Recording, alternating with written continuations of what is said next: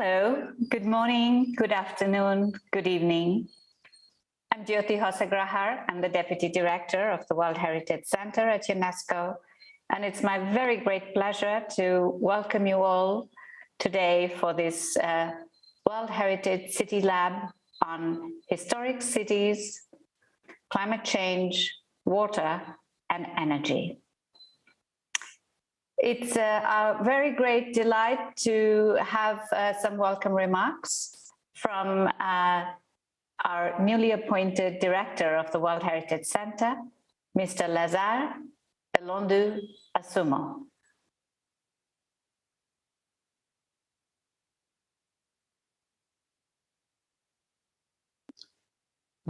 Ladies and gentlemen, dear colleagues, dear friends, as the new director of World Heritage Center, it is my pleasure to address you today on the occasion of this important event organized in the context of the 10th anniversary of the recommendation on the historic urban landscape.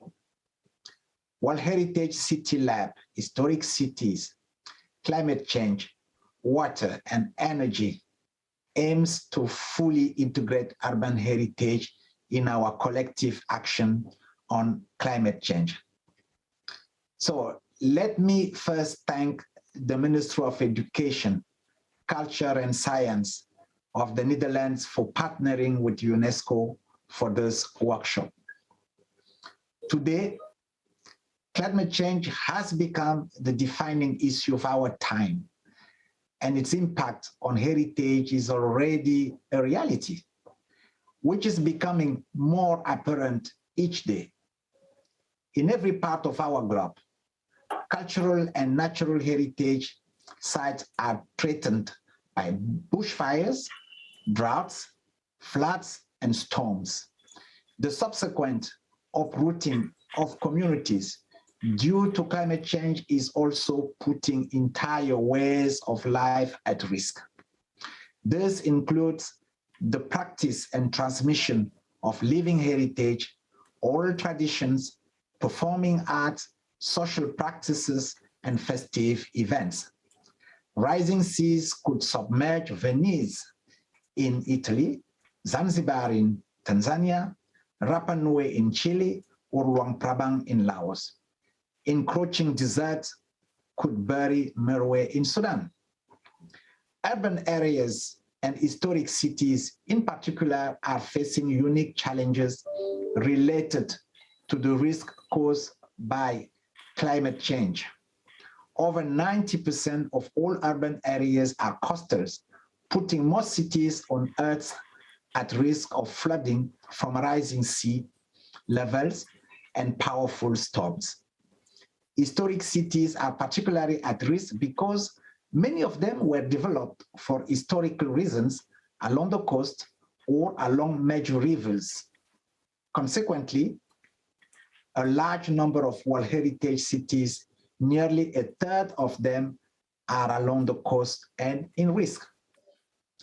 Considering its distinctive mandate in the field of education, science, and culture, UNESCO is uniquely placed to respond to this challenge through a multidisciplinary approach and to engage in capacity building efforts to support countries and cities to respond to climate-related disasters and their impact on heritage.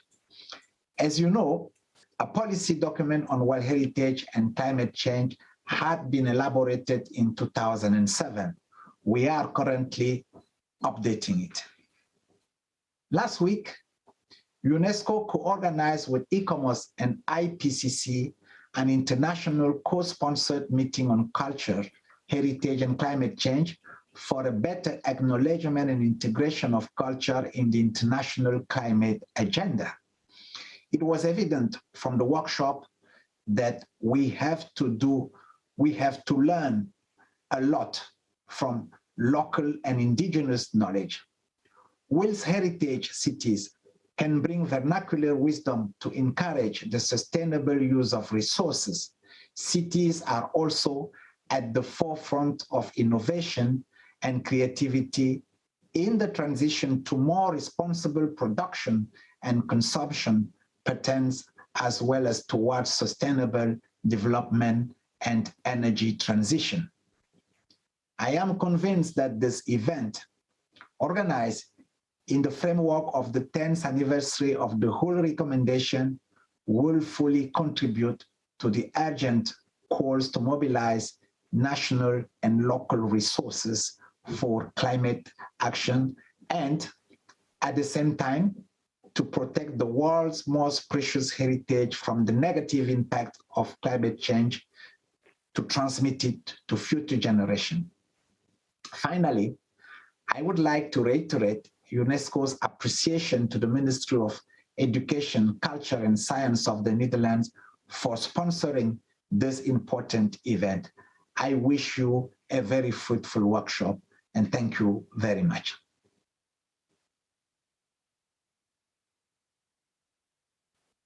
With many thanks to our new director of the World Heritage Center, I would now like to invite to speak for the welcoming words, Mr. Kees van Rooyen, who is the focal point for World Heritage at the Cultural Heritage Agency of the Netherlands. Mr. van Rooyen. Thank you, Chairperson, for giving me the floor. And first of all, I would like to congratulate you, Mr. Lazare Elundo Asomo, if I speak it right, I must say, with his new position as director of the UNESCO World Heritage Center. And I wish him, or you, all the success and all the best with this new challenge for you. And we are certain that you will bring World Heritage to new levels. Well, then to today's subject. We are here because of the World Heritage City Lab, Historic Cities, Climate Change, Water and Energy. A city lab which combines 3 subjects which we think are very important for the future of heritage management in cities. 3 challenges also which we have to take seriously, not only for the heritage, but for the future of mankind. The City Lab is part of the commemoration of the 10th anniversary of the Historic Urban Landscape Approach, also known as HUL. The Netherlands has strongly supported the development of this whole policy, and in fact, this policy reflects more or less also the way the national planning system in the Netherlands is organized. We believe that soft values like culture and nature, amongst others, should be an integral part of development plans. On the one hand, to preserve those values, but on the other hand, to improve the quality of the development plans, and with that, improve the living environment of the people. That way, culture and nature can directly contribute to the well-being of the local people. This is the way we develop our plans in the Netherlands, or at least we try. We are a very densely populated country, and like any other country, we have serious challenges coming up ahead, especially those linked with climate change. By integrating nature and culture in our planning system, we have been able to let the people enjoy nature and culture fully, and we believe that this is also a way to deal with future challenges. This is why the Netherlands also supports the UNESCO commemoration of the Historic Urban Landscape Approach. As for today's City Lab, I wish you all a very inspiring and successful meeting, and I hope it will help you in your important work in your hometown and in your home country, and that you in your turn will be able to inspire others. Thank you.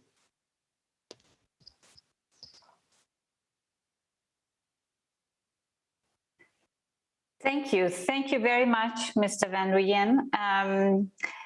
So now we will move to a short presentation that I will make on climate change and management of urban heritage, challenges and opportunities.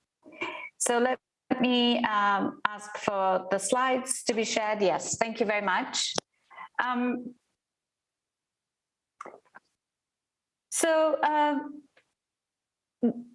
World Heritage properties serve as climate change observatories to gather and share information on applied and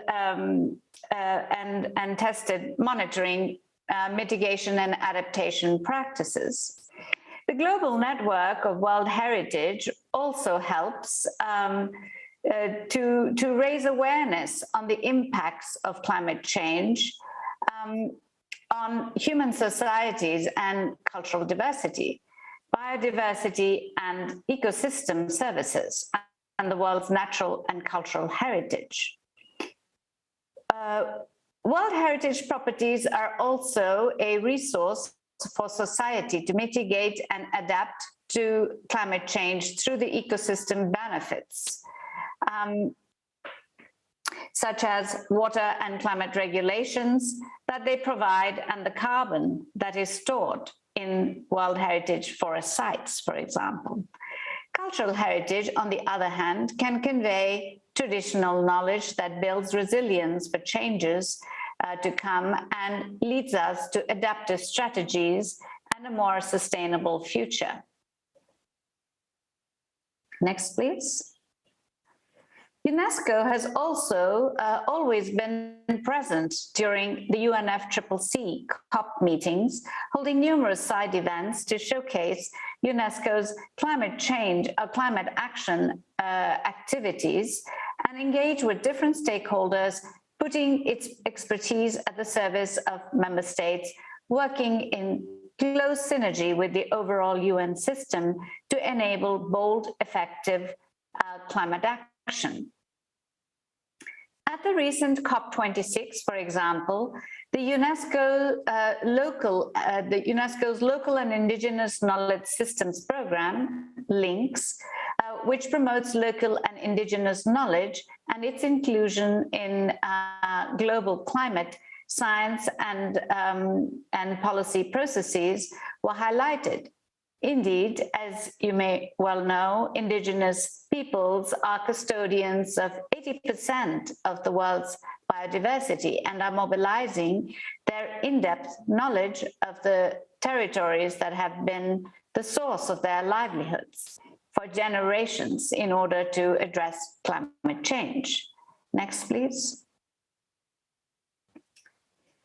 Climate change is now among the top threats to cultural and natural heritage sites inscribed on UNESCO's World Heritage List.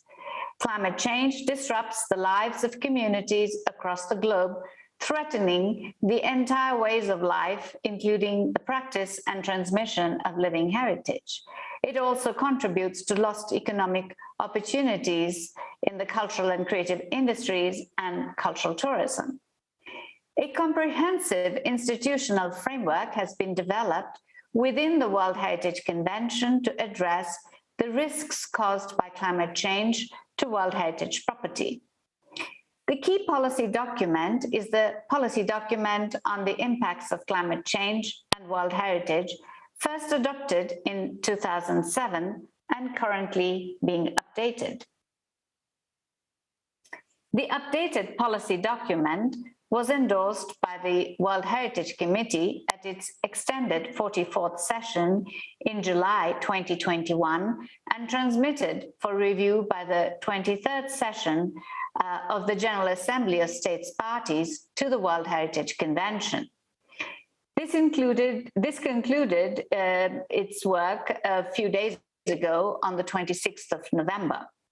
The General Assembly decided that further consultation with the national experts was needed, and a revised version will be examined by the next session of the General Assembly in November of 2023 for adoption. In February of 2020, UNESCO launched a reflection group on culture and climate change on the eve of the 52nd session of the Intergovernmental Panel on Climate Change, IPCC, to explore and exchange on the role of culture as a key resource for climate change mitigation and adaptation. Following this reflection group, a co-sponsored initiative was established with the IPCC and ICOMOS on culture, as Mr. Elondu Asomo mentioned, which is on culture, heritage, and climate change.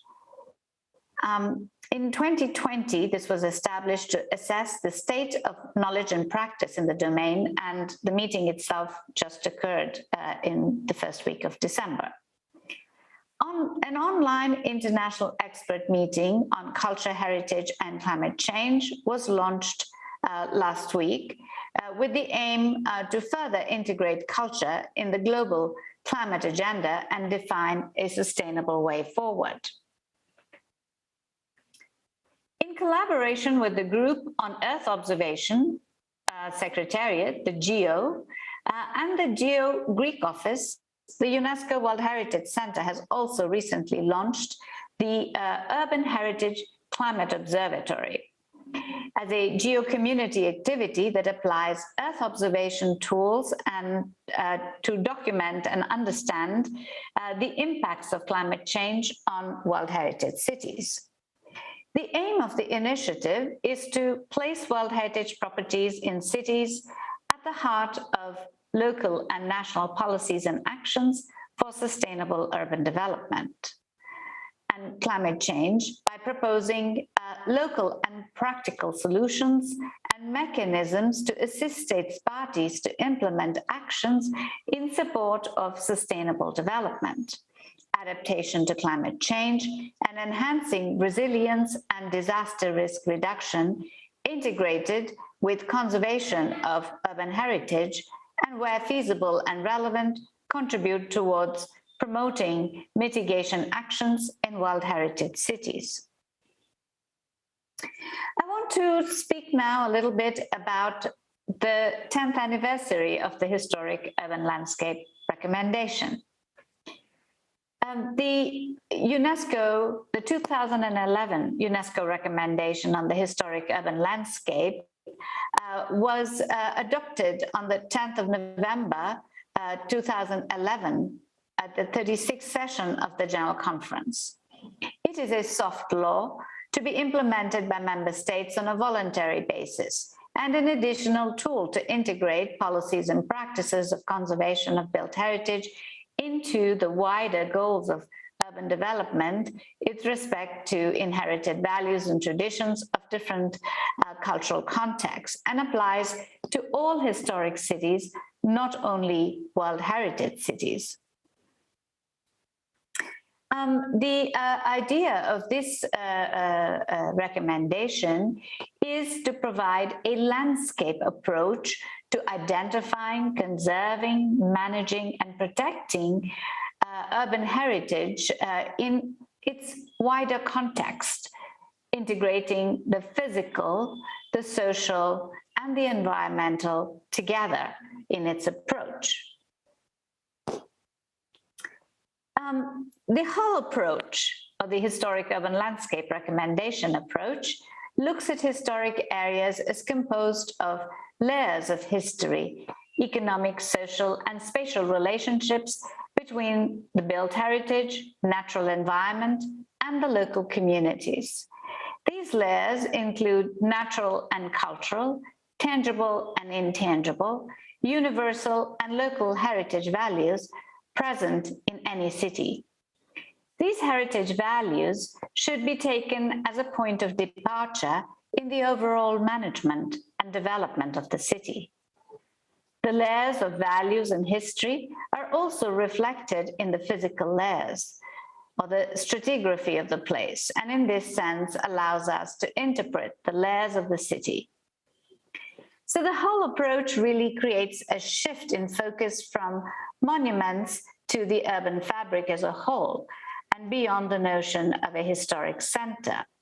And furthermore, the Historic Urban Landscape Recommendation approach aligns completely with the 2030 Agenda for Sustainable Development, the New Urban Agenda, and the Agenda 2063 of the African Union.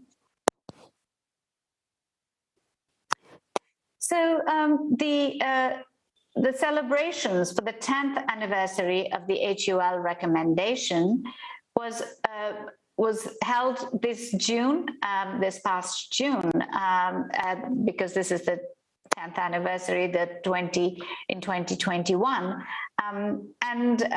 During these celebratory events, UNESCO launched the HUL call for action, inviting cities worldwide to raise awareness about the recommendation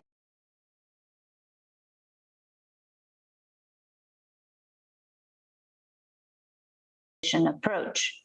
Mayors and city leaders from all regions of the world gathered to share experiences and perspectives on the application of the historic urban landscape recommendation.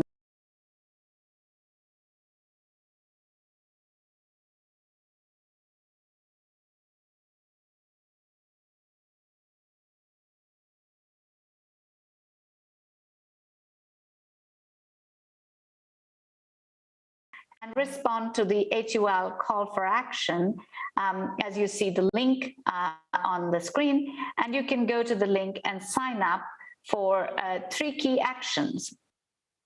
The first is to look at sensitizing local and national actors about the historic urban landscape recommendation approach and encourage its implementation. And this could be simple awareness raising efforts such as heritage walks around the city or storytelling by the elderly citizens of the city, or by encouraging youth to make videos and share their views of the city, photographs, or having a video competition, things to bring people together and raise their awareness of the heritage in the city. The second action is related to promoting the consultation with stakeholders, including NGOs, public and private stakeholders, to support an HUL-driven urban development. And the third is to develop local heritage management actions based on the HUL approach. So I want to just talk a little bit now. I think, I'm not sure if my camera is not working or there is a problem, but I think that there doesn't, could the technicians please check if my camera is working and the image is showing up, because I'm not seeing. We are able to see you and we are able to see the presentation. It's fine for us. Thank you very much. Thank you.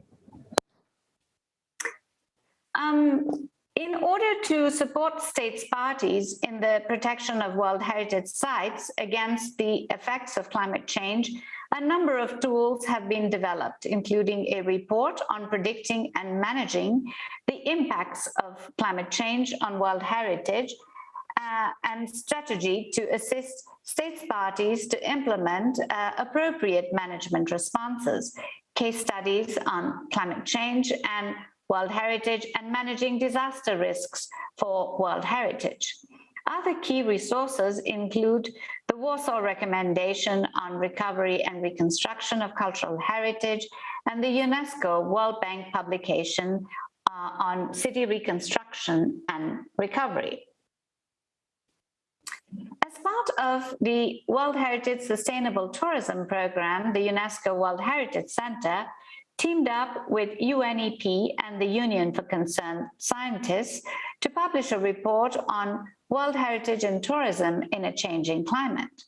This report provides an overview of the increasing vulnerability of World Heritage sites to climate change impacts and the potential implications for and of global tourism.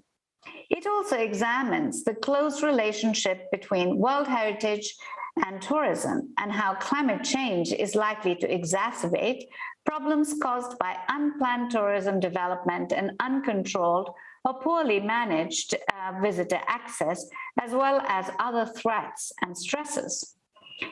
In one of its recommendations, this report stresses the need to ensure that Indigenous peoples and local communities are fully involved at all stages of climate adaptation and tourism development, and that utilizing local and traditional knowledge systems for effective adaptation of World Heritage sites is vital in the face of climate change. These and more reference materials are available on the website of the World Heritage Center. I want to just share with you very quickly a few complementary initiatives and reference materials for urban heritage, mostly by the World Heritage Cities program, which is one of the 6 thematic programs formally approved and monitored by the World Heritage Committee that today has more than 318 World Heritage properties. We hope that you are already receiving Urban Notebooks, which is developed as a monthly e-newsletter for site managers as well as urban heritage specialists, and includes some examples of innovative practices, and is published in English, French, and Spanish. This has been especially important during the ongoing global crisis due to the COVID-19 pandemic since 2020, as it makes it difficult for us to gather in person and exchange.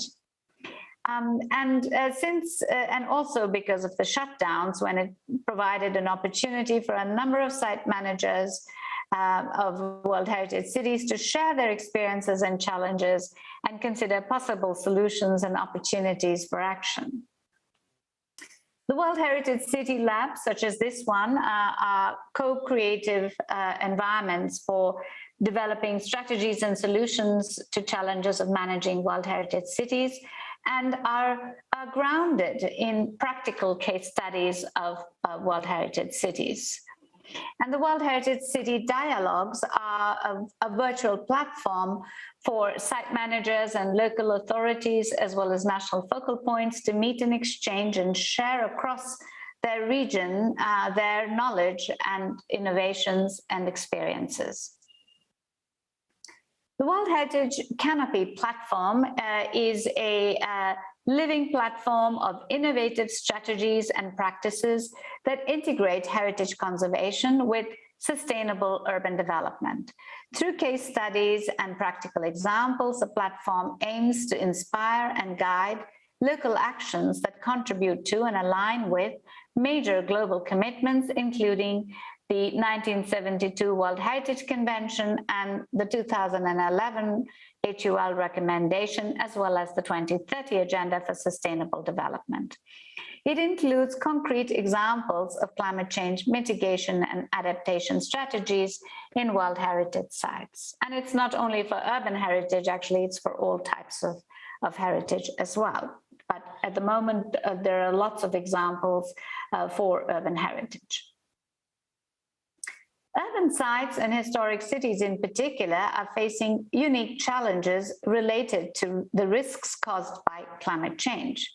Over 90% of all urban areas are coastal, putting most cities on Earth at the risk of flooding from rising sea levels and powerful storms. Historic cities are particularly at risk because many of them developed for historical reasons along the coast or along major rivers. Consequently, a large number of World Heritage cities, nearly a third of them, are along the coast. With rising temperatures and accompanying sea level rise, the risk of climate change-related disasters are increasing in World Heritage cities. And here you see Grand Bassam and Venice, of course. An analysis of the state of conservation reports, where we looked at 1,225 reports concerning 171 properties on the World Heritage Cities program, we found that 98 of these state of conservation reports concern climate change related threats and severe weather events. And that represents about 10% of World Heritage cities and 8% of all of these reports. And so there's almost a fifth of World Heritage cities with the state of conservation reports that are under threat from climate change and severe weather-related events.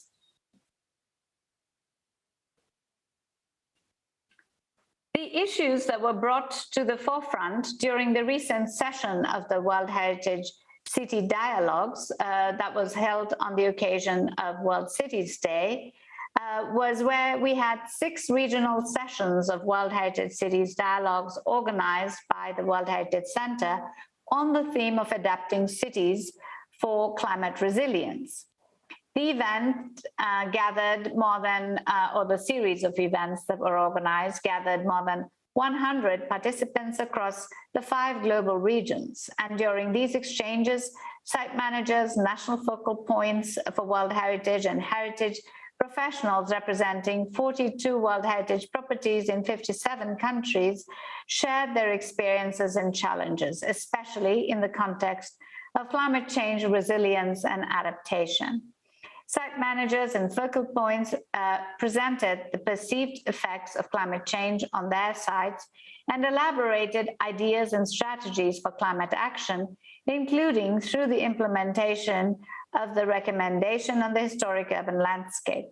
The following slides will succinctly introduce the main points that emerged from these sessions, including on the reported threats, issues, and strategies.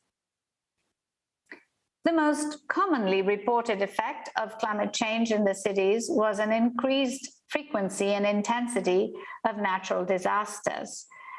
Increased flood risk was present in cities across all global regions, for instance, in the Mazab Valley, Gran Bassam, and Querétaro, and Split in Croatia. Changing rainfall patterns were reported in tropical cities like Georgetown in Malaysia, which saw heavier rains in short periods of time, as well as inland cities such as Asmara in Eritrea, Timbuktu in Mali, and Jaipur in India, where a lack of rain threatens the desertification of the landscape surrounding the city, as well as access to critical resources and water availability. Rising sea level erosions were reported in World Heritage sites in small island developing states such as Mauritius, as well as coastal and insular settlements like the islands of Gorée and Saint Louis in Senegal. Typhoons and strong winds were reported, especially in tropical areas, including the coastal cities of India, Cabo Verde, and Belize. At the same time, extreme heat waves were more common in historic cities such as Riga in Latvia and Mantua and Florence in Italy. These heat waves are worsened by the urban heat island effect and intense urbanization. Several cities reported a number of interconnected issues related to climate change, so that these are seen as much more complex set of effects that are coming together, so that there is not, that climate change is one of several factors that are impacting these cities at the same time. So that desertification and the disappearance of trees, the lack of security, and the need for livelihoods all bring together also social tensions that have contributed to the management and sanitation problems. Next, please.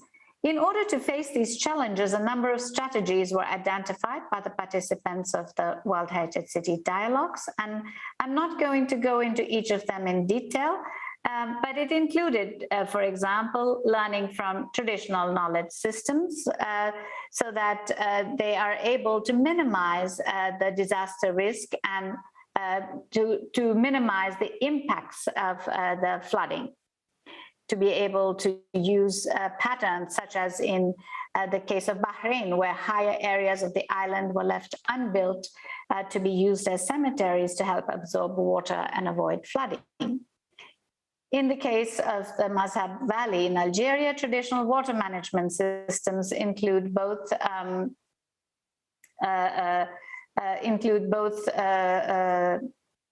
tangible and intangible components, so that traditional practices of flooding are able to be managed. In the case of Bamberg in Germany, traditional urban farming practices help to secure food production and contribute to water management in the city. At the same time, while preserving historic settlements, physical interventions and monitoring were often needed to address the effects of climate change, such as water infrastructure systems or drainage systems that needed to be upgraded in the city of Querétaro, for example, or in Asmara in Eritrea. And large infrastructure works were also being planned in the Langue de Babaye near the island of Saint Louis in Senegal to prevent coastal erosion. In Asmara, a new dam is being built to improve water availability. International emergency assistance under the World Heritage Convention is a financial assistance granted to states parties to the World Heritage Convention in order to help them protect the cultural or natural heritage sites inscribed on the World Heritage List or on the list of World Heritage in danger.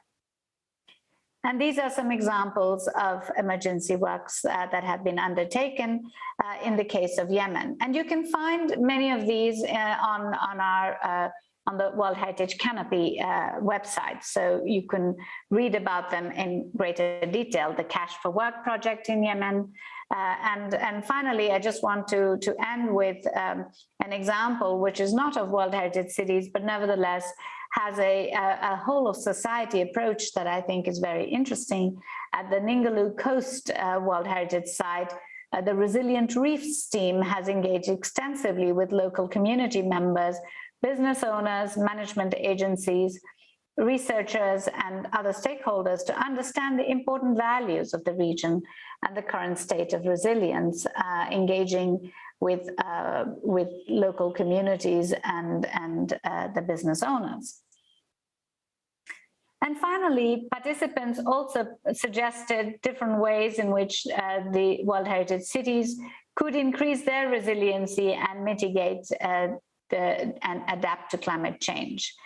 They mainly talked about technical assistance to protect historic cities, as well as access to funding, looking at different opportunities, and guidelines for climate change related infrastructure works, such as solar panels or wind farms as a way to preserve the site's outstanding universal value. And of course, sharing the information. I'm going to just end now by inviting you to share your thoughts through a brief poll to look at the opportunities also that the historic urban landscape recommendation brings to climate change and climate action, rather, or to action to counter the impacts of climate change. A landscape approach to urban management, inclusion of natural and cultural heritage, a whole of society, people-centered approach, and to bring together all stakeholders and find consensus on the way forward, to learn from traditional settlement planning and knowledge inherent in heritage sites, and traditional building techniques and settlement planning using local materials are all adaptation strategies to enhance resilience. So I'm going to now invite you to a short poll to gather your knowledge and experiences and your views.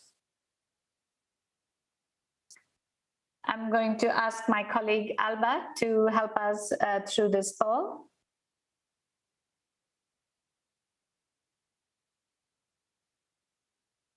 Alba, can you explain how the poll is going to work?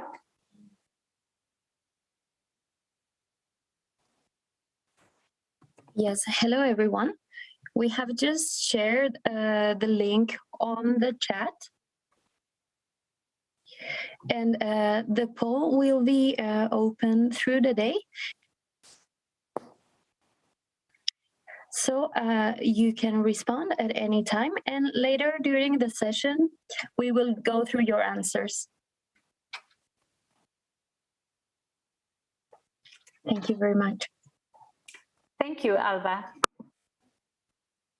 Okay, so it is now my very great pleasure. We have some wonderful panelists and excellent lecturers gathered here today, and we want to begin right away. It is my great pleasure to invite Mr. Kemas Ridwan Kurniawan from the Department of Architecture, Faculty of Engineering, University of Indonesia, who will be speaking to us on culture, water, and climate links in the Bangka Island.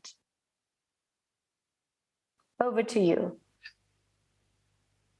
Thank you very much, Ms. Jyoti Hosagrar, the chairperson of this webinar. Good morning, everybody. Good evening from Jakarta and Bangka. It is an honor for me to be here to give lectures in this webinar as part of UNESCO World Heritage City Lab program with the theme of Historic Cities, Climate Change, Water and Energy. Thank you very much for the webinar committee to give me this opportunity. I am a lecturer from Department of Architecture, Faculty of Engineering, Universitas Indonesia. My lecture today, titled Culture, Water and Climate Links in the Bangka Island, will take the town of Muntok in West Bangka as the case. As I was born in this town, and this town became the main reference of my doctoral research when I took the topic about the architecture and urbanisms of tin mining from historical and socio-cultural aspects.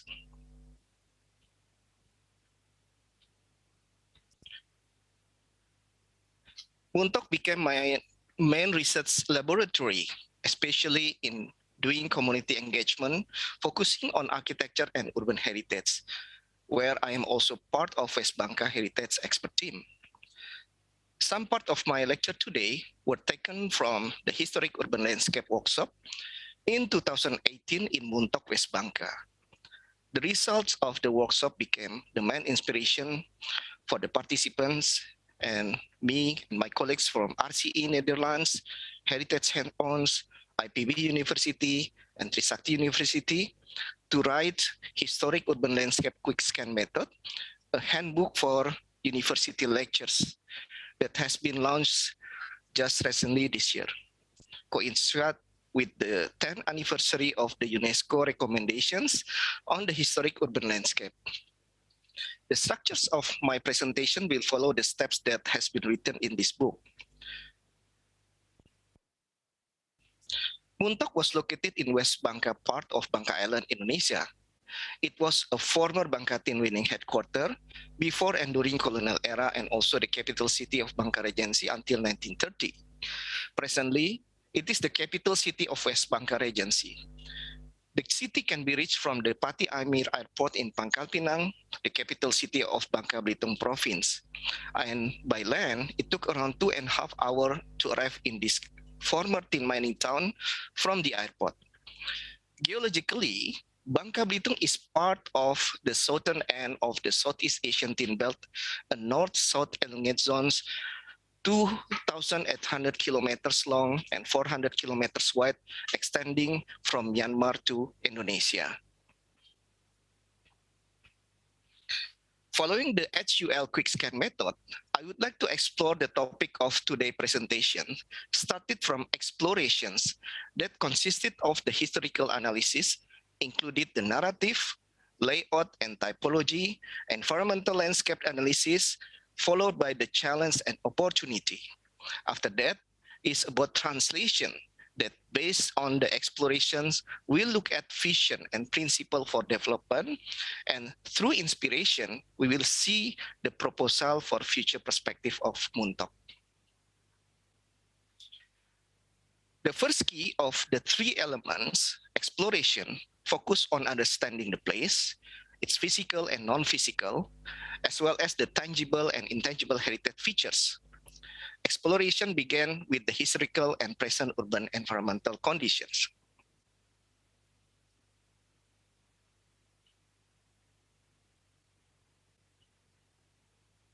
Historical environment analysis. First, narrative. The expansions of tin mining started with local people and Siantan families from Southeast Asia, who involved the Chinese and gradually grew into a renowned business on a world scale during colonial rule by the English and later the Dutch. The colonial and post-colonial practice of tin mining had influenced architecture and the urban life of the people in Bangka for centuries. The change on the regional landscape from dense tropical rainforest before the 19th century to the form of large man-made open ponds and valleys in the 20th century was mostly due to tin extraction.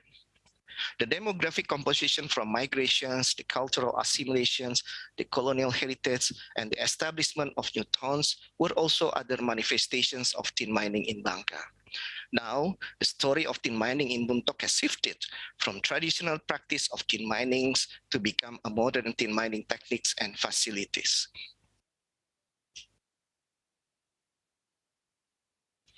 West Bangka Regency has its own advantages when compared to other districts or cities in the province of the Bangka Belitung Islands.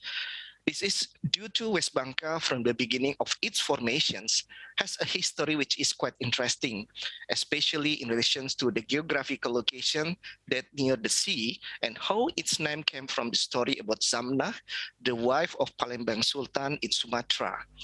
Zamnah sought a place along the coastal line in Bangka Island for her and her family to settle, that also close to her husband Peles in Palembang. When she found that place, she uttered a sentence in Siantan saying "entok," while pointing near a place where a cave was visible. "Entok" in the Siantan language means that, while the visible cave was later called Tanjung Kelian. This story told how the name of Buntok came from. As a port town, Buntok grew as a melting pot from different ethnic groups, including Malay, Arab, Chinese, and European. It shows Buntok as a rich hybrid and multicultural landscape. Buntok's urban landscapes is a product of tin mining history and maritime culture that consists of a harbor, Malay and Arab settlements, a Chinese quarter, and a company town built by the colonial administrations of the Dutch East Indies and the Tin Mining Company. British government built Buntok Harbor in 1813 with several facilities such as warehouses, crew accommodations, and military posts. The Dutch modernized the port by adding a 500 meters wooden dock pier in 1859 and was extended in 1889. When maritime activities in Buntok River became overcrowded around 1860 to 1870s, the Mang Abang Muhammad Ali, a local leader, built a limbung or man-made ponds for small boats. Limbung became the new center for fishermen's boats and Bugis Finnish ships. The sub-district Buntok, also well known as Mentok, is composed of approximately 469 square kilometers with more than 45,000 inhabitants. It consists of tropical sandy beach, tropical forest, the 400-meter high Menumbing Hill, white pepper plantations, palm oil plantations, multicultural traditions, with environment, and an impressive cultural heritage. Besides tin mining or tin smelting, Buntok also well known for its international community, namely Buntok white pepper, which was exported overseas from Old Harbor of Buntok.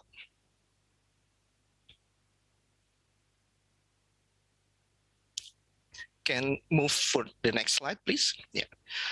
Buntok also well known locally as the city of 1,000 cakes, in which the traditional foods made from fish were a common dietary and culinary for Buntok and Bangka inhabitants, which was famous for Indonesian as well. Although the revenue from this home industry is still in small scale, but its existence became important to generate microeconomic activities for the islands. The history in Buntok seems to be part of everyday life of the inhabitants of the city.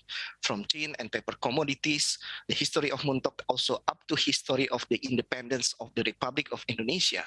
For instance, Buntok became important city that related to the national history during the Second World War and post-independent time, where some leaders of the Republic of Indonesia experienced exile in Berg Hotel Menumbing and Pesanggerahan Bangka Tin Mining in Buntok. That matter causes West Bangka Regency to have a variety of rich culture. Next, please. Here is the result analysis from narrative of the city, social culture, intangible aspect, comparison between past and present. First, Buntok has always been attached to tin.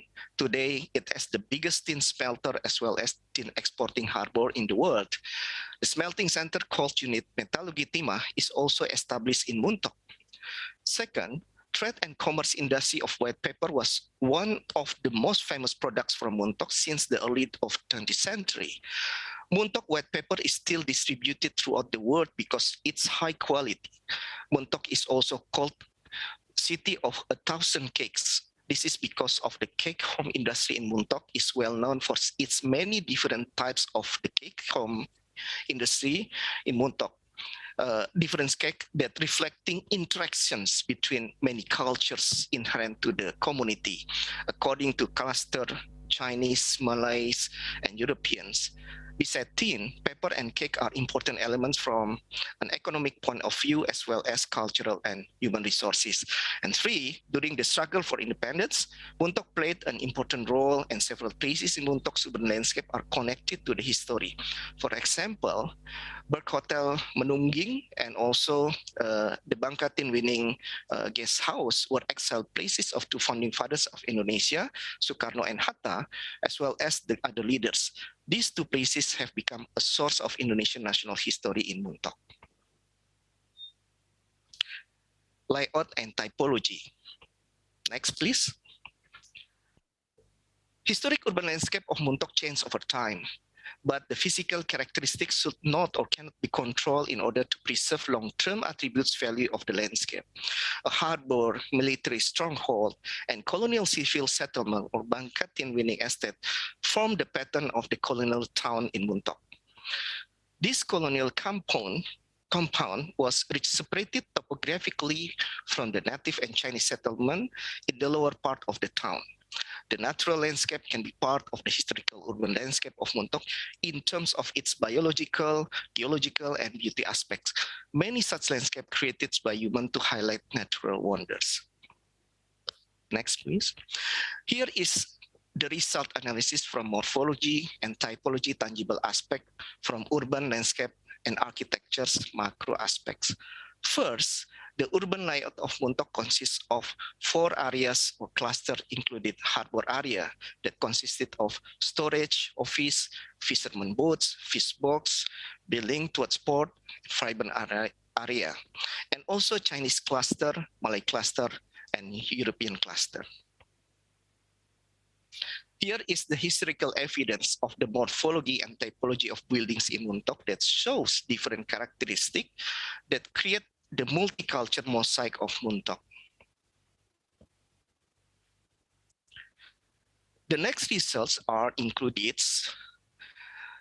The river plays an important role as an important urban vein. By delivering sedimentations and by overflowing, it has had an important role in the development of the urban landscape of Buntok.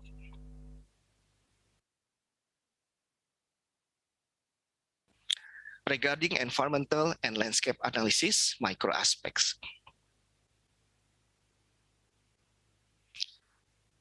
West Bangka also have many beautiful tropical beaches, but this unique characteristic also have made the coastal cities in the area become very hot during the day. The average intensity of solar radiation in West Bangka varies between 19 to 57%, with air pressure between 1008 and 1011 MDS. Most wind directions occurs on the moon December and January from the north, in April from westward, then in the following months it shifted to south, southeast and east directions, and on the moon November returns to the west. At temperature per month between 26 degrees Celsius to 27 degrees Celsius, with a level of average humidity is 80 until 87%. Regarding geological structure and characteristics, West Bangka Regency has different types of rocks, all of which are spread throughout the district, namely blocks, gravel and gravel, alluvial, granites, alternating sandstones, phyllite, and schist. Muntok is divided by a river, namely the river of Muntok Tawar, that flows from Menumbing Hill on the north to Bangka Strait on the southwest. The town topography is quite hilly, in which on the northern part of the plateau is higher than the south that directed toward the sea. The tin mining settlement that established since colonial era is located on this northern highland, while the downtown area where the market, Chinese village, and parts of Malay Kampung is located on the lower ground.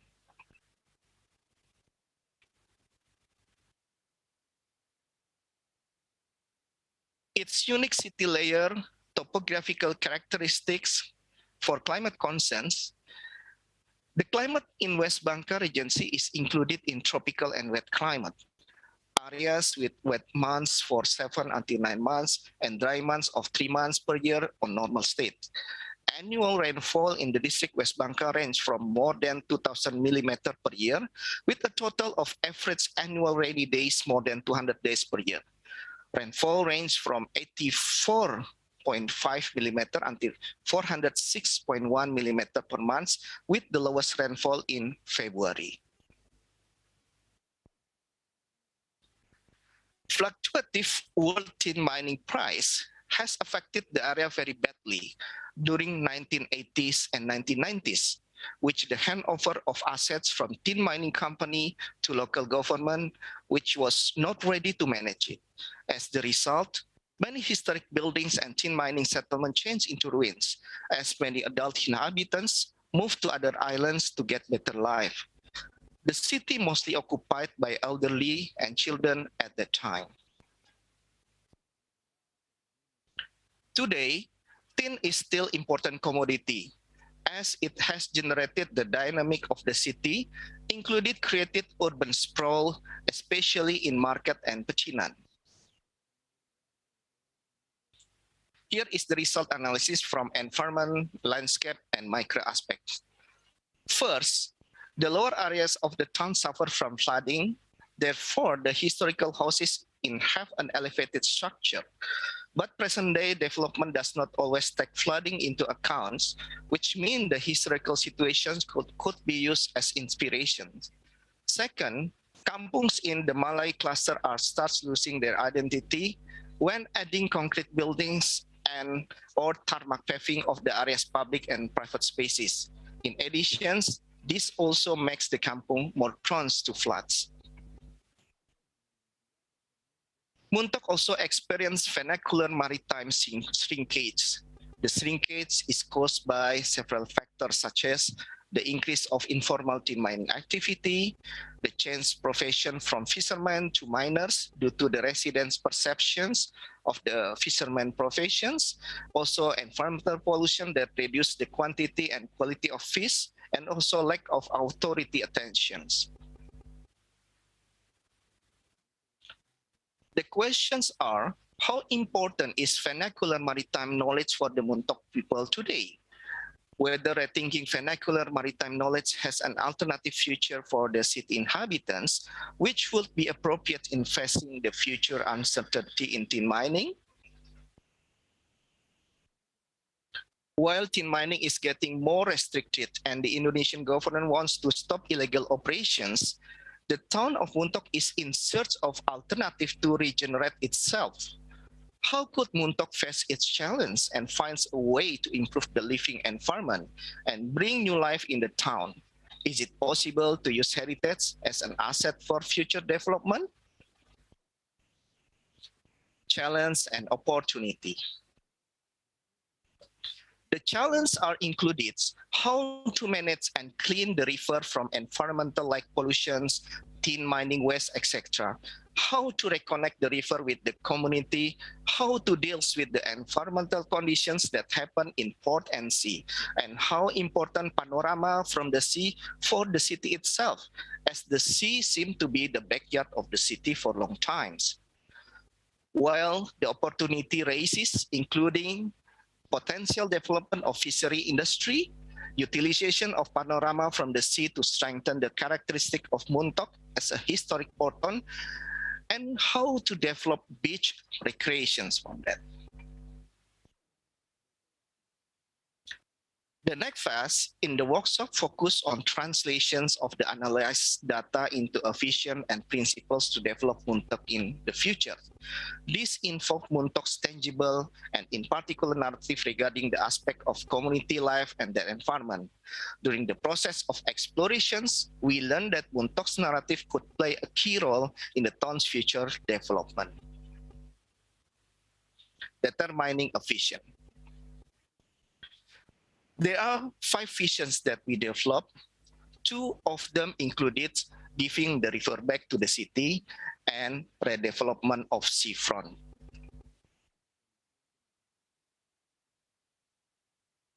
Principles for development.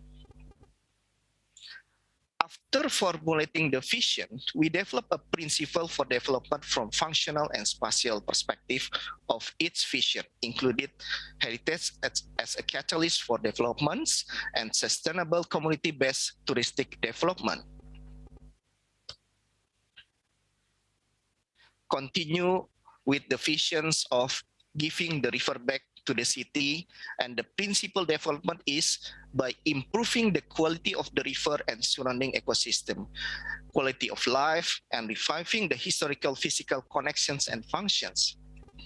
While for the visions of redevelopment of seafront, the principal development is by redeveloping the old harbor and the traditional settlement around the beach for recreational purposes, and also by safeguarding open view at the sea. Muntok skyline with Manumbing panorama as the background. After forming the principles, the next step according to the HUL quick scan methods was to elaborate them into ideas and proposals that can actually be implemented in the near future. By working visually with images, photos, and maps, it aimed to inspire the local community, stakeholders, and government to develop Muntok. Some local stakeholders are included the West Bangka Tourism and Culture Department, West Bangka Environment and Forestry Department, West Bangka Housing Settlement Area and Transportation Department, West Bangka Public Works Department, Head of Muntok Heritage Community, and the Tin Museum in Muntok. Next, proposal for future perspective. The first idea and proposal to heritage as a catalyst of development. Sorry, could I just suggest if you could wrap this up in another 5 minutes, that would be great. Okay. Thank you very much. Thank you. Yeah. Okay. So the first idea and proposal is heritage as a catalyst of development. Yeah, and it is done by developing a new map of Muntok that can be used to start discussion with owners and the local community. Next. The second idea and proposal is industry and community-based tourism. It is done by developing tourism by focusing on sustainable community-based and asset-related tourisms, by attract visitors that enjoy culture and history and create facilities activities for them by involving the local community. Next.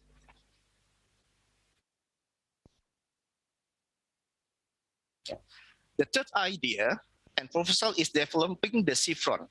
It is done through an integrated approach to achieve the seafront that will become an asset to the city again and to cope with climate change. This means reviving historical functional relations, kampung improvement, adding recreation facilities, and creating an attractive and sustainable living environment. Next. The development of seafront area can be seen in Kampung Teluk Rubiah through the Government Climate Village Program. It is a national-wide program managed by the Ministry of Environment and Forestry in order to increase the involvement of the community and other stakeholders to strengthen adaptation's capacity to the impacts of climate change and reduce carbon emissions, as well as to provide recognition for climate change adaptation and mitigation efforts that have been done that can improve welfare at the local level in accordance with regional conditions. The fourth idea proposal is giving the river back to the city. It is done by involving stakeholders at the local community to work on an integrated plan that includes water management, a clean water program, functional use along the river, landscaping, public and private spaces, reduce concrete, etc. And the fifth idea and proposal is green bird nesting. It is done by stop adding new bird nesting buildings and look for mitigating measurements for the existing one that will benefit to the living environment by improving the living climate and the historic urban landscape. Okay, next. Next. Okay. Here are some important examples and features of the Town of Muntok that can make up integrating tangible and related intangible features in urban planning regulations, from historic maritime infrastructure to cultural and historic landscape. There's new additions that being added from the proposal by enhancing Muntok historic urban character by providing guidelines. It is done through conservation and development of Muntok urban character by integrating tangible and related intangible features in urban planning regulations. For example, design principle for new development that follow these distinctive features, and urban and landscape planning focusing on recovery and enhancing the historical character. Next. The challenge of historic urban landscape preservation is how to do preservation that can address the concern and value of multiple groups, not just one or the dominant one, and does so in a way that each of these constituencies can learn from components beyond its own sphere. Next. After HUL workshop, some developments are happening in Muntok and West Bangka. Although I cannot claim this is the success of the HUL workshop, but this is already there is an improvement happen in Muntok. That now there are 24 cultural heritage being registered from 2018 by government following comprehensive study included Muntok Harbor and Lighthouse. And then also the development of mangrove area along the Muntok coastal area, namely Ledok Bulan, as a new ecological park for people's recreations, and also the development of geopark in West Bangka as another important step towards saving Muntok future urban and surrounding landscape. Next. Besides the previous development, after HUL workshop in Muntok, there are 8 places in West Bangka that became priority development that will be developed as provincial tourism strategic area, including Tanjung or Cape Kalian and Batu Rakit Beach, as well as Tanjung or Cape Ular along Muntok coastal line. Next. As mentioned before, Muntok also suffered from flooding. In order to control flooding, the government has built flood control dam in Ciolong River, West Bangka near Muntok. And regarding hydrology, West Bangka Regency has 87 water sets with a total area of 96 hectares, where Mancung with 59 hectares is the larger water set. West Bangka Regency has 470 rivers spread throughout the district. Next. Moreover, in order to control flooding, the government has also built retention reservoir. One is in Kampung Teluk Rubiah or Climate Village Program, especially to avoid rock. And another one is still in the progress of construction that was located near Ulu Village. Next. Here is the constructions of retention reservoir in Muntok River near Ulu Village, which is hoped will completed by the end of this year. It is done by local government divisions of public work. The schemes show one model of 2 simulation models that being constructed located on the side of the river, while another scheme shows a retention reservoir simulation located in the middle of the river flow. Next. Besides mangrove park and geopark, the government also selected several former tin mining pits, which has been carefully studied to be converted as a new recreation park as well as new public space. Next. Before I end this presentation, let me show you the outcome and the publication of our collaborative works in relation to HULKS methods from 2018 in Muntok, 2019 in Banjarmasin, 2020 until 2021, we come up by producing the HUL Quick Scan Method Handbook for University Lectures based on Muntok and Banjarmasin experience. And by 2021, we also applied this method to study Pekojan Jakarta historic urban landscape. That's all my presentation. Salam dari Muntok, greetings from Muntok in Jakarta. Thank you very much. Thank you. Thank you very much for this excellent presentation and this focus, Mr. Kurniawan, on both the historic urban landscape approach, the quick scan method, and the water management issues, as well as climate change and flooding issues that you've brought together so well for us. It is now, we will have questions. There will be an opportunity to ask questions to Mr. Kurniawan after the next presentation. So we will move directly into the presentation of Mr. Lassana Cissé, Heritage Consultant from Mali, who will be speaking to us about water cities in Africa. Mr. Lassana Cissé, s'il vous plaît. Bonjour. Good morning. Good morning. Good morning. Merci de m'avoir.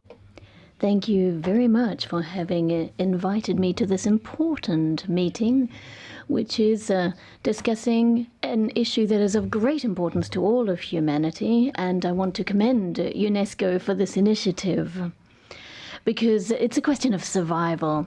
So my presentation is going to build on some case studies by taking 3 coastal cities that I know in Africa, and we'll be looking at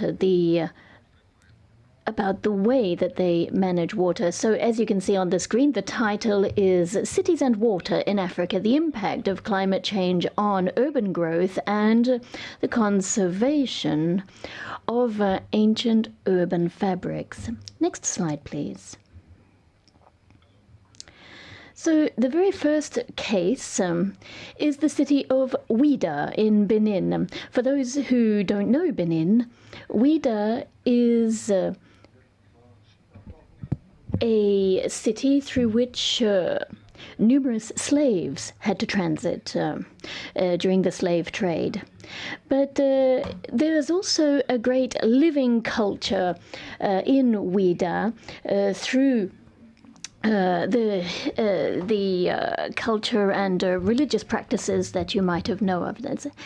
And so, as you know, that it has a lot of natural sites as well, villages and lake properties, natural and sacred forests. And this exceptional environment has many sociocultural and economic activities, including salt mining, fishing, basketry, etc.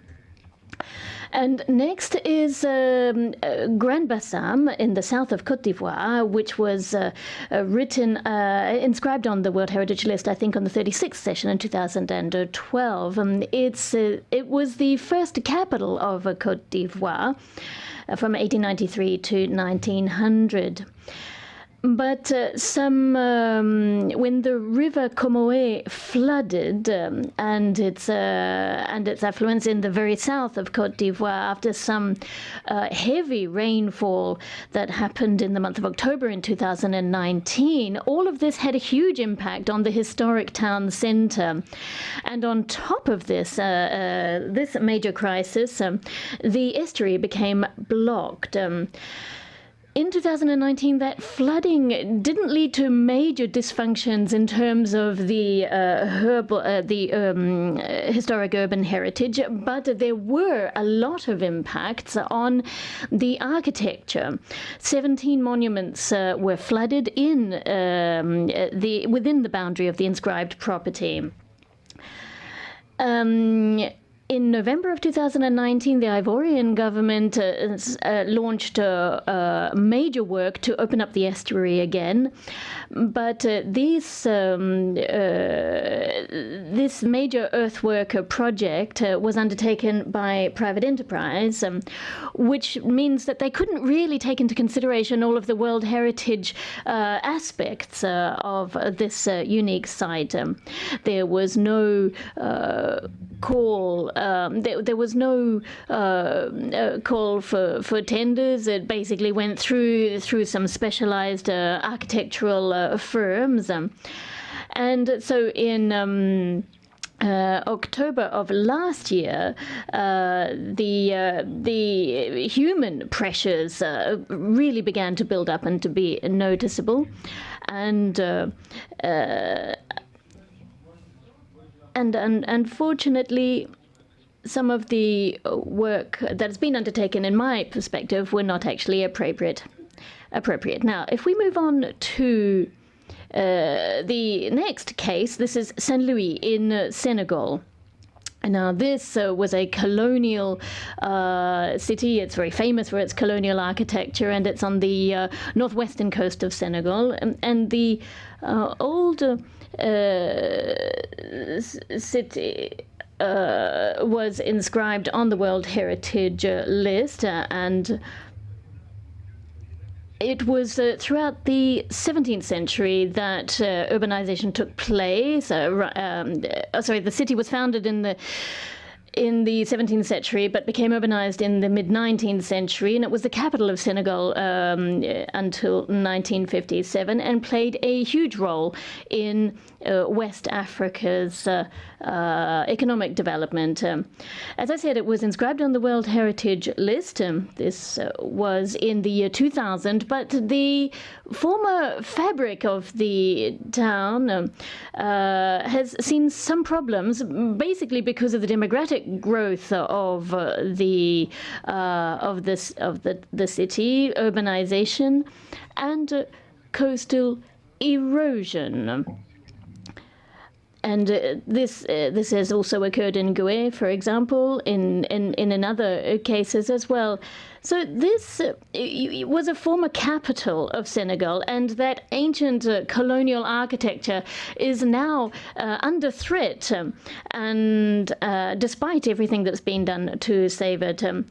So the Senegalese government, along with some assistance from UNESCO, came up with a disaster risk reduction plan,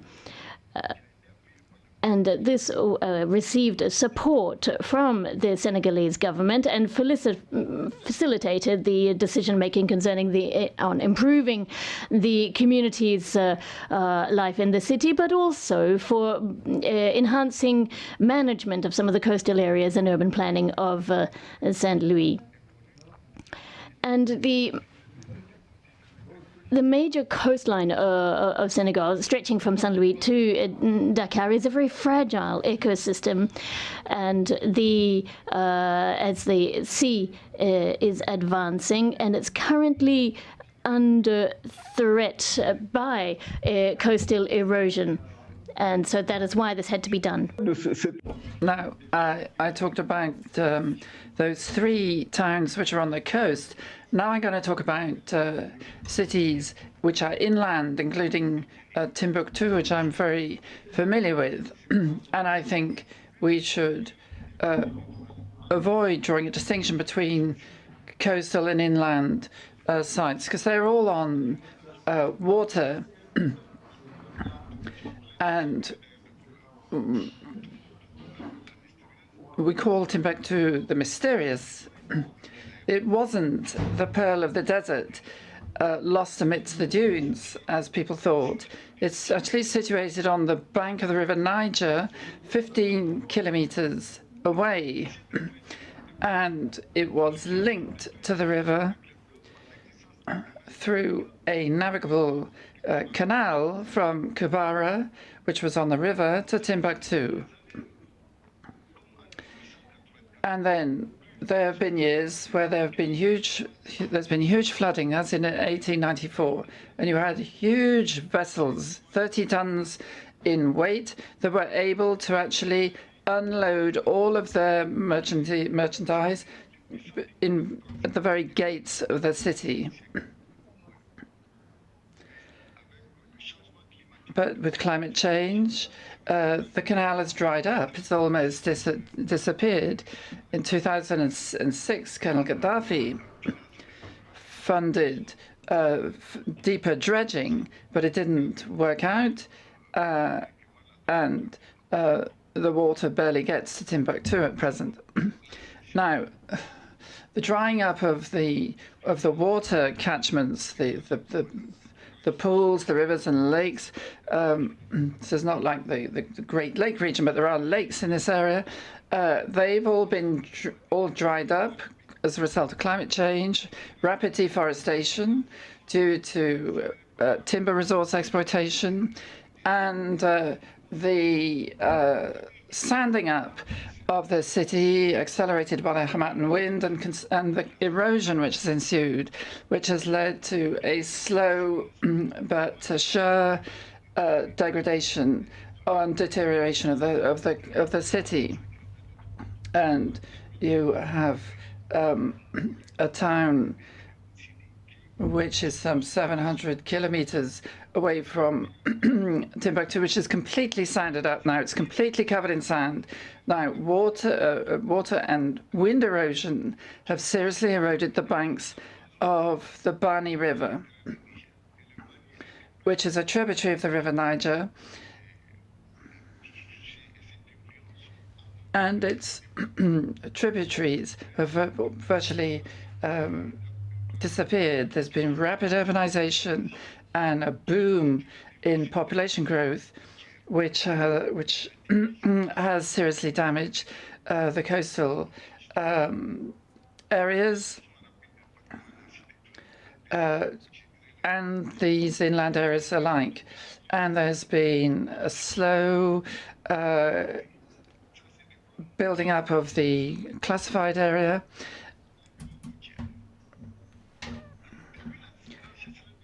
And ever since the 1970s drought, the drying up of the rivers and the scarcity of rainfall has led to a change in the quality of the building materials used, and the clay has become sandy, and arable land and housing lots have also undergone climate change.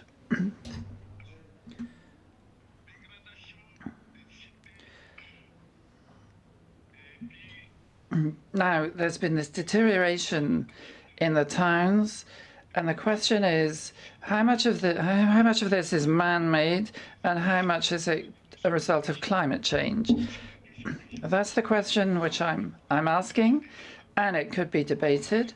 In Africa, on the coast and inland, most of the historic cities are related to a water source, an ocean, the lake, a river, a pool, and ever since the 3rd millennium BC, ancient sites have been excavated and they have revealed fossils of tree trunks in the Dogon country, otherwise known as the Sahel.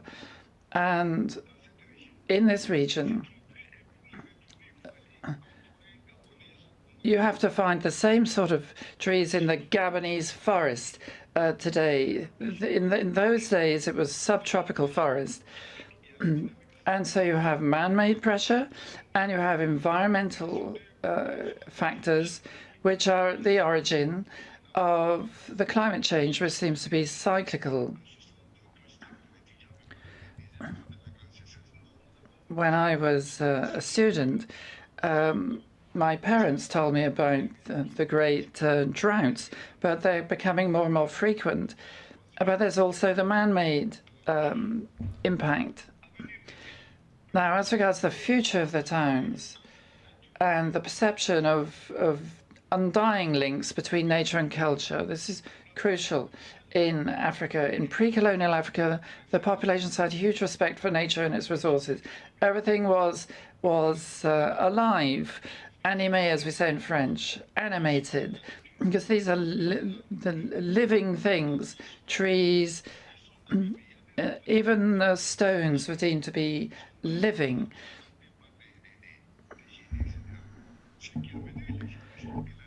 And this meant that people respected nature. Now, respect for this biological diversity by the communities, with nature deemed to be Mother Earth, and water engineering,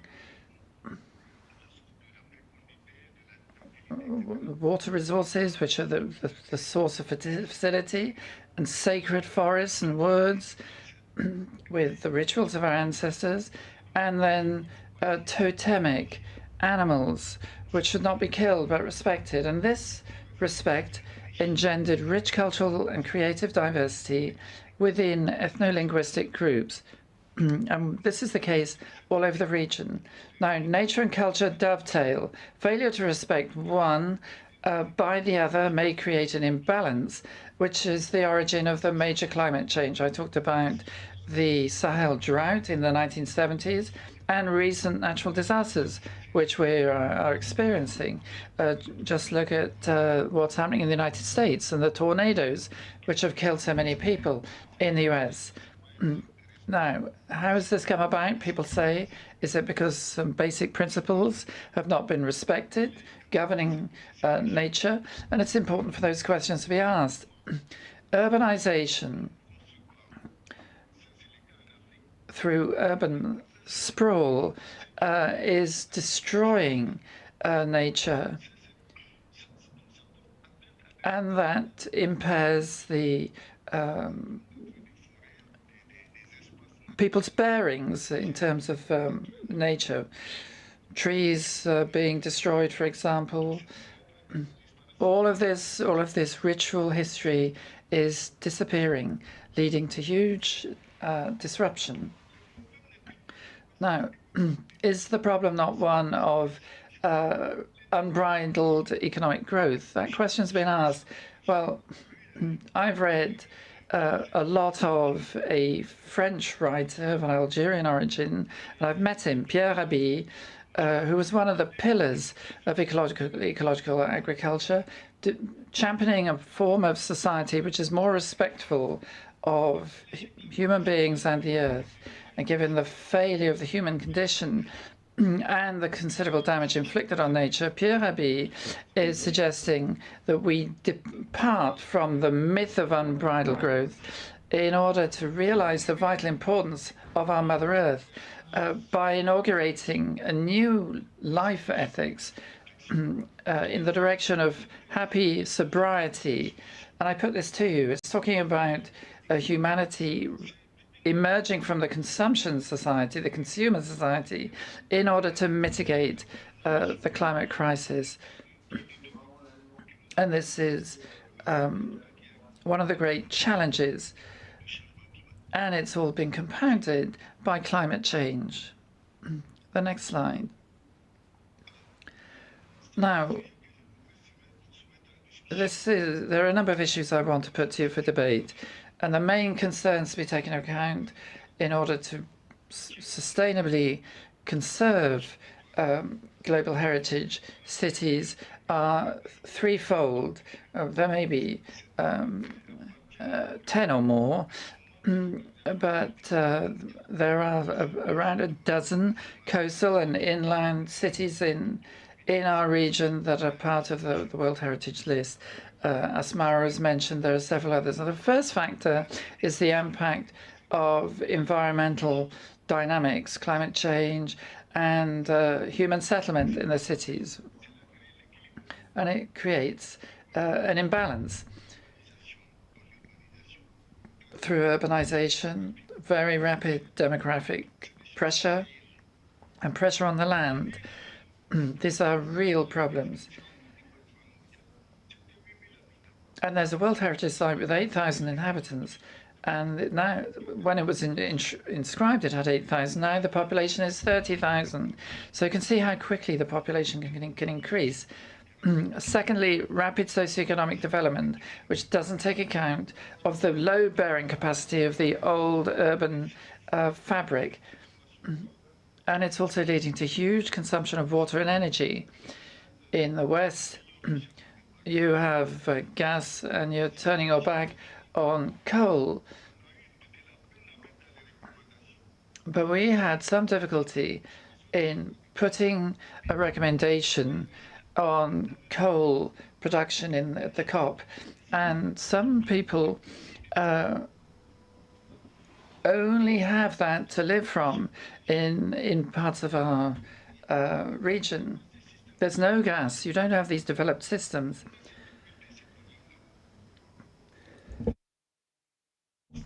And then there's urban governance. What I mean by urban governance is urban development policies and development projects which do not take into account the heritage aspect And that is one of the key problems. Heritage is being overlooked, and even when it's taken into account, it's mismanaged because it's farmed out to the companies. At least in our countries in Africa, everything has to be built in concrete, and traditional buildings are ignored, even though they're climate friendly, and unfortunately they're disappearing. So that is the third point, urban governance of historic cities, which needs to reconcile urban growth, heritage protection, and management of climate change effects on historic urban landscapes. This is crucial.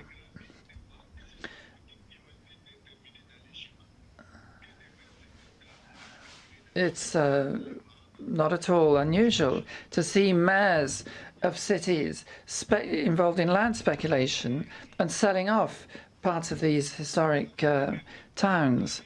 And the penultimate slide, given the phenomenon of climate change, which is disrupting the protection of cultural and natural heritage in Africa and elsewhere, coastal erosion is reducing the surface area of ancient historic towns. I talked about Saint-Louis, Gorée, there may be others as well, in Zanzibar, for example. And then the drying up of the watercourses and desertification are real challenges to be tackled. Now, in the north of Cameroon, there is a city on Lake Chad, and Lake Chad has lost 95% of its surface area. 95% of the water has disappeared, and this is called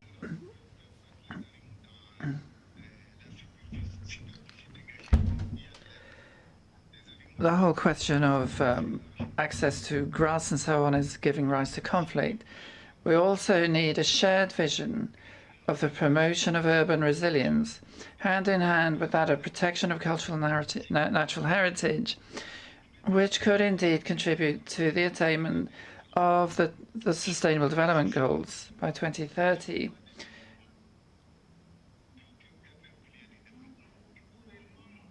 We really need to get to grips with this in our development agendas, which are supported by technical and financial partners in our countries.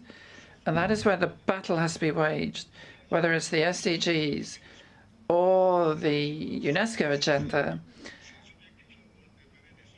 The goals are going to be empty slogans if real, tangible, realistic steps are not taken in order to give pride of place to heritage and culture. So as far as the various recommendations from the COP26 are concerned, and the Climate Change Summit, I don't think they will lead to any tangible results until the heritage aspects are taken into account in energy, water, and environment restoration projects and programs.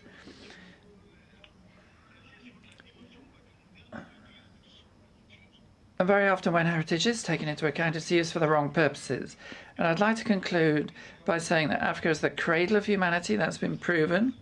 And thanks to ancestral knowledge and know-how, which have contributed to solutions for respecting nature,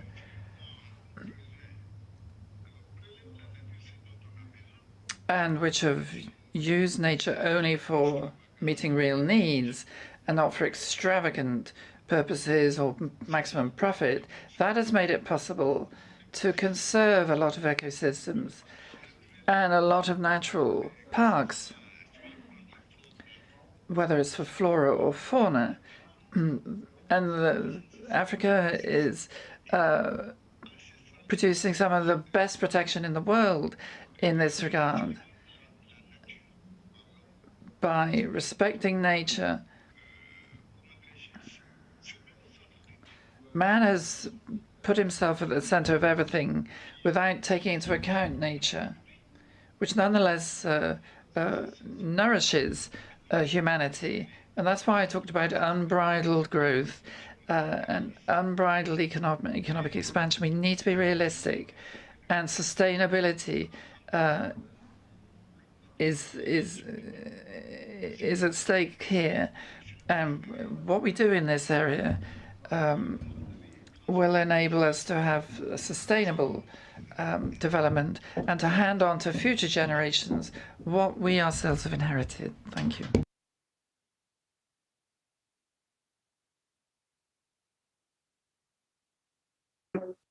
Thank you. Thank you very much for this very rich and detailed presentation on these three cities.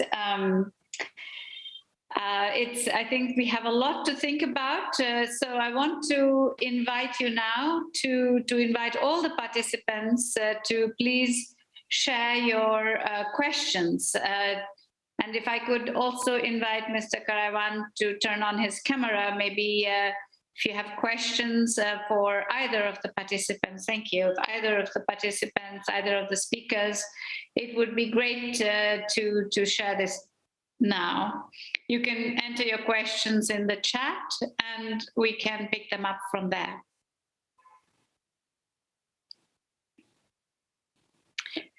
Okay, while we're waiting for, yes. Okay, so we have one question here.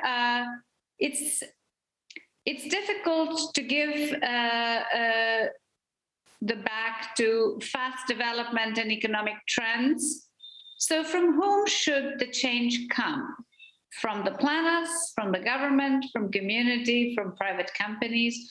Who should be directing the change? This doesn't seem to be specific to one speaker or the other. So please, maybe, you know, whoever would like to respond, Mr. Karawan or Monsieur Cissé. Oui, moi je voudrais répondre. Okay. Allez-y, s'il vous plaît, la Monsieur réponse Cissé. elle est toute simple. Well, the answer is very simple. It has to do with the political decision makers. Whether we like it or not, there are decision makers at the global level who decide what is going to be done and what is not going to be done. And that is where things have to change. Decision makers have to understand that this is essential for sustainable development. They have to understand the importance of taking into consideration the sound management of the historic urban landscapes. That's my simple answer. Merci. Merci beaucoup. Thank you very much. Mr. Karawan? Yes, from my experience working with community, working with peoples who are in the grassroots, I think this should be a collaborative works, not only one particular stakeholders, because all the instruments that involve in creating change involve all of these roles, yeah, from government providing the policy, and also from the grassroots level, such as the people, the community, such as what happened in Muntok, that creating the small microeconomy activities that it's part of the big macroeconomy scheme. So I think it works in both sides, yeah. Government and also the community, and also the tin mining company. Yeah, the tin mining company have the private company have important roles in order to control, yeah, the effect of tin mining for the environments, for instance. So we have to work together with these things and talk together in the same table. Yeah, this is my answer. Thank you. Thank you. Thank you very much. I have a specific question for Monsieur Cissé. You spoke about two things. One is the idea of controlling nature and rather than working with nature, and and trying, you know, the distinction between using or extracting from nature as was necessary as per needs versus aspirational extravagant, I think is how you put it, use of resources from nature. A second point you made was to do with the fact that there are places such as Timbuktu that you pointed out that are not necessarily by the coast or right next to water, but are somewhat further inside and are still impacted by coastal and water issues. Could you elaborate a little bit on these 2 points? And meanwhile, I want to please invite all the participants to use this opportunity to raise questions, to offer your comments. You don't only have to ask questions to these 2 speakers, you can also share your own experiences. Please do raise your points in the chat so that we can call on you. Monsieur Cissé. Merci bien. Well, thank you. For that first question, I would say that traditionally, it's a bit like the legal texts where we say, we have to do this, we have to do that. Well, historically, there were things that were forbidden. There were taboos. There were areas that were delineated where it was impossible to build anything. There were trees that were alleged to be haunted by demons, so they could not be cut down. So all of these things are very important, and the same thing applied to animals. And I think that that's what we're talking about. Whenever we're talking about communities, we have to think about how we can revitalize all of this traditional knowledge, which actually was the bedrock upon which conservation of nature was sustained. And I think that even today we can do things. If you go to villages, you will see that there's some areas where no one goes because that is the area where there is interaction between the dead and the living, where you have these masks. And so people put masks in these areas and they are sort of hallowed ground. Such practices help conserve nature, help respect nature, making it resources sustainable. Another thing that I mentioned was dams. We know that dams are being built all over the place, willy-nilly, and this is disrupting the natural courses of waters. There are 2 on the Senegal River that are, one's upstream and one is downstream from my own village.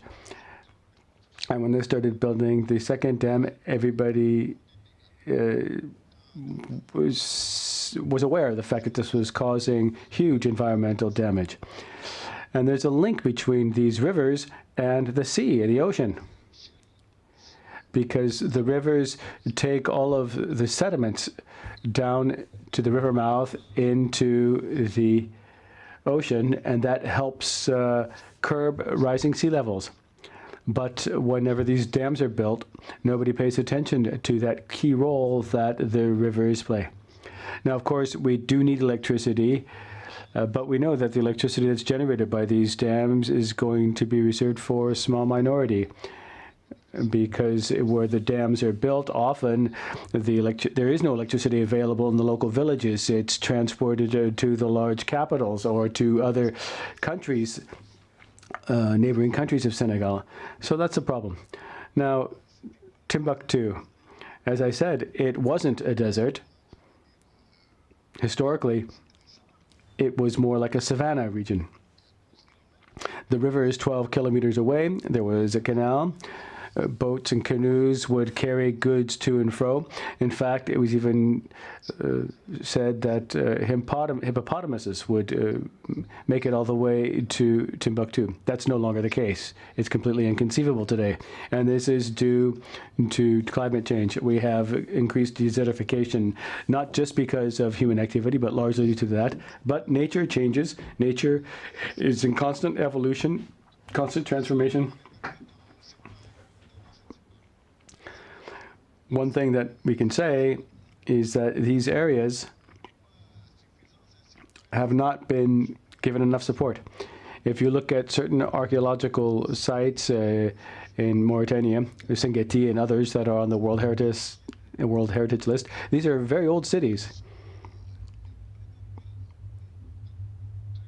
which were the first urban areas in Africa north of the Sahara. But the collapse of these cities is largely due to human action and also to the inherent dynamics of climate change. We shouldn't ignore the fact that nature has its own dynamics, right? But we are accelerating these processes with greenhouse gases, for example.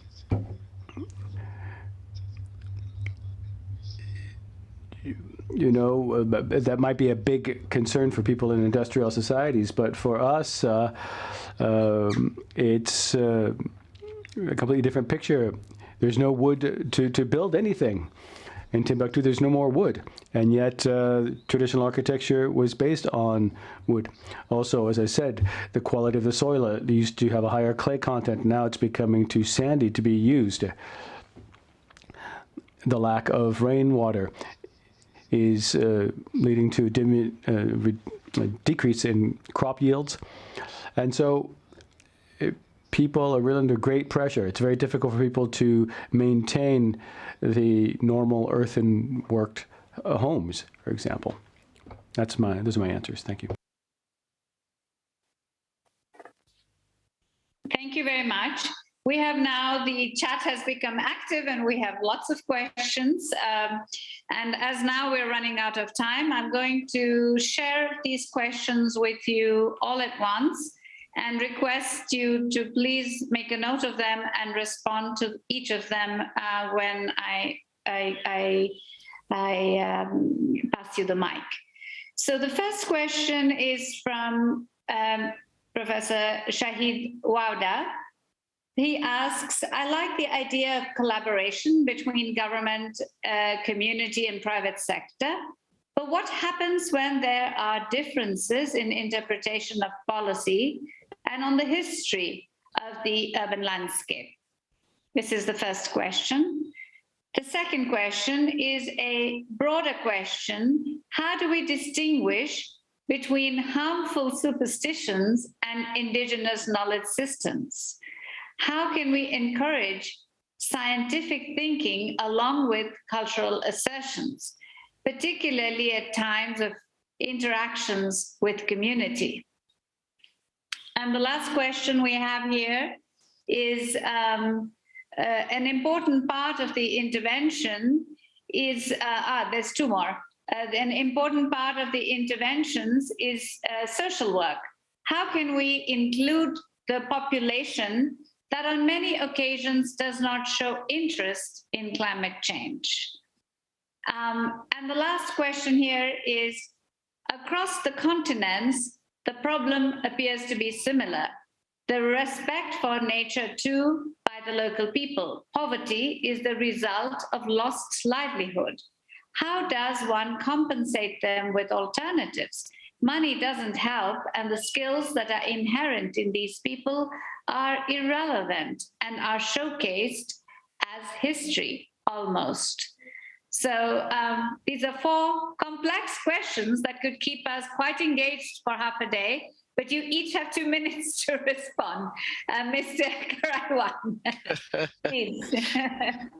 Okay, thank you all for the questions. I think this is very, very good questions and not an easy answer. Yeah, but I think to come into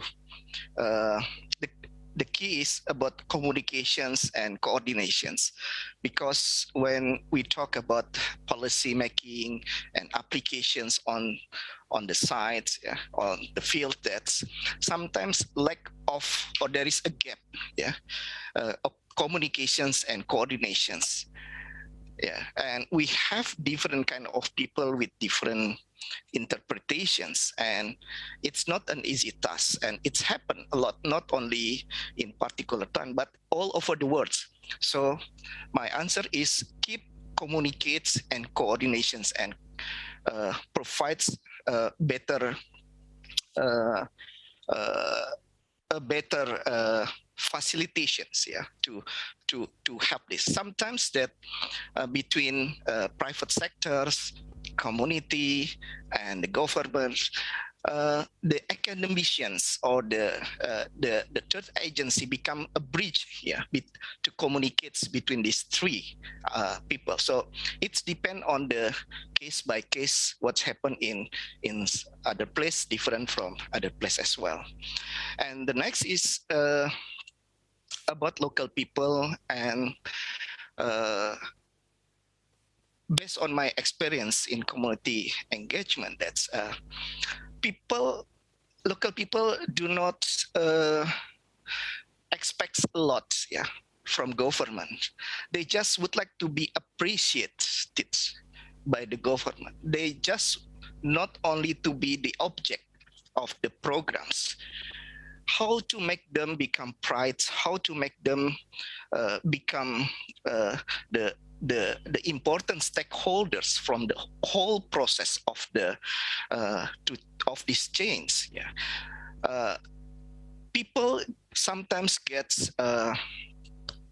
frustrations, because many people coming to them have their own interests, but no benefit they're getting from this thing. So it is why that's how the social approach need to be done to increase the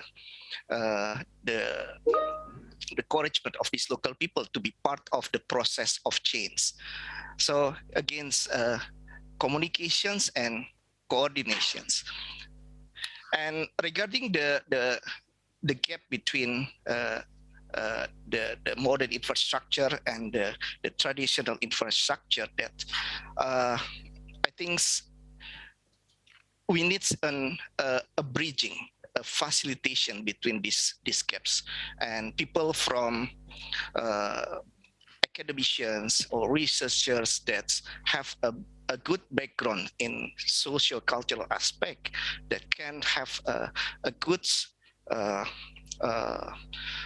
facilitator, to communicate between this traditional community with the government. This is my short answer, and I'm not sure whether this is fulfill your expectation. Thank you. Thank you very much. That was very helpful. Monsieur Cissé, allez-y dans la 2 minutes. 2 minutes. You have 2 minutes. Well, thank you. I'll try to be very quick. The first question is how we can link traditional knowledge with scientific knowledge. Well, I think that we should develop a program for this. A research program should focus on this, because all traditional knowledge are, well, not all forms of traditional knowledge are positive. There are some that could lead to the destruction of the environment, but I would say that they're the minority. In any event, research must be done in this, working with the local communities who hold this traditional knowledge. This is what we mean when we talk about the intangible heritage. There's a lot of traditional knowledge when it comes to managing the environment and natural resources. Now, community involvement. I would talk about more participation. Often we have problems whenever we say that we're talking about communities. We're saying that there are different groups that might be opposed to one another, or they might be co-opted by people from the outside who come to say, you as a community leader, you should say this, etc., etc. I think the most important thing is to see how local people perceive these issues. I know that in my field work, I had a very difficult time convincing or helping local people understand what the World Heritage List is about. But it is through lengthy discussions over the long haul that we managed to make people aware of the importance of the heritage. Now, climate change is something that people are aware of. When you no longer have any firewood, because the entire area has been deforested, well, it's quite clear that there's a problem.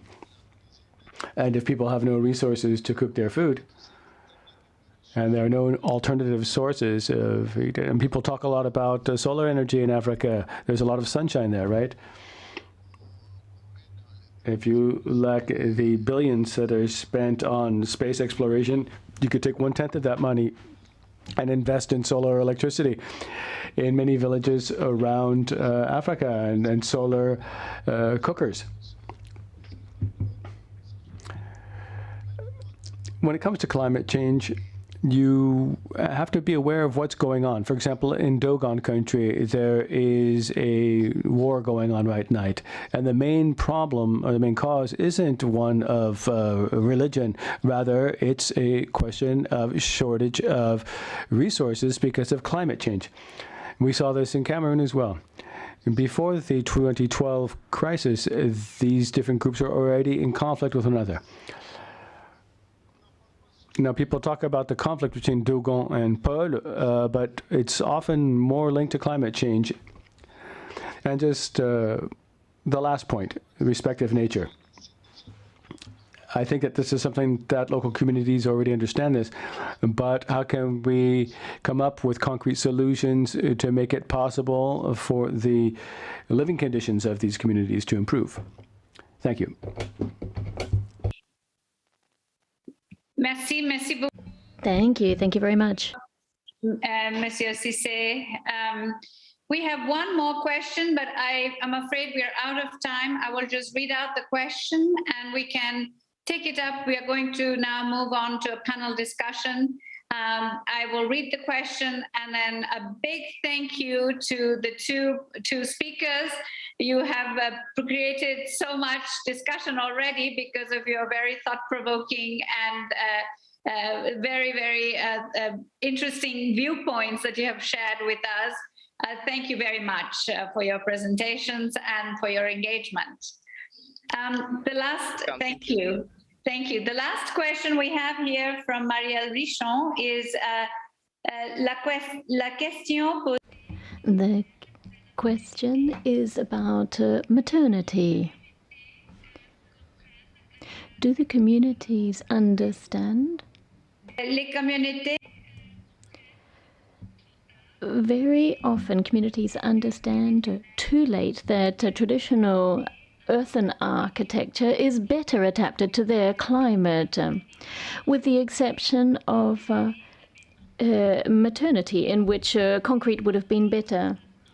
This is also one way of ensuring prosperity, and building with imported modern materials is a way of showing one's prosperity. How to convince people that there's nothing better than the traditional way when it comes to permeability. The interpreter apologizes. It was permeability. The sound quality is not great. Thank you. Thank you very much for all these very valuable questions. I am now delighted to introduce to you a panel discussion, a round table. We have a number of excellent experts who will be engaging here today.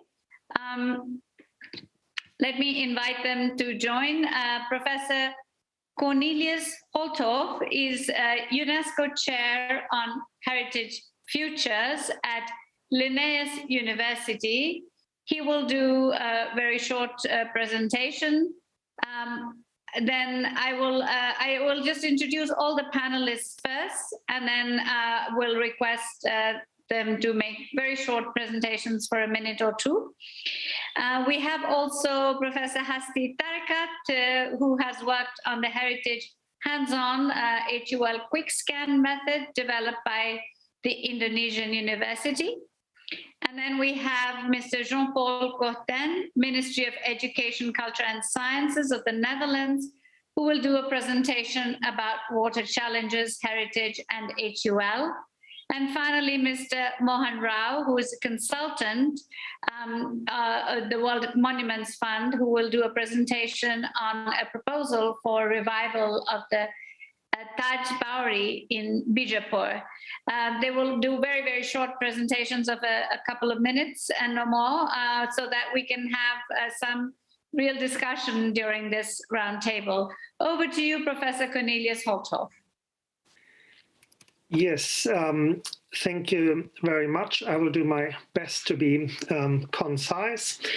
So I'm an archaeologist, and I found this discussion here extremely interesting this morning. And as Jyoti said, I'm based in Sweden, and Kalmar, which is actually also a historic city, and although a very small one. Now I'm giving a very short, like 2-minute presentation here in the name of our chair on heritage futures, and just to clarify what we mean by heritage futures, because it is not generally the future of heritage, but we are dealing with the roles of heritage in managing the relations between present and future societies. So it really is about both the present and the future, and how we can impact on the future through heritage. This is us. Since we took the picture, we're two more academics on various levels, from PhD student all the way up to 2 professors. And I put a link there, which I've also shared in the chat. So if anybody is curious on learning more on what we do, so you can just go there and have a look. Now, our vision is that we are building global capacity for futures thinking among heritage professionals. And that's why it is a fantastic opportunity here to address all of you. And why is that significant? But because obviously it's not an entirely new idea. In fact, it's an old idea that there are many instances where it's mentioned in a heritage context that we need to preserve the heritage for the benefit of future generations. Indeed, one could say there probably isn't a single document where this is not mentioned.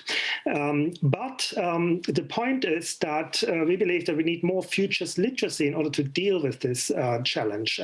Even though the intention has been often repeated, we're not normally very good at understanding the future and working towards it with an informed view based on foresight. Now, I want to make three short points on what that means, and then I'm done. So the first one is, and that is maybe the most important one, that we need to gain an awareness of what sort of assumptions we're making about the future. And that's assumptions on natural changes, but also on people and on heritage. And if we don't realize the many assumptions that we all make all the time, then we risk getting stuck in what we call presentism, so that we assume that what is normal today, that this will continue for a long time into the future. And if we think decades ahead, then this is very unlikely.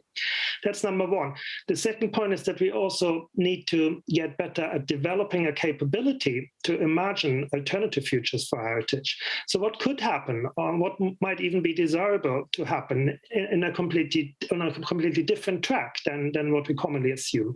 And obviously that's not science fiction, but it should be inspired and informed by those known trends that we are aware of. And climate change is just one of them. So I think we need to get better at addressing a changing world in the future and what that could mean for heritage. And if we succeed in that, then we believe that futures literacy in that way can improve strategic decision-making and strategic planning for heritage. And that, of course, includes the 2 case studies we heard of depth earlier this morning. That's a sort of circumstance where we think this could be beneficial to think in the long term, several decades ahead. That's all I had. Thank you very much. Thank you. Thank you very much. Professor Cornelius Holthoff. We now move to Ms. Hasti Tarkat. Hi, good morning. I believe that the organization will share my PowerPoints. So talking about heritage and climate change for a country like Indonesia with 260 million people, reaching the youth is a very strategic approach. And so in the cooperations about disseminations of the HUL concept, historic urban landscape concepts, which is a very good instruments to raise awareness about heritage and climate change, is we think how we reach young people, young generations of Indonesia as many as possible and as quickly as possible, because the problems is we cannot wait with the solutions. So publishing a handbook, as Professor Kemas has mentioned, about HUL's concepts through quick scans methods is one of the strategic way to reach the youth, the young generation through universities. And then we developed the HUL quick scan methods in cooperations with the Cultural Heritage Agency of the Netherlands and 3 universities in Indonesia. And this is a very practical tool based on HUL way of thinking, both tangible and intangible, and also address change and challenges in urban areas. Next, please. And then this is basically what the approach, what the relations between HUL and the quick scans. Please, next. The key principles of the methods is, as also Professor Kemas has mentioned, but is explorations, translations, and inspirations. And next, please. And we have applied the methods in 2 cities. So one of the Muntok, we have listened to the stories of Professor Kemas, and second is in the 1000 rivers city of Banjarmasin in South Kalimantan. And this handbook will be used by universities in Indonesia. There are hundreds of them, and hopefully that we can reach the young generations to have awareness about heritage, about climate change, with all the problems and the challenges that also raised in the question and answers. Very interesting. Because we believe that actually the community, the local communities, including the young generations, they understand. So we have to talk their languages, not they have to understand us, but we have to use their languages. Thank you very much. Thank you very much. And then we move now to hear very briefly from Jean-Paul Cotten. Please, Jean-Paul. Yes, thank you, Jyoti. I will share my screen. Can you see this? Yes. Okay, great. In this brief presentation, I want to elaborate on how water challenges relate to heritage and to HUL. Yes, as we all know by today, the global challenges resulting from climate change are immense. They show themselves by means of floods, as well as droughts, by changing rainwater patterns, and by rising sea level. As an example, I refer to the scenarios of sea level rise as recently produced for the city of Recife. It shows the dramatic consequences.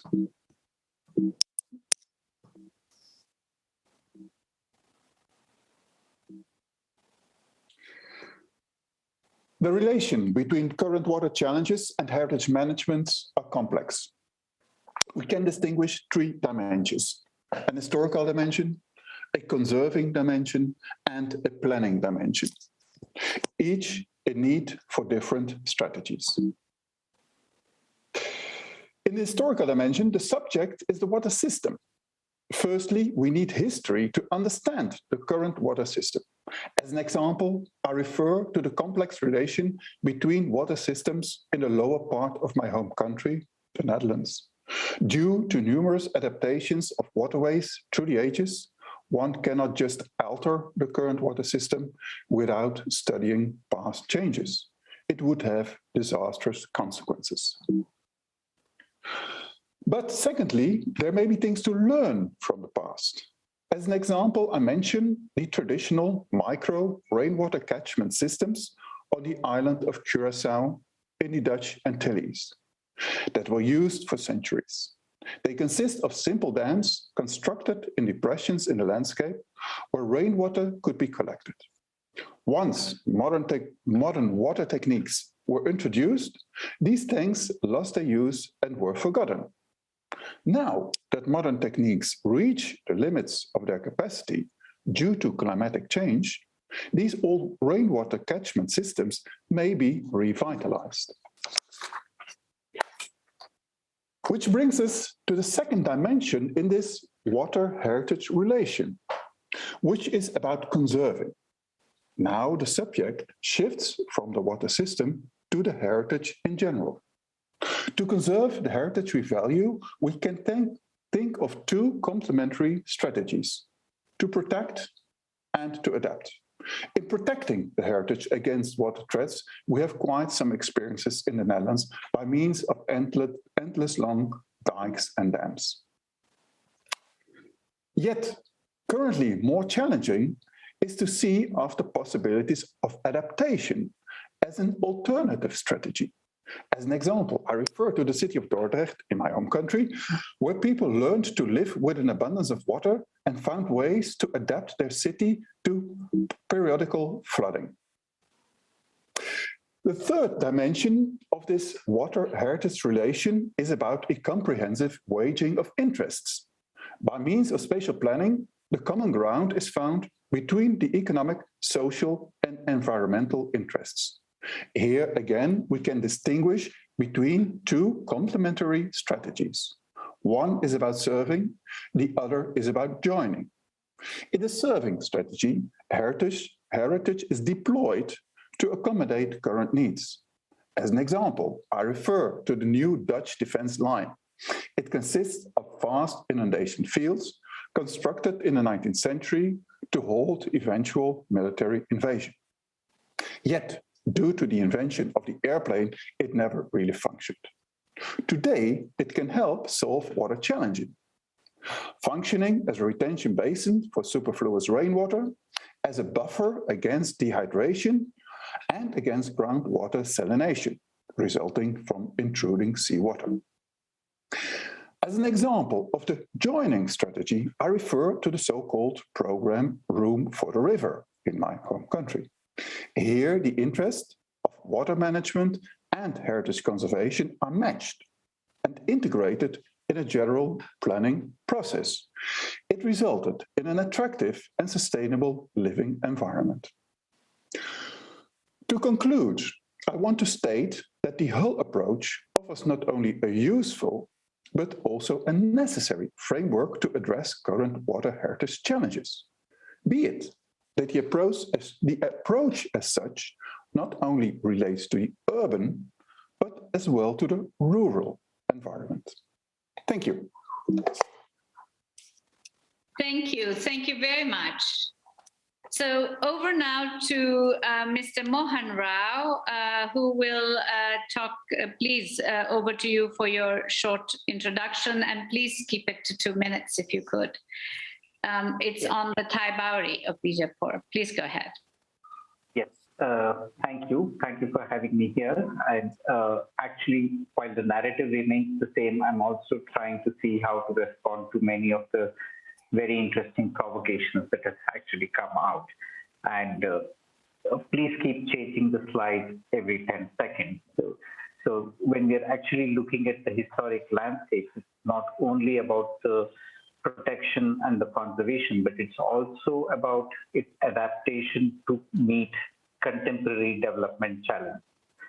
And this becomes very critical in not only making it relevant to the people, but also ensuring protection of these resources. And our cases where we have worked on, whether it is Hampi in India or currently what is happening in Taj Baudi, distinctly showcases the very, very close and intricate relationship between the historical systems, the natural resource management that is applicable, and its relationship to the livelihood of the people. And this kind of a linkage becomes very critical, and this is one of the points that Mathieu Sissi mentioned repeatedly, of how it can be relevant and made to serve the local needs rather than being seen as a mere conservation effort. And our learnings from these things as relevant to the climate change dialogue becomes very, very important from the learnings of the traditional knowledge. It's one thing to merely talk about traditional knowledge, and some of the questions that came up during the discussion also talked about the same. The idea is not about romanticizing this traditional knowledge system, but how do we leverage this to meet contemporary challenges? And this could be in terms of how do we understand the natural capacity of a region the same way the ancients did, whether those ancients were 500 years or 5,000 years before really makes little difference. But the idea is that these were all rooted in a very specific context, and the responses of the built environment and the natural systems were in response to that specific context. And the other critical takeaway that happens, it comes out, is that of this development being carried out with minimal disruption to nature.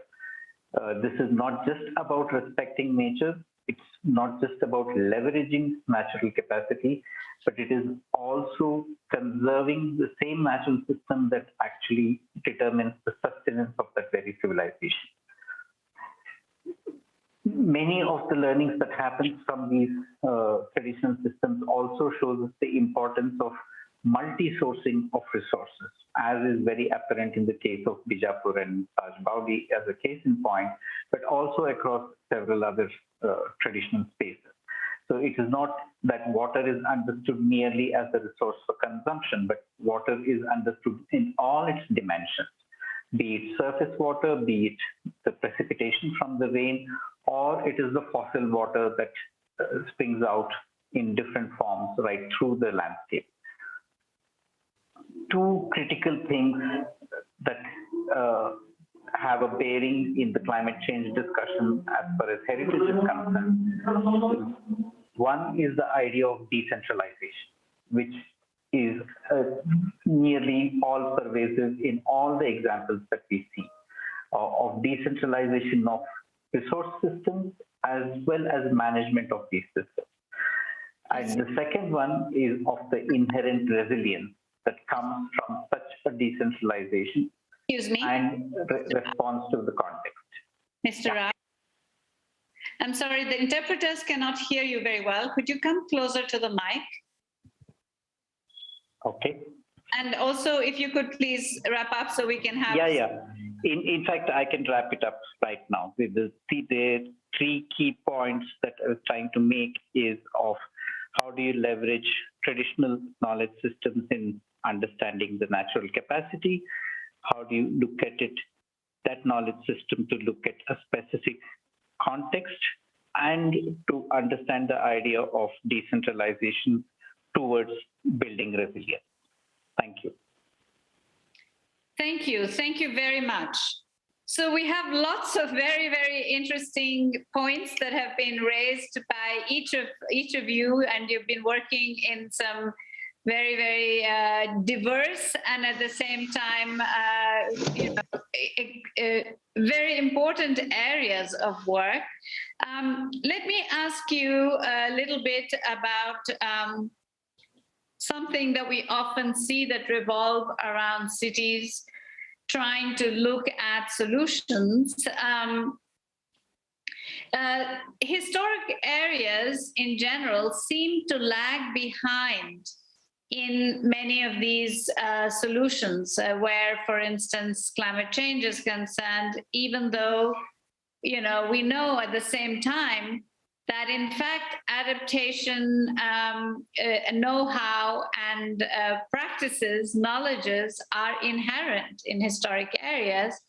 And yet somehow they seem more, when cities are talking about climate change solutions, they are not immediately looking at historic cities. When they're looking at these interventions to make the cities more adaptive, more to push mitigation measures, historic cities somehow seem to be still a little bit behind in some ways. And is this something that you see as also a trend, or you see, what do you think could be done to improve their resilience or to build on their resilience to enable and enhance the resilience of historic cities? I'm going to address this question specifically to Hasti and also to Cornelius, because you were talking about futures. And I think, Hasti was talking about futures in terms of youth, and Cornelius, in terms of futures thinking. And I wanted you to reflect on this point from that perspective.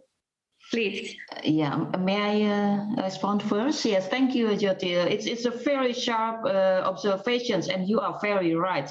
That's what happened to, I can say, all of historic cities in Indonesia. But we also noticed from our work in Indonesia that the young generations actually has a better understanding about climate change. They have a better awareness about it. So that's why I think it's a promising to reach them, and also to let them as a future decision makers to address these issues. And of course, we also have to work now in the present times. And it is a very important, actually, when we conserve a historical city, we do not apply our idealism to the local decision makers and the actors, but we understand what are the basic needs of the people around these historical cities, because if the basic needs are not addressed, they wouldn't be interested, like some participants have addressed in the question and answer. It's very true. First is, and then we adjust our approach to their basic needs. I think we have applied these methods and approach before. I'm personally involved in that work. It happened, and it reached our goal, so it can happen. Thank you. And I would like to Cornelius, please. Yeah, just to continue this conversation, I think I'd like to give an example for the significance of futures literacy and futures thinking in exactly this question. And I noted when Jean-Paul was presenting and giving cases for how the Dutch defense line, so a particular kind of the heritage in the Netherlands, has been adapted into a new situation and finds a new use. And of course, that's a good example for where there is something contained in the heritage that can fulfill a different significance in the future. But what I think is we also see in that example, at least he wasn't talking about it. Maybe there's more to be said. Certainly there's more to be said. But this takes for granted that the significance, the value and uses of the heritage will stay more or less the same. So the reason for preserving it doesn't change, just the circumstances change. And I think this is something which is very common in our sector, and it's sort of related to what I called presentism earlier. And it's I think the historic urban landscape recommendations open up for rethinking this, because there is such a strong focus on people-centered approaches and on cultural, social, and economic processes. And of course, they are not they're not as fixed in time as historic fabric may be in the best case. They are mutable. They change all the time, and that's not news. But we need to put this together. So what does it mean to adapt futures thinking to a specific example of heritage that exists in the countryside or in urban context in the Netherlands or elsewhere? And that needs to include an appreciation of what that means for people's specific circumstances and their appreciations of that heritage. Thanks. Thank you very much.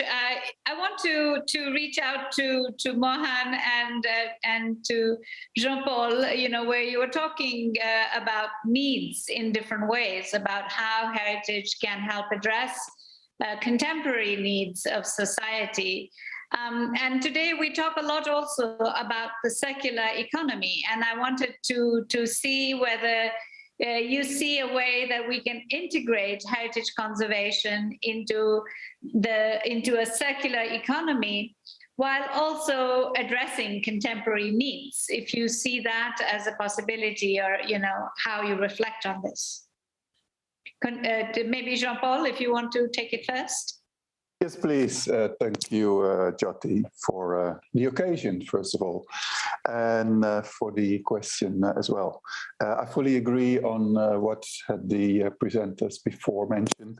I think indeed what is key in this whole element of conservation today is to look into the needs, the current needs of the people in the end that have to deal with this heritage or not. If I think it does no longer serve any need, then we should be willing also to let go of this heritage. I think we should be realistic in this. But then it makes it the more important to look after the potentials that are in this heritage and to what extent they can fulfill the current and, of course, I have to agree with Cornelis, also the future needs. We should also envisage this future. And for that reason, I think indeed that here the whole approach is very helpful, since it gives actually a discourse to relate this heritage or this heritage conservation to the social, the societal agenda, or in this case, especially the environmental agenda, which is societal. But then so now how then do we relate that also to an economic issue, and how can it be part of a circular economy? Well, that is very much, of course, we should consider that we are mainly talking of the tangible and especially the built heritage. And there I would like to refer to, I don't know if you know the Preservation Green Lab in Washington. They do a marvelous job. They are part of the National Trust. And they have a very nice quote. And what they say is the greenest building is the one that already exists. So it shows in the end the relevance of heritage being the remains of the past for the current into the context of the environmental discourse we are in today. It shows that it is important and it is possible and it is economically feasible to reuse current structures, and which is actually more efficient than building new ones. So there I think lies the way forward, to look after a suitable reuse and adaptation to a current society. Society is always changing, and that I think is maybe the whole issue where we talk about heritage or where we talk about built heritage, that is usually constructed for a specific need that no longer exists.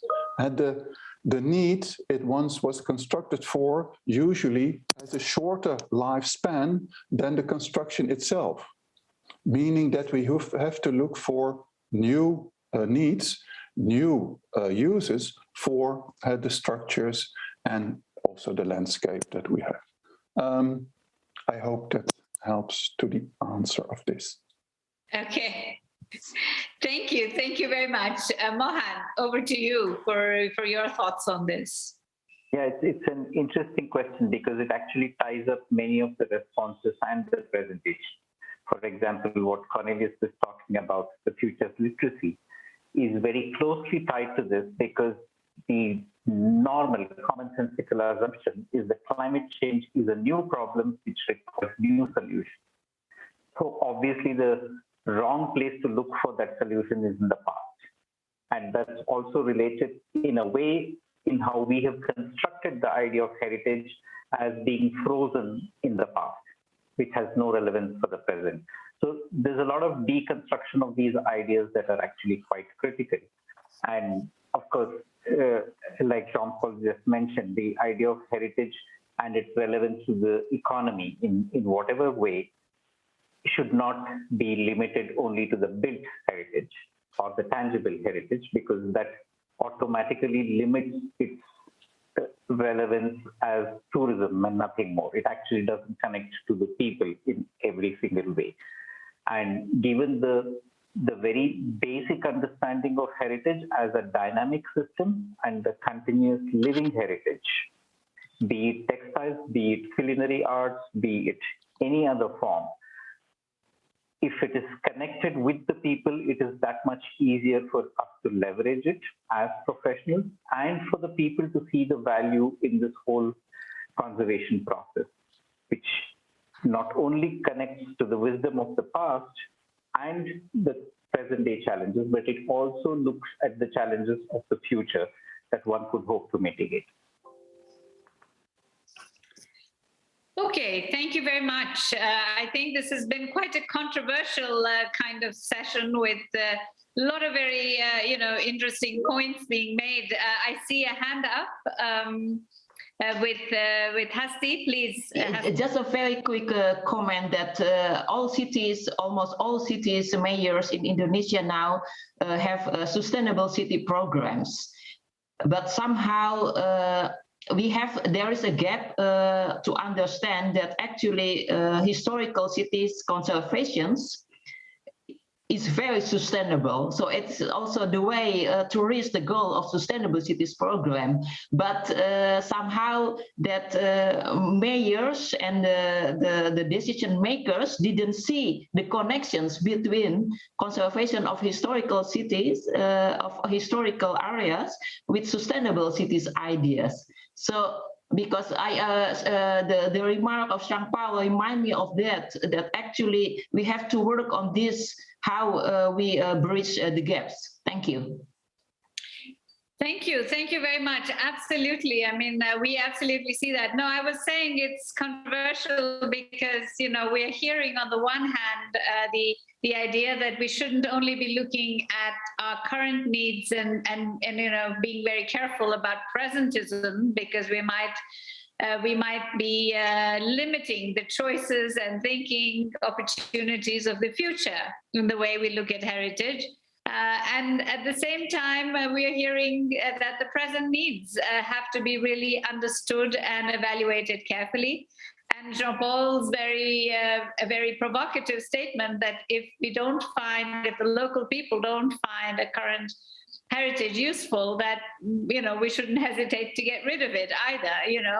Which of course immediately, I'm sitting at the World Heritage Center, don't mistake me, so it obviously immediately makes me terribly nervous, but I think that there is a lot of truth to recognizing what the needs really are and who decides the needs, because and what is often considered, I think this was Cornelius, we had this conversation in another seminar the other day, or webinar, now that we do all of these online, where the idea of what is basic needs versus aspirations are also come into question when you're talking about it in this way. So I think there are a number of points raised here that we can all dwell on very well. And I want to let you go now to have a break, whether it's a lunch break, a dinner break, or just a snack that you are a coffee, but to give you all a 2-hour break. But I want to just see if there are any other questions in the chat. Let me just see if there are any more questions. I'm asking my colleagues to help me. Yes, I think I see one, if I'm not mistaken. Am I? Yes, let's see. Sorry, I'm just... there is an assumption, this is from Professor Wauda again, there is an assumption in some of the examples given that there is an agreement on what is heritage. Where heritage is contested, both the tangible, built heritage, and intangible may be difficult to agree on the present. Whatever the needs, who decides this, and therefore difficult to agree on the future? Could the presenters comment on this aspect of heritage? I'm going to look at one other question. I think there is one other question. If you can give me a second. No, that's the only question we have so far. So if you want to reflect on this. Yes, sorry, there is one more. Heritage, and this is from Sridevi Rao, who says, heritage is more often than not bound to landform vegetation and water features. Letting go of heritage, as has been said by the third speaker in the panel, is the way forward only to decreasing resilience. You're getting into trouble now, Jean-Paul, I see. Forcing newness on structures and landscape and livelihood is the way to discontent and conflict. Sorry. So would any of the speakers like to comment on these two questions very briefly? We're keeping people from their coffee snack break, but we can do this. I think if I can come in here, the last two questions both provoke and kind of answer each other very, very nicely. So one is to agree that there can be no single agreement on what constitutes heritage. So an imposition of a universal standard, not in terms of processes, but in defining what heritage can actually be quite unproductive and leading to these conflicts. And definitely to look beyond the idea of only the built as the heritage is also very, very rooted in the culture and the context that one is looking at. Sorry, could you explain why do you think that defining heritage is not a good way forward? I'm sorry, I didn't catch that. Okay, let me clarify that. I said imposing one universal idea of what constitutes heritage across the context can be unproductive, is what I meant. Thank you very much. So you're talking about multiple definitions, really. Okay. Yes. That's wonderful. Anybody else? Yes, Cornelius, please. Yeah, just very briefly, I think I agree with Mohan and also with the question by Shahid Wafda here that, but the point is not about agreeing on heritage or agreeing on the future, because there will always be different views on the future. That's sort of part of the game. The point is rather, which was the first point I emphasized in our agenda, that we need to become better at not assuming things for the future. So yes, the heritage is often contested. So that means not that we can now which side will be dominant in the future, but we should avoid assuming that one of them will be, and keep more options in our minds, not take anything for granted. I think that's the key lesson. And I just want to show you one image as to the question whether we should demolish anything to Jean-Paul, because yes, things may fall out of use and then they disappear, but the point is they can also come back. And I don't know how many of you are familiar with this historic city in Frankfurt. This is the new old town, which was opened only a couple of years ago. And it's a completely newly done historic city. And it is people-centered. It is very popular, and it was done on the people's request. So I just want to put that to you for the coffee break. Thank you very much. Jean-Paul, you have 1 minute to defend. Okay, 1 minute. Yeah, I won't take it. Well, what heritage is, of course, have to leave, so I'm sorry. Yeah. Thank you. Yeah, I keep it brief, Jyoti. What heritage is differs through time and space, and it is difficult to give a definition of heritage. So maybe we should not try to do. In the end, it comes to interest, and so that the whole point is we should find a way to wage interests. So we have ways, and there I come back, I think, Jyoti, to your key element. Your key issue is how do we get the different stakeholders involved? How do we find a common ground? In the end, that is what it is about. And so that also turns back to the key issue of Cornelius. How do we get, it is about decision-making in the end. And how do we get to a right decision-making? That is, in the end, the issue so far. Thank you very much, and a big round of applause for all the panelists for your very, very valuable and very provocative interventions. This has been a really lively and rich discussion in a very short time, so thank you very much. And please stay with us. You have 2 hours now to have a break. And then we reassemble back in 2 hours. I hope that the people on the eastern part of the world will stay awake just a little bit longer for us today. But thank you very much. All right, bye-bye. See you in a couple of hours. See you. Bye-bye. And thank you to the interpreters.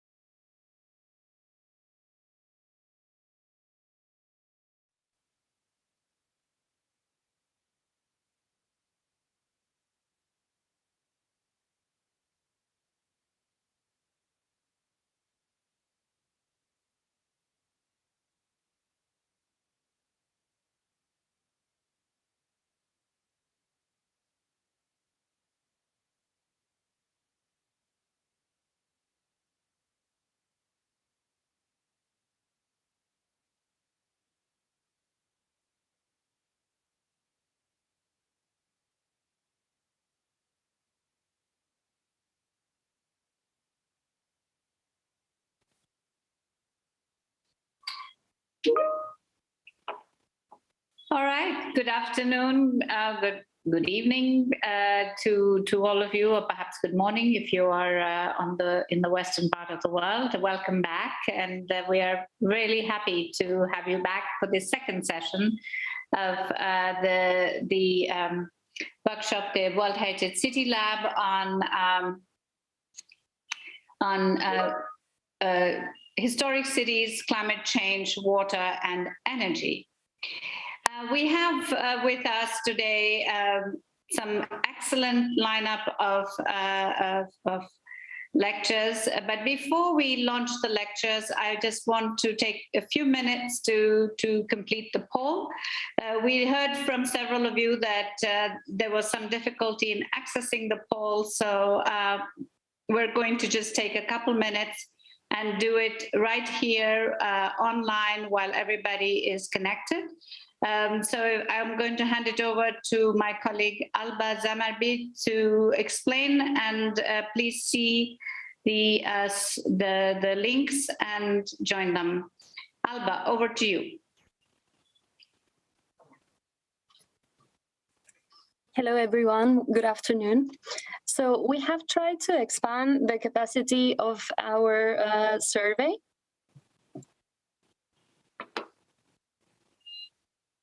So you can find a new link in the chat. So please go to this website and enter the code that appears in the chat. And with it, you will access the survey.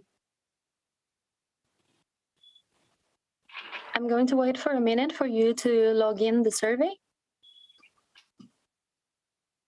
And your answers will appear at the same time while I speak on the screen. I see that the bars are moving, so I'm going to start. We have 54 people. Yes, the first question is. So please. Yes, we want to know about your background. So please enter your data.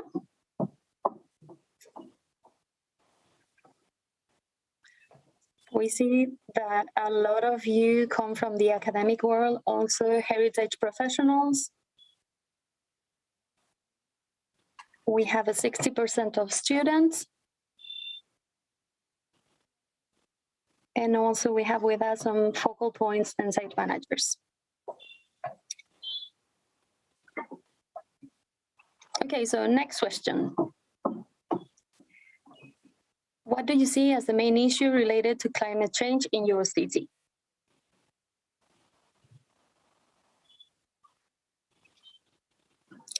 So you will type in the box and the repeating words will appear bigger on the screen.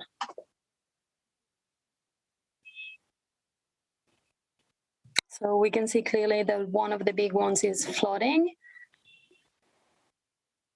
We have as well, opposed to this, drought. And we can see as well drinking water shortage, heat waves, wildfires.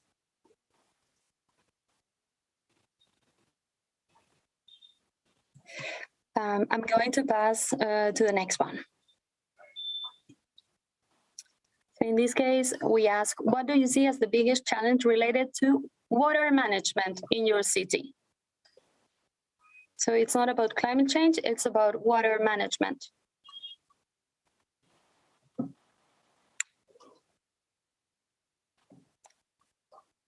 So we already see some of the answers.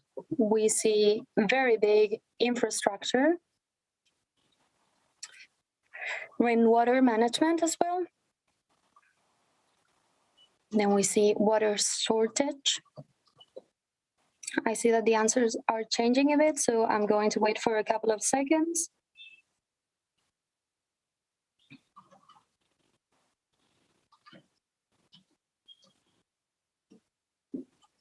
I see that the answers are very different, very varied. We can see economy as well, policy, risks, sewage.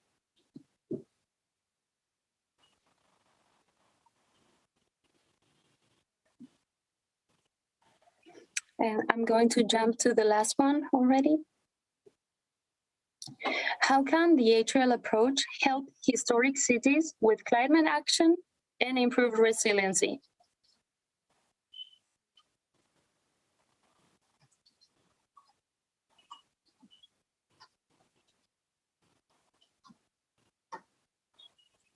We see that the answers are very different. So there is no big keyword on the screen.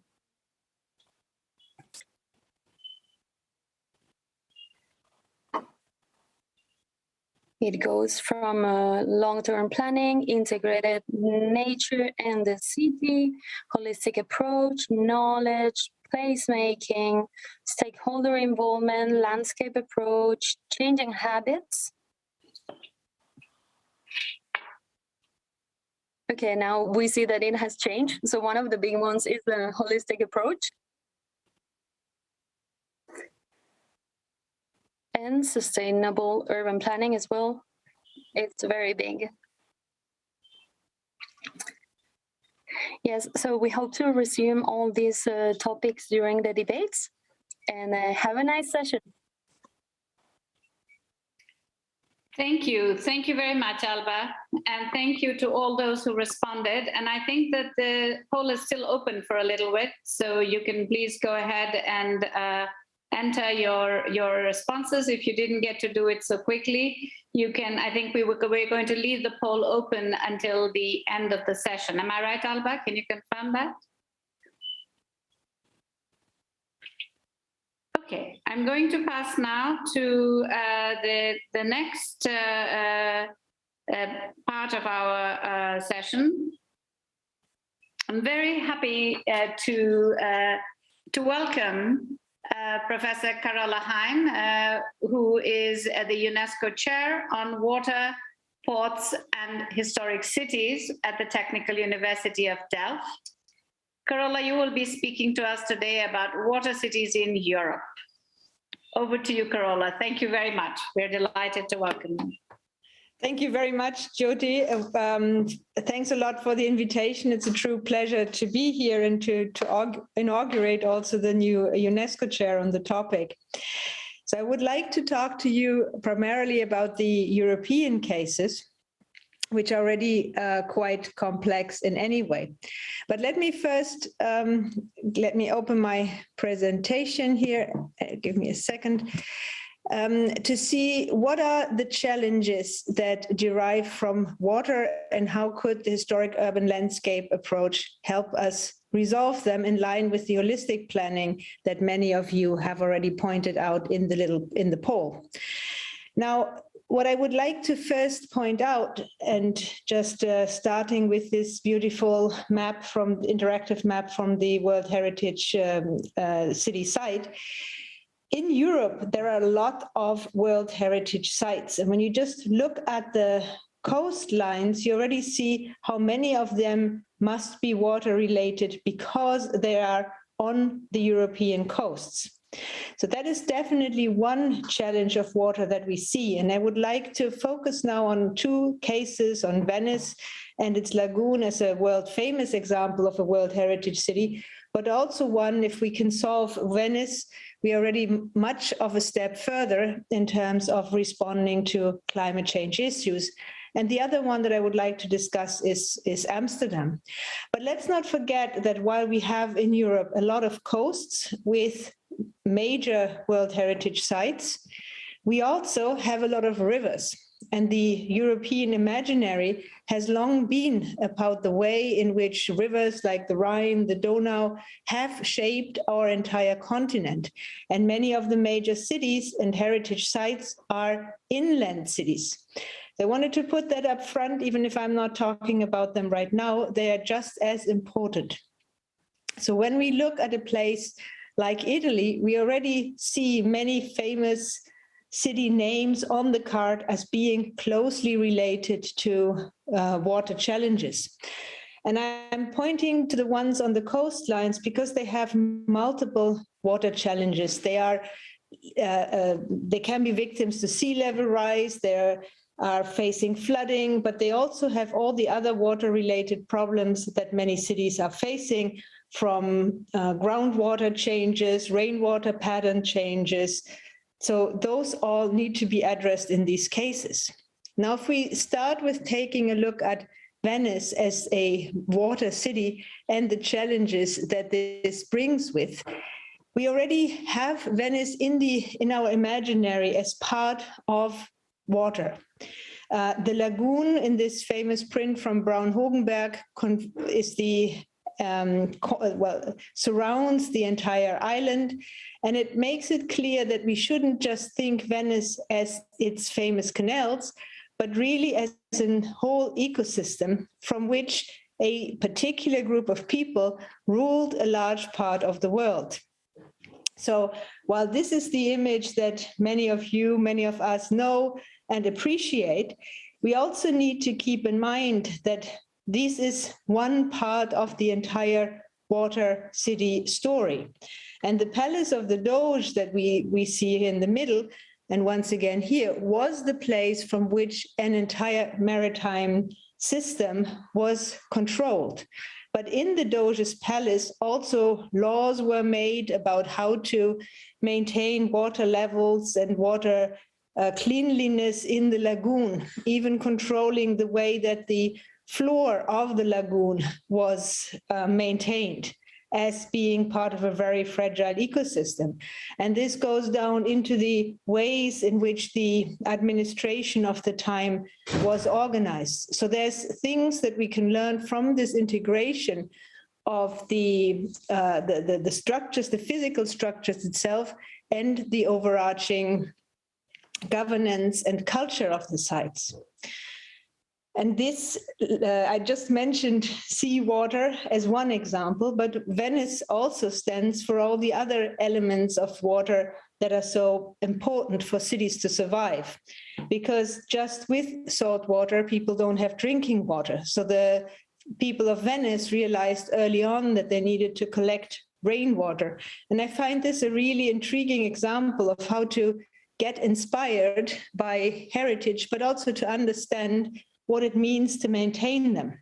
So in many of the Venetian streets and courtyards, you will find these wells. And these wells are effectively based on large rain collecting water systems. So around them, you see these lines, you see gullies where the rainwater will get into the soil. It will drain into a sand bucket, you could say, underground, be cleansed, and then be able as drinking water through the well. Now, such a system is very local, it's very circular, and can be truly inspirational. However, it also requires that we live with the system that it is embedded in. It means every time that these courtyards were being flooded by the water of the lagoon, all the sand had to be taken out and cleaned. So when we go for these kinds of local systems, we also have to accept that there are specific responsibilities and needs to adapt to our, that need to become part of our lifestyles. Now, a city like Venice, and I already showed you the image of Europe and in its rivers, a city like Venice also has water in all of its imaginary. So paintings like this one by Tiepolo with Neptune offering gifts to Venice is really captures the heart of what Venice stands for, with its idea of the god of water, and the Venice being the queen that is receiving all these gifts to make her grow. And I do think that these images show us how important the narratives, the culture, the identity is in order to maintain even the physical infrastructures that we have. So when we take this story of Venice as a background story and think about contemporary challenges of climate change and flooding, in what ways could and should we then rethink, adapt to contemporary needs? Because in Venice, it really every centimeter counts before the area is getting flooded. And I will return to Venice a little later, but let's first take a look at the other case study, the Netherlands. And in the Netherlands, many of the World Heritage Sites are water-related World Heritage Sites in various different ways. So when we think about the Netherlands, it's a country under sea level in many areas, not entirely, but in many areas, and the land has been claimed from the sea with an institution, the water boards, being created already some 800 years back. So with a institution that is voted, that has democratic features, that has evolved over several hundred years to make sure that there is a centralized, shared control over water in this very particular country. And this control over water over all these centuries has led to the construction of so-called polders, areas where water has been drained out and now new land has been created, but also to the construction of various systems of drainage, which mean that one area, for example here, will drain its water into another region. So some cities will, or some places, will have control over the needs of a nearby region to get rid of its water. And that's why I find these kinds of maps so fascinating and really part of water management as a heritage system. And it becomes even more visible when you look at the Kinderdijk windmill site, to understand that it's not just about the beautiful windmills, but it's about the windmills as part of a large water system.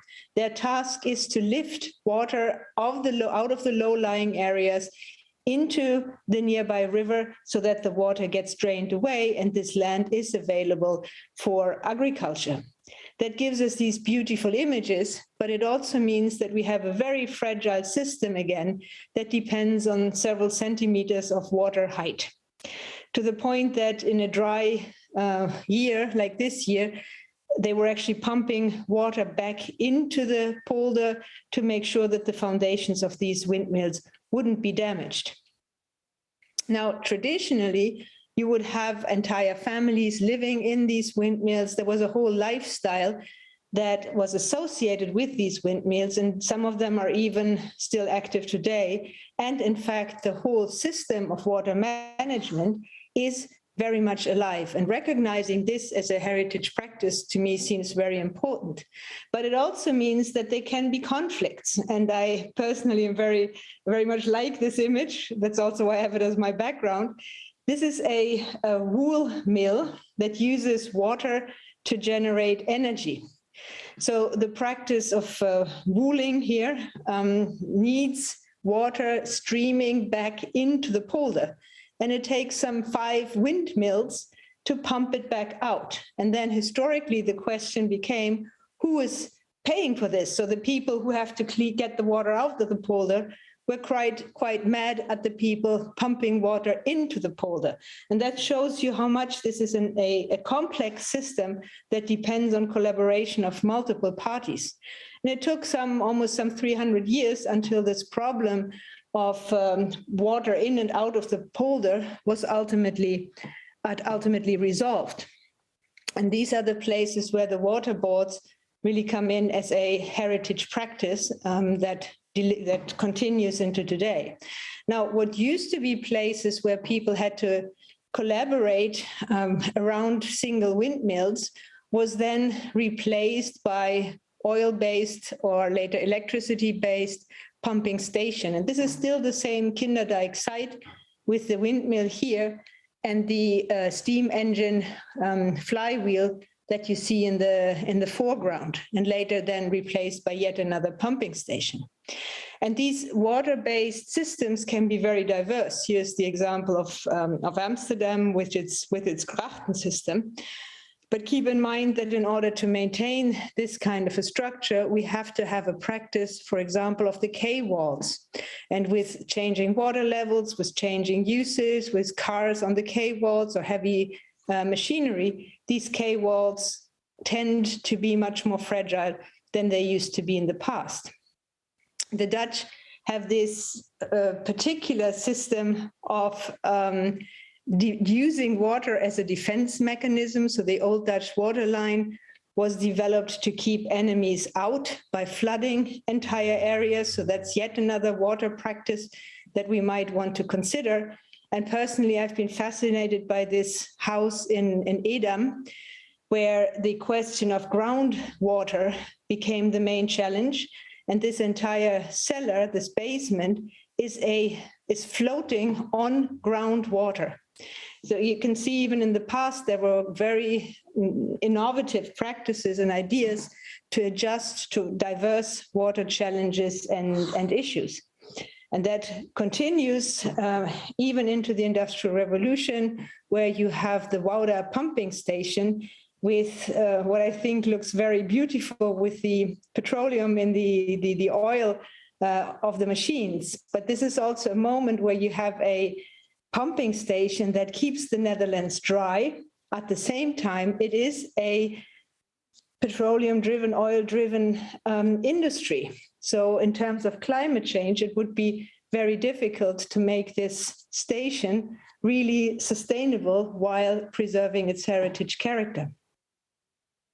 So one thing that we've been starting to do is to try and map the changing relationship between water and land over time in various cities, starting with port cities on the sea, on the coastlines.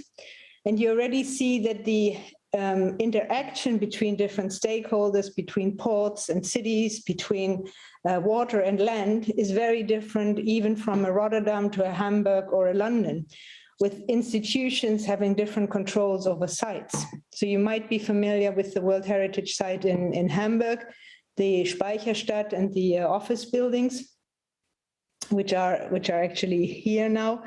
So it required the removal of the active port to the southern side of the river and then the preservation of the site. I do believe that the way it was done was only possible because we're dealing with the city-state where all the institutions are very much intertwined and the city has quite strong control over the port also, and where we have grown a maritime mindset for many centuries.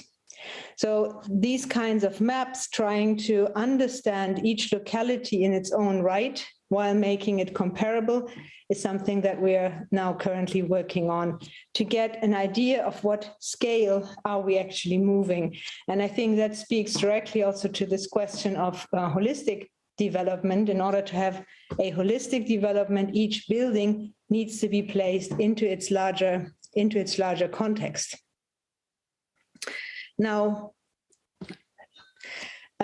with industrialization, and we saw also the growth of the major ports next to the cities in the image that I just showed, we have large water interventions. So in the Netherlands, for example, the Oosterscheldekering is designed to protect the entire province, the province of Zeeland, from storms and floods, and is part of the Delta Works. So this is an important site. It's a huge site in that sense. It's also a heritage site, and it stands as exemplary for a way where engineers were resisting water.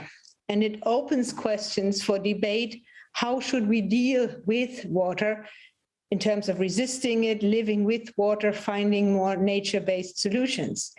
And it also raises heritage questions. If we talk about dikes that are functional, how will we, if we want to save and protect them, and sea level, for example, is rising, we could probably imagine new dikes to surround them and that way to protect them, but is that the best way to go? And that is also the question that we see in many other studies today. So when we see new projects arising with the proposal for having a giant dam and closing the North Sea to protect cities like Amsterdam from flooding, is that a real solution, or is this something that we have to rethink for the future? And at that level, or at the level of, say, cruise ships and the impact that these large-scale carriers can have on small cities. And I'm purposefully not showing you the case of Venice because you can all imagine it. But even in a larger city like Amsterdam, cruise ships can have a negative impact, and they have been moved further away from the center of the city. Now, I've mentioned this concept of resistance to water, and it is really complementary to the concept of resilience, which is what the program Room for the River has tried to tackle. So the idea is, how can we respond more flexibly to changing water levels? Can we capture floods by irrigating old polders, by deep poldering areas? Can we reuse spaces as sponges again, like the ones that existed before in this kind of area, to make sure that we address the challenges of climate change while preserving the cities that we live in? Now, this theme of trying to connect water and heritage is one that I've been now working with, also with ECOMOS and other colleagues for several years, trying to connect two fields. And what I mean with connecting two fields is that we have the water field, and the water SDG, which is trying to address all the needs, the water-related needs, but it is a very quick-moving, future-oriented field. And understanding the role, what we can learn from heritage, from historic practices, and it can be good practices, but it can also be failures of the past. How can we learn from it? How can we protect heritage? And this could be water-related heritage, like the ones that I showed you for the Netherlands, but it could also be heritage in general that will be affected by changing rainwater patterns, sea level rise, etc. Many of our buildings have been erected to respond to specific water patterns, and as these water patterns change, we will have to find new solutions. If a building is not built for snow and we get more snow, then we need to find solutions for these buildings to also preserve them. And with that in mind, so connecting the fields of water and heritage is a field that is often slower moving than the water field, connecting the two around this idea of a system. Water is a system. Heritage and the historic urban landscape approach proposes a systemic approach to heritage and its sustainable development.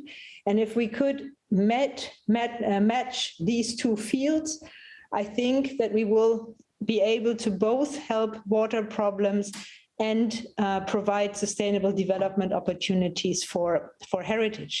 So we've done several conferences and publications in that field, and also tried to visualize what it actually means, how heritage and water, or built environment and water, are actually intertwined. Because I think when we do visualize these and capture them crisply, that we can also get more people along. And so on the one hand, we might have the maritime industry that will say, oh, great, if we can go around the northern route around Russia, even in winter. But at the same time, it means that many of our heritage sites, like Venice, or here presented by a lighthouse, will be underwater. So it's really a balancing act between these different interests. And similarly, how can we reduce? On the one hand, we want to reclaim new lands, but we also have a complete changing of ecosystems there. So we want to host new populations, and at the same time, we are changing the natural habitat. We need to rethink our public water services, which have many benefits in terms of circular practices. And on the one hand, public water systems are designed to serve a large part of the population, provide safe water. So they had a positive impact. But on the other hand, they can be in contrast to historic legacies. When we think of large dams and the contrast with local water wells and other local practices. So trying to understand these development pressures and the historic water systems, and ideally reactivating historical sites and practices for future sustainable development. And that means, so for example, if we understand the rice terraces better, even if that's not a city site, their whole system from forests on the top via the various practices on the terraces itself to the settlements that are related to it, maybe we can reinvent lifestyles around it and not just focus on motorized practices.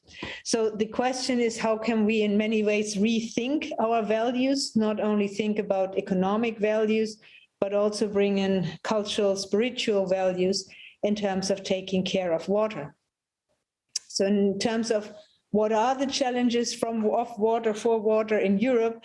Well, I think these are the same challenges that you have all over the world. And given that we have a long coastline, also islands, but also a lot of major rivers within the country, we are dealing with all of these, Europe is dealing with all of these challenges. And you see that entire research universities are developing new plans to withstand, for example, the salination of the groundwater that is coming in. And even a nation like the Netherlands, even though there's so much problems of flooding, also has the problem of drought. And many of the heritage structures here have been built over centuries for a very specific height of water. Now we have the benefit that the water level can be controlled at this point for several centimeters, but even there you have discussions between, say, tulip bulb farmers and other users of water that may conflict in many ways with each other. So I really believe that these challenges of water and heritage at a time of climate change can come together, and that the historic urban landscape approach can help us to truly activate heritage. And what I mean with that is that we need to get in touch with the various professions need to talk to each other. The water sector needs to talk to the heritage sector, but we also have to have greater water awareness in the general population. So if you have no longer access to, if you don't know where your water comes from, how it is being used, what the challenges are, and it's all dropped onto a public sector, it's much more difficult to understand.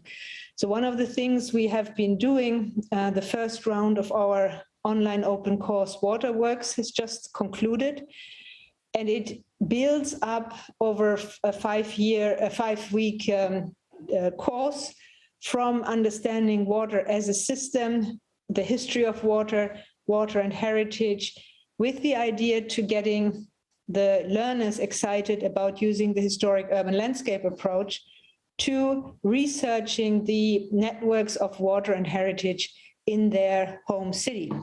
So it's much a tool to generate a shared language and shared tools to interact with each other.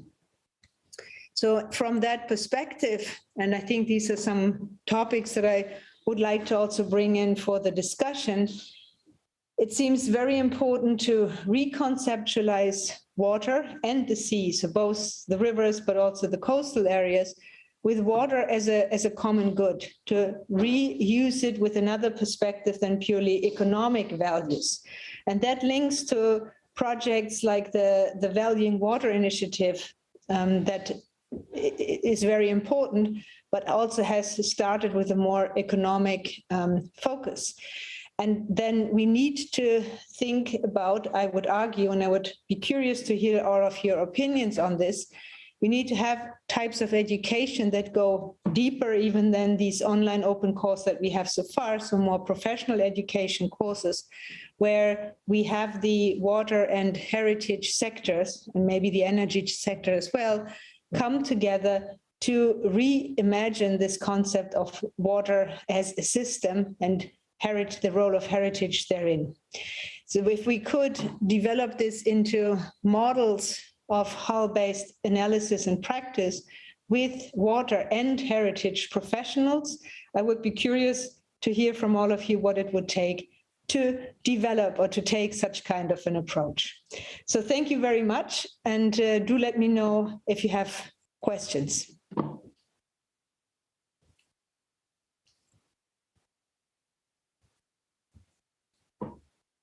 Thank you very much.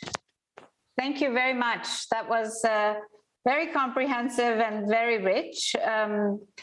So we will now, I'm just trying to bring up my... So we now move to the next presentation, which is on the city of Assault. And we have with us today Professor Rami Daher, who's a heritage expert and associate professor at the School of Architecture and Built Environment at the German Jordanian University. And he will be talking about Assault, the place of tolerance and urban hospitality, future urban conservation management, and the critical link between tangible and intangible attributes of place. Thank you, please. Thank you, Jyoti. Can you hear me? Yes, we hear you well, and we see your presentation. Right, thanks. Will I be able to manipulate the presentation, or? Well, you can just say next, it would be easier. Okay, great. Thank you, Jyoti, for the introduction.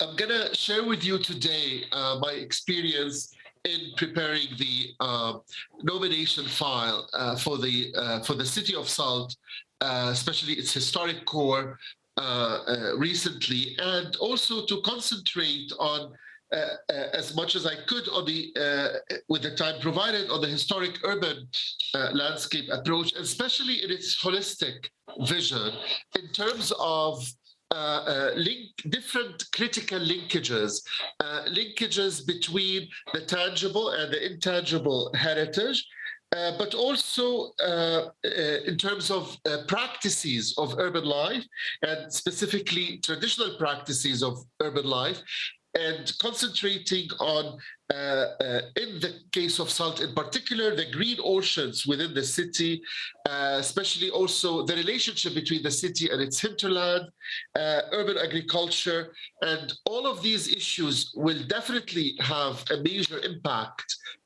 directly or indirectly, on climate change in Jordan, and also in Salt in particular, and the areas around it. Next, please. Next, please. Yes. I will start with very briefly the critical vision of this nomination file. The city of Salt and its historic core from the 19th century is actually a very unique place that is located within more or less a green area with very strong relationship with the hinterland of the city, and especially in terms of its urban agriculture. Next, please. So, next, please. Yes. So, what makes this approach extremely unique is that we dealt with the city and with the Salt as a historic urban landscape, studying architecture within its urban historic context of historic houses, public spaces, slopes and morphology, alleyways, steps and streets. Next, please. And also addressing a Salt historic context and the transformation that took place from Ottoman to Mandate to nation state period, during a period that we call the golden age of the city, which is at the turn of the from the middle of the 19th century, and concentrating on the fact that Salt represents a living heritage and a tradition that is continued into the present. Next, please. Next, please. And also the most important is the linking of the tangible and the intangible attributes of this place. And we will talk about that in more details, but also concentrating on the various urban and rural practices within this particular locality. And when we talk about the intangible here, we're talking about the tolerance and coexistence between Muslims and Christians. We're talking about different forms of urban hospitality, and we're talking about different issues related to green infrastructure within the city. Next, please. And finally, working on a more or less a practical and a much needed conservation management plan that attempts in its various policies and strategies to also address the reinstating again various traditional practices that could actually increase green infrastructure within the city, within its buffer zone, and even beyond in the hinterlands of the city, as we will see also. Next, please. I will start a little bit with a little bit of memory of water and urban orchards in the city. You can see now a view of the city that is from the middle of the 19th century. And as you can see, that the city had various urban orchards, green urban orchards, that actually was part of the collective memory and also collective urban practices. And unfortunately, this larger one has disappeared because of urbanization, but the city still enjoys many of these urban orchards, not within the property, but within the buffer zone, as we will show, and also beyond even. Next, please. This is also a picture from the middle 1900s. And the picture on the left is actually some of the remnants of these urban orchards that are within the buffer zone of the property. And the one on the right is the hinterland of the city, which is very famous for agricultural land in the 19th century, but also a lot of water resources. Here we can see the middle of the city and remnants of an old bath and an old springs that actually was, in the Arab context, the water springs that actually feeds into a hammam, a public bath, basically, which unfortunately does not exist anymore, again, due to urban encroachment. Next, please. I'll move very quickly with trying to understand this place. Next, please. The city is located within a region called Al-Balqa, which has been very famous for exporting agricultural products to the region and also beyond the region. Next, please. Next. And next as well. Yeah. And I'll skip that. Next as well, please. Next slide. Yes. We've tried as much as possible to understand the history and development of this particular city in terms of its urban social history, which is extremely important, and in terms of basically the evolution of the settlement from its peasant rural community to being a very important southern Ottoman, during the Ottoman period, Ottoman frontiers city in Transjordan at that time. And then one of the major issues was various Ottoman reforms that took place in terms of public buildings, in terms of municipal reforms, and all sorts of different other reforms. Next. Next, please. Yes. And we've tried to map as much as possible these reforms, even at a regional level that's affecting the city, which is SALT, in terms of, like, for example, security, public networks. This, for example, shows the mapping of public works and public buildings that were part of the Ottoman reforms within the city. Next, please. Next. And also the effect, no, can you go back? Yeah, and with the effect of various migrating merchants that came to the city because of the value of its hinterland in the 19th century, and also with more security. Next, please. From around SALT, from Lebanon, from Palestine, from Damascus, from Syria, from Turkey. So SALT was considered a magnet in the 1850s, 1860s that attracted all of these migrants who saw in the city an opportunity for progress and for prosperous cultural exchange and so on. Next, please. So these are the trade networks within the region. Next, please. Yes. So very important issue is the relationship with its hinterland, which is extremely important. the hinterland around the city of Salt produced all of these agricultural products, but also pastoral products that we are trying to encourage today, basically, as much as possible, with the, unfortunately, a little bit of decrease of agricultural land, also due to urban encroachments and the pressures on agriculture. Next, please. These are images of the historic city. Can we, next, please? Yes. And even part of the older urban traditions was the soap production, which actually also was very much linked to agriculture practice and with the plants that went into soap production at that time at a regional level, where Salt produced a very important plant that went into that production.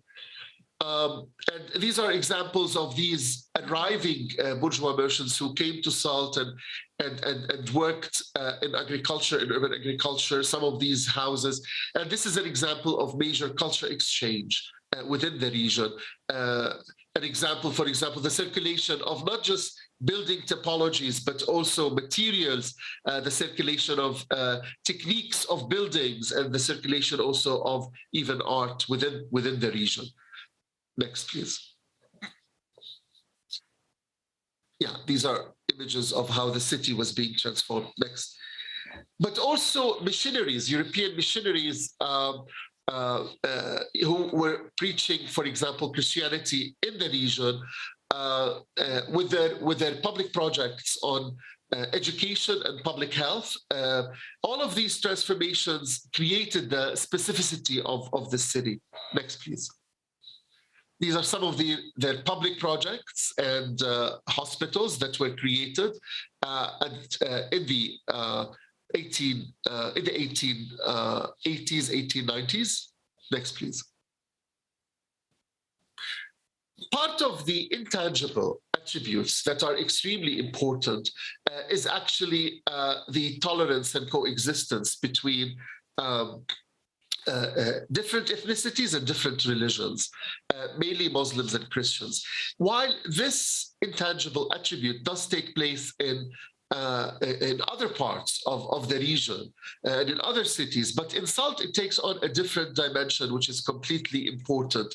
There is no segregation between neighborhoods. The manifestation of this tolerance and coexistence is extremely important in terms of like support between families of different sects, in terms of brothers through breastfeeding, in terms of joint businesses, in terms of all sorts of different practices. So SALT really demonstrates a very important aspect in this regard that is actually different from other support nearby cities. Here we're trying to map, if you can go back, you were trying to map this coexistence, even though it's very difficult to map, but as much as possible through the integration of various urban neighborhoods within the city. Next, please. Yeah. And this shows, for example, entrances to mosques and churches that are next to each other, neighborhoods that are next to each other. There is no spatial segregation. Next, please. Another very unique aspect of the city is urban hospitality. Probably with the influence of tribal traditions within the area, merged with this urban traditions that evolved in the middle of the 19th century. So urban hospitality was a privilege. They actually was a system even where travelers and also visitors would be welcomed into houses for a couple of days, free of charge, providing food and so on. And these various, what we call them madafat, which are places of hospitality, were spread all over the city. If we can see the next slide, please. And they are part of houses. And that's what makes it extremely unique. And this very special urban tradition has been continued into the future in a different form of urban hospitality. Next, please. Next, please. Yes. Next slide also. Yes. And as we have said, the historic streets, the historic steps, and the public places, it's more or less a continuation of a living tradition that is demonstrated within the city, especially with its historic streets and commercial streets, and also commercial activity. Next, please. Yes.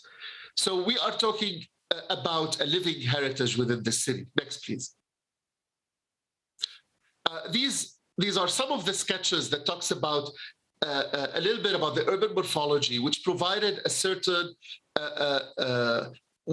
some sort of a welfare urban relationship between neighbors due to the dense urban fabric, and also due to the unique topography, basically. And also this shows also another part of that urban morphology with neighborhoods that are not segregated through sex, so Muslims and Christians living in very close proximity to each other, which continues into the present. So these even intangible attributes continue into the present today. Next, please. Yeah, this is part of understanding the very specific morphology of the city, especially in the lower section, and the relationship between the valleys and the mountains within this very rough topography. Next, please. And we also did an understanding of the topology, of the architectural urban topologies of the city with its, for example, peasant houses. Next, please.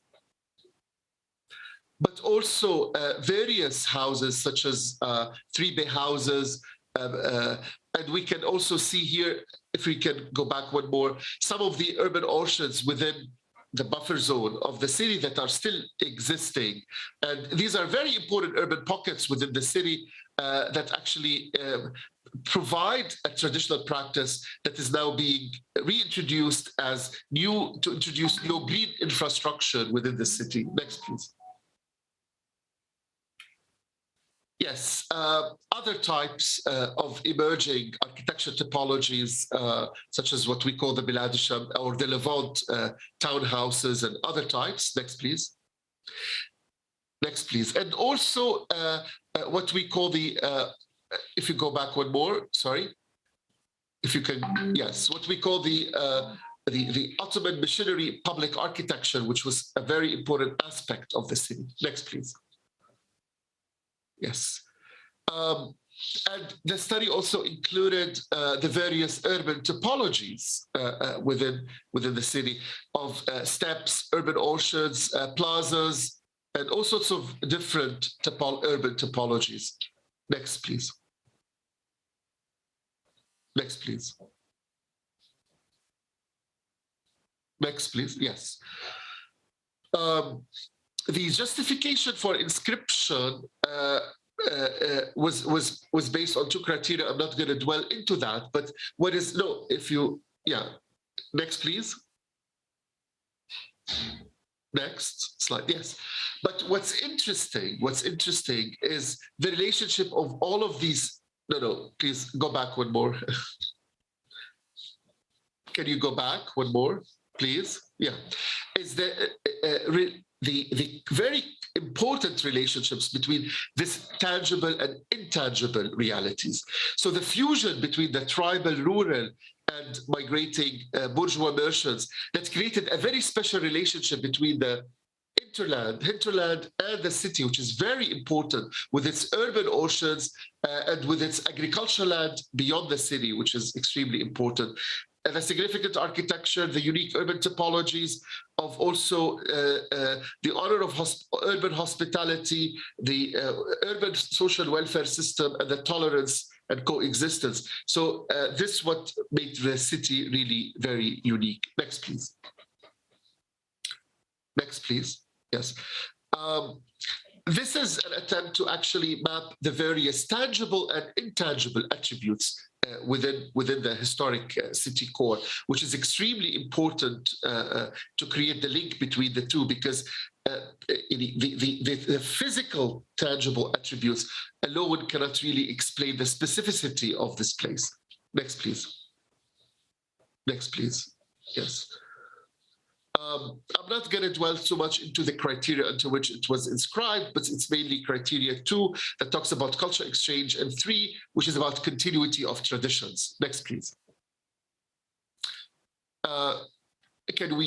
Let's move to the next slide, please. And even in understanding the state of conservation, it not only addressed the buildings, next, please, but also, next, please. Next slide, yes. Next slide, also. Next.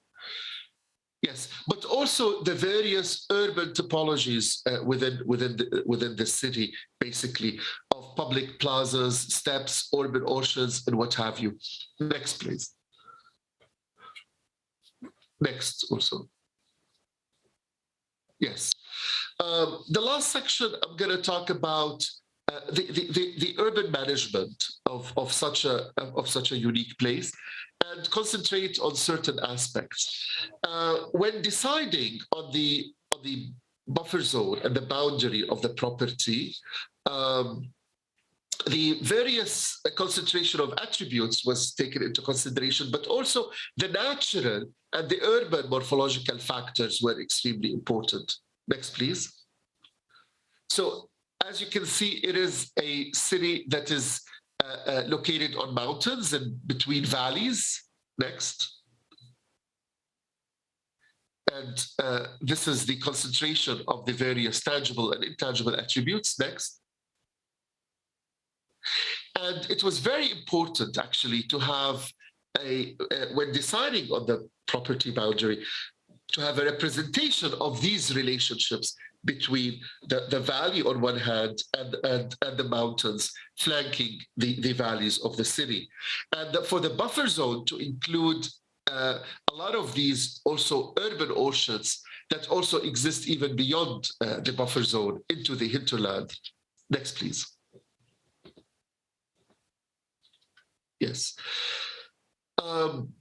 I'm not going to dwell too much on all the policies and the strategies, basically, but I mean, some are related to conservation, some are related to actually also continuous maintenance and repair of the public realm, some are related to interpretation and presentation, and so on. But I want to concentrate primarily on policy number 5, which is setting and urban conservation.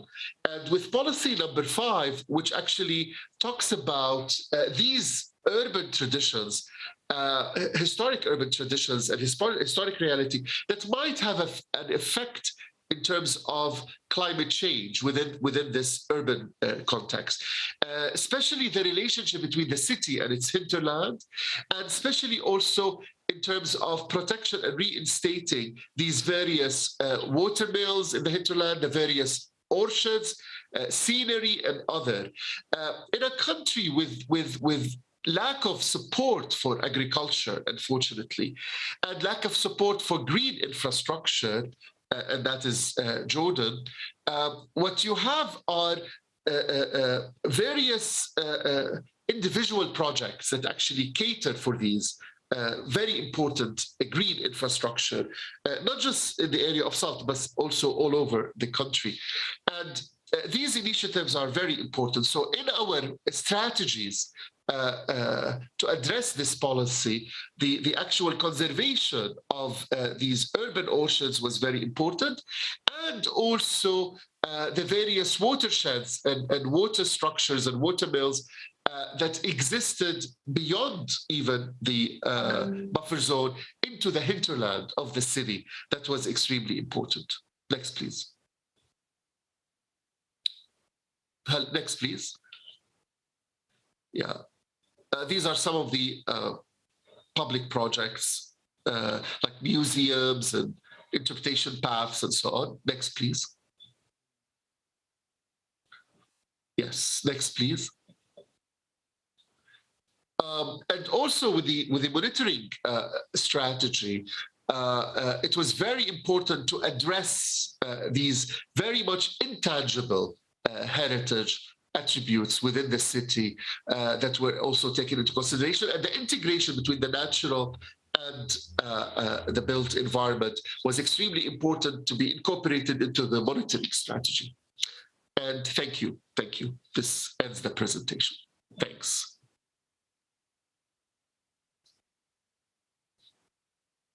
Thank you. Thank you very much. That was, it'd be wonderful to hear a little bit more about the ways in which these water structures are being taken forward, but we'll come back to it with questions as we look at, because I think your point that you're integrating it into the management plan itself of the city and the future management of the property, even if it is outside, looking at these natural elements as key to addressing climate change is a very important point. But let's see if we can come back to these afterwards when we have a moment. But thank you very much for your presentation. It's now my great pleasure to invite Professor Patricia Green, who is the former senior lecturer in architecture and historic preservation at the University of Technology, Jamaica, Jamaican Institute of Architects, MJIA, and coordinator of the UNESCO UniTwin Network. Professor Green will be speaking with us today about water cities in Latin America and the Caribbean. Over to you, Pat. Thank you. Good morning, everyone. Good morning, Jyoti. Thank you so much for and Alman, your team, for including me this morning. Well, it's the morning in Jamaica. I know it's the afternoon in Paris.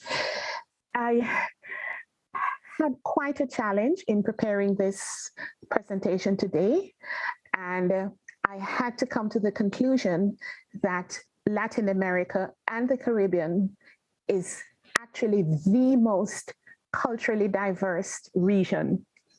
And as a result of that, I have tried to incorporate a number of issues, a number of examples, which will demonstrate that diversity. It has been a learning experience for me as I prepared this.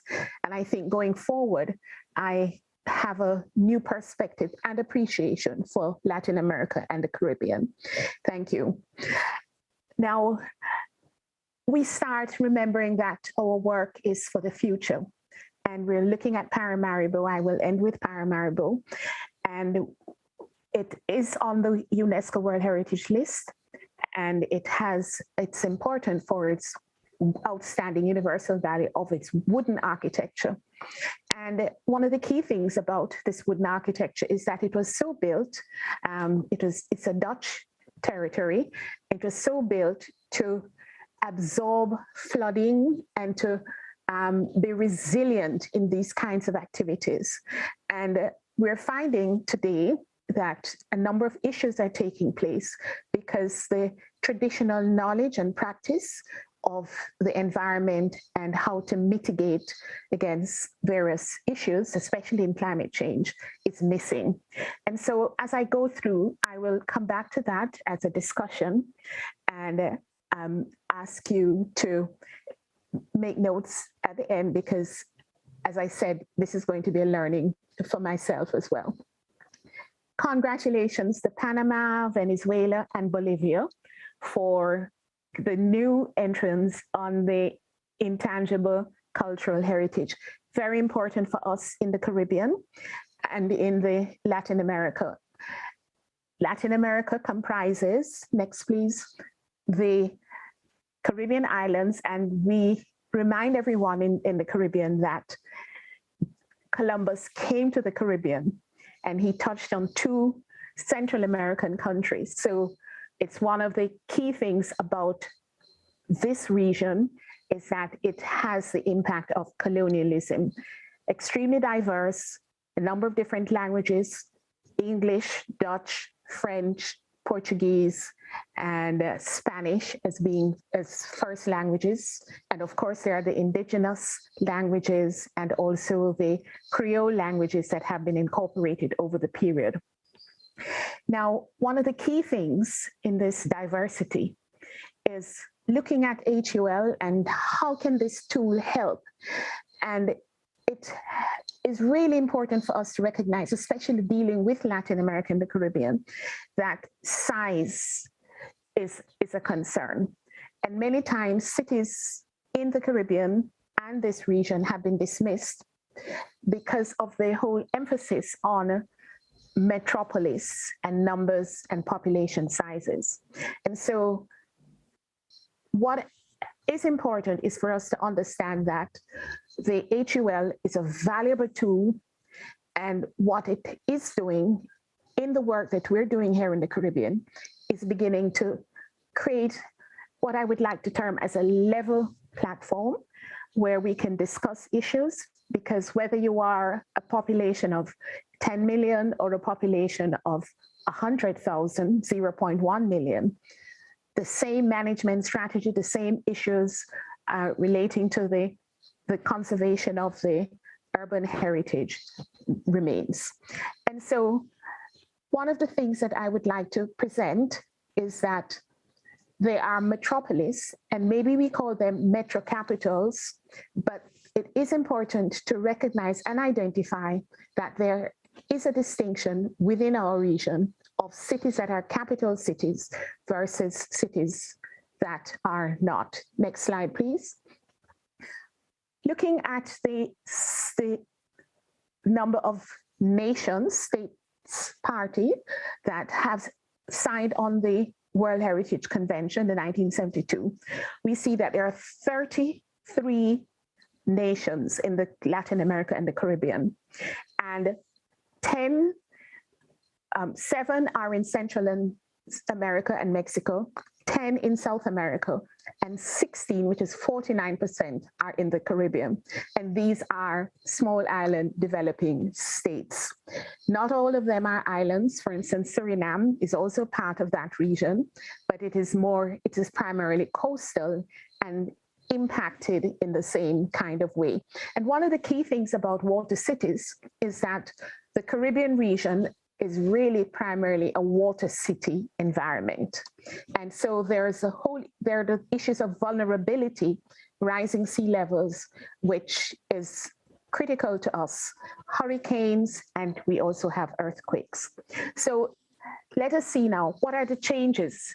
The issues are going across all of our cities of developments, high rise, and a lack of respect for the heritage. I want to speak about this early because conservation for Latin America and the Caribbean, I'll say LAC here forward, really deals with preserving the colonial heritage.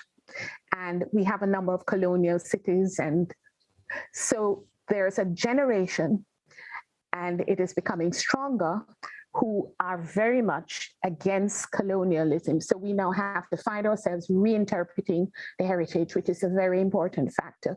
And so this is where HUL as a tool comes in very handy. And I was part of a team, and we did use the HUL tools in Paramaribo and reinterpreted the city for the people, the young generation, and it has worked wonders. We're looking at cities, San Jose, Central America. The city itself has 0.3 million, but the metro is 2.2. When you look at Jamaica, the entire population of Jamaica is 2.9. And then you compare it with Buenos Aires, and I'm going to read, it's, a total of 13 million people. So these are capital cities. So we have the range and the diversity among ourselves as a region. Next, please. We start with Barbados. It is a World Heritage, Bridgetown is a World Heritage city.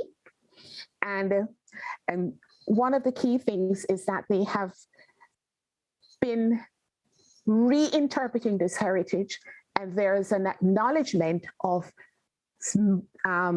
sites of memory. So we have here, this is just recently opened, called Golden Square Freedom Park, and the names of all Barbadian persons are there. So they have a brick, and as long as you're part of it, you're a part of the fabric of the city. So it becomes ours, and this is part of the reinterpretation of the heritage.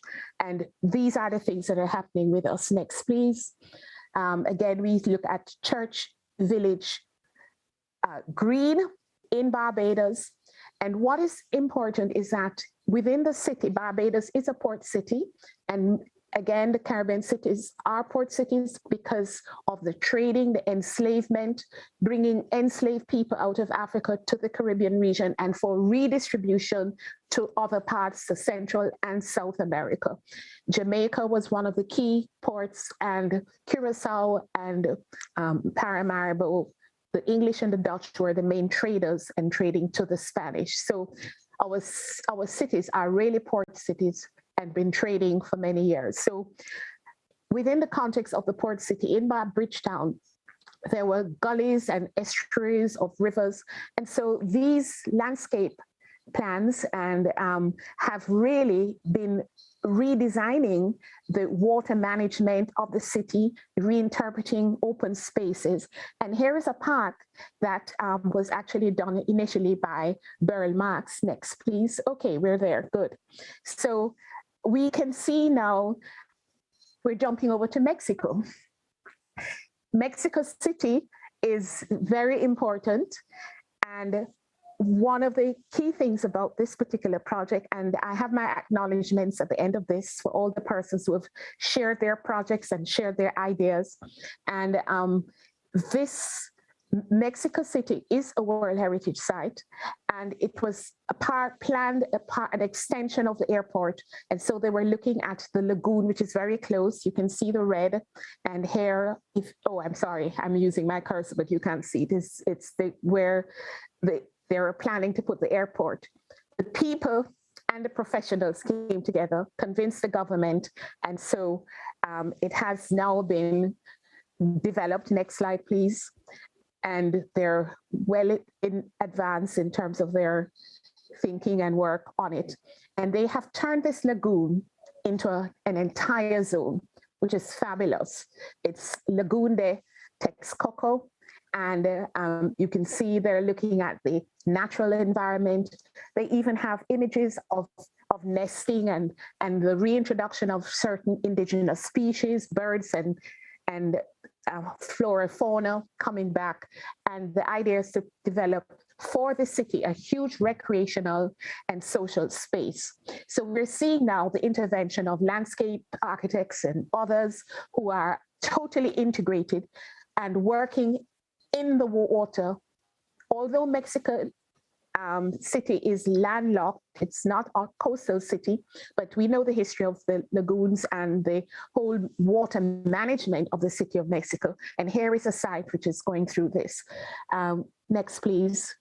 We jump across to Brazil, and we're looking at two cities, and this particular project is an integration of the World Heritage, Rio de Janeiro, the Carioca landscape, which is between the mountains and the sea, and also the Salvador Bahia. So they're looking at these corridors, which integrates the whole nature, culture, the whole built environment and its integration with the natural environment. How do we deal with water management and all the various things? And these are the kinds of issues that are going through. And so we're seeing the second slide, which is emphasizing a lot more. And one of the key things I'd like you to note at the top is that included in all of this is mangrove management. Part of traditional knowledge is the importance of the mangroves for to help mitigate flooding, especially coastal erosion, removing the mangroves causing damages. And we'll go to Guatemala, where we see a wonderful project taking place. Next slide, please. And here they are looking at mangrove management. Again, the city of Guatemala and Antigua, which is on the World Heritage, is more inland. So we're talking about the coastal areas, and this is the Pacific coast this time. And so we see the studies about the different types of mangroves and the replanting of the mangroves and training exercises with the citizens and civil society and everyone coming together to reinstate the coastal areas in order to conserve the city, the land, and also to educate persons. It's a kind of reintroduction, and this is happening across Latin America primarily. It's less in the Caribbean, but it's a fantastic thing to reintroduce population and people about conservation. So if we're going to be preserving the built heritage and our cities are flooding and because our coastlines are exposed, so going back to traditional knowledge to reforest the coastal zones. Haiti. Hurricanes, and we're talking about natural occurrences now. In August, Haiti experienced an earthquake of over 7 on the Richter scale, magnitude on the Richter scale. And it's very sad in that this earthquake occurred after they were inundated by 2 consecutive hurricanes. So the ground was saturated and the land was unstable from the hurricane impact, flooding and everything, and then the earthquake came. What is wonderful is that the University of Quisqueya has actually done a lot of work and has been doing the reconnaissance and dealing with the conservation, next please, of the city. Las Cayes was the city that was most impacted. It was in the southern part of Haiti, and that entire coastline was impacted. And when earthquakes occur, especially for the coastal cities, there's also the possibility of tsunamis. So fortunately, that didn't happen. So there's been a lot of reconnaissance and of library material, artwork, and all these kinds of things taking place and recording for the intention of rebuilding. It's almost like a war zone in our region when we have devastations of hurricanes and earthquakes. We go to Dominican Republic. The Dominican Republic is, again, one of our Caribbean islands. We have Hispaniola is Haiti, and Dominican Republic is the island of Hispaniola. And we see here where they have actually joined and part of a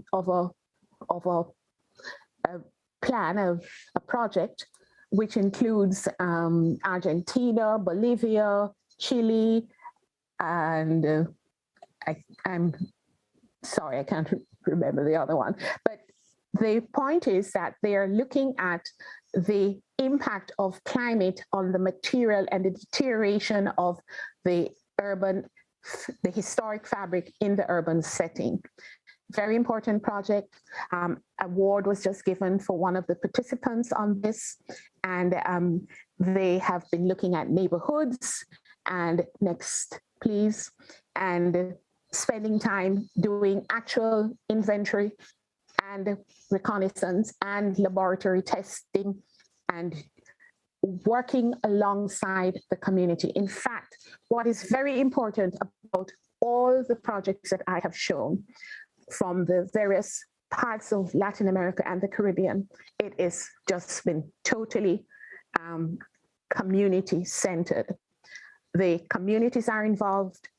They are working alongside the projects. They are giving ideas, and the traditional knowledge is being passed on, not only the interviewing of the older people, but also passing it on to the next generation. And universities are involved. And so we can go to the next country, my own country of Jamaica. I get so sad when I watch these images because here is a beach that we're seeing before our very eyes just totally disappearing.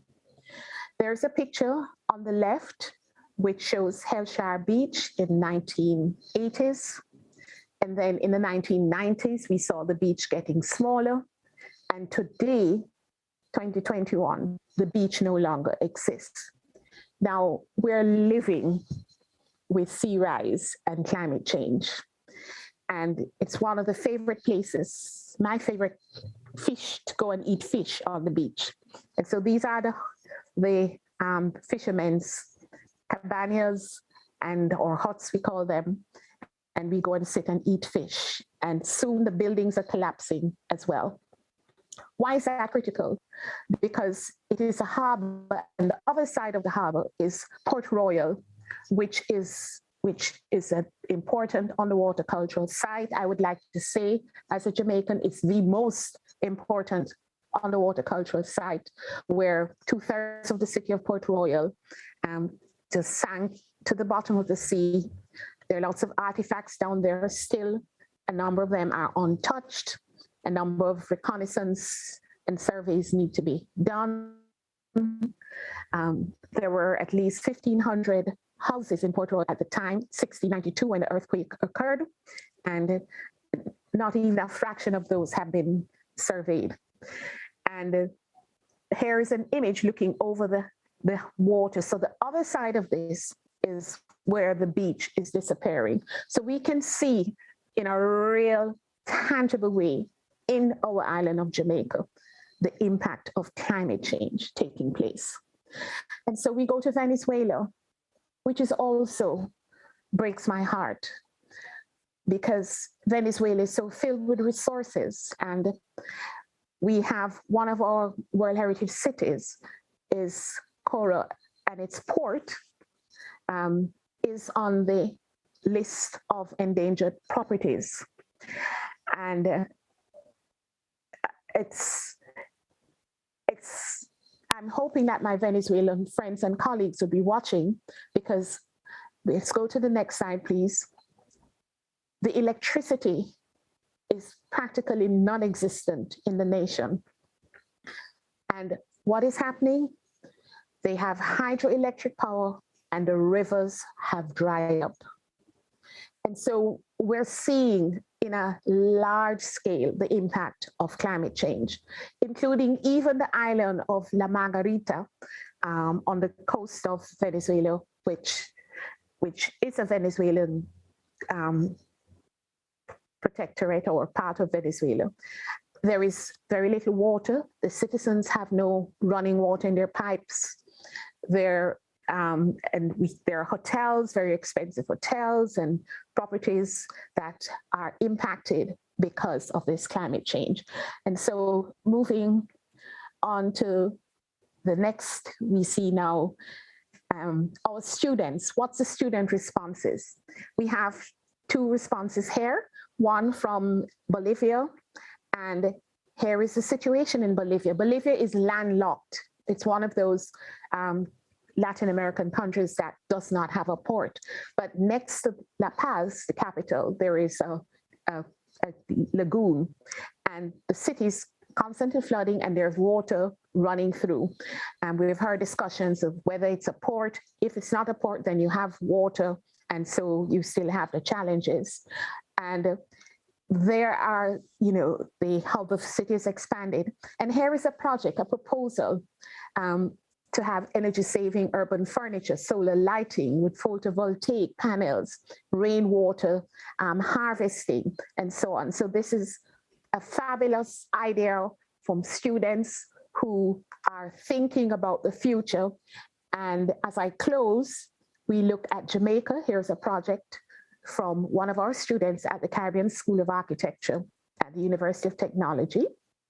And this is, it's a transportation center. And in addition to the usual cars and buses and metros, this student is actually saying, embracing the future through transportation as old as the sea. So there it is a tunnel, and the cities would be connected by this transportation hub in the water as a port city.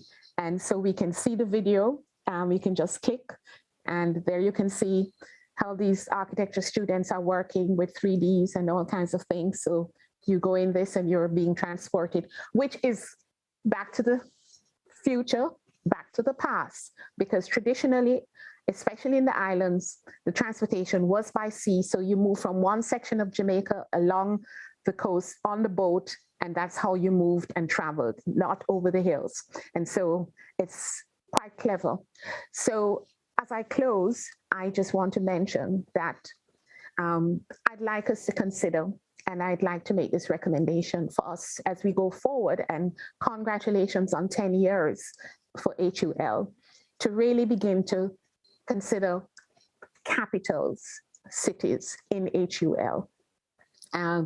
It's, you know, we have the metropolis and all these kinds of things, but the question I'm asking, what connects Bridgetown with 0.3 million persons in Barbados with Mexico City, which has 9.2 million persons?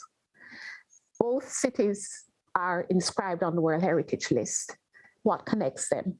I believe that HUL should connect them.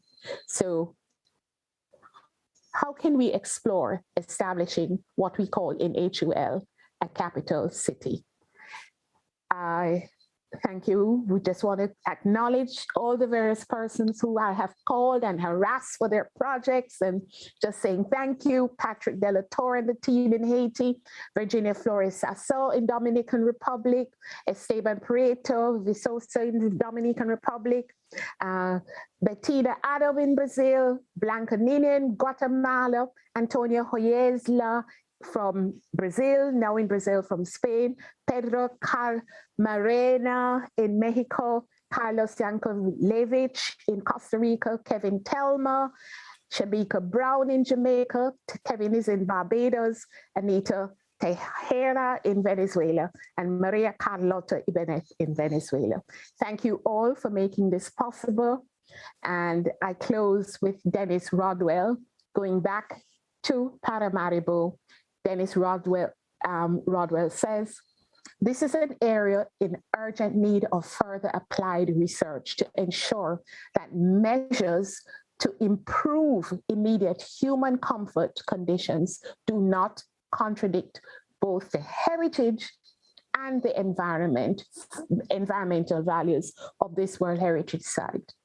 This issue has strong interlinkages with public and professional appreciation and awareness. I just want to say thank you again, Joyty and your team, for putting on this wonderful presentation and inviting me to participate. Thank you. Thank you so much, Pat. That was a really rich view around the Latin American Caribbean, to understand and appreciate the reality of rising water levels and the way in which water is really an intricate part of the city, and climate change is impacting everyday life. And your point about the capital cities and the HUL is very well taken and noted, and we'll come back to more on this in further discussions. Thank you again. We will now move to look at any questions that, you know, we have many people who are part of this participating in this conference, and we have an opportunity now to raise questions for these three excellent presentations that we have had. I'm looking at the chat box. Please enter your questions in the chat box or in the question and answer, and we are looking for your questions.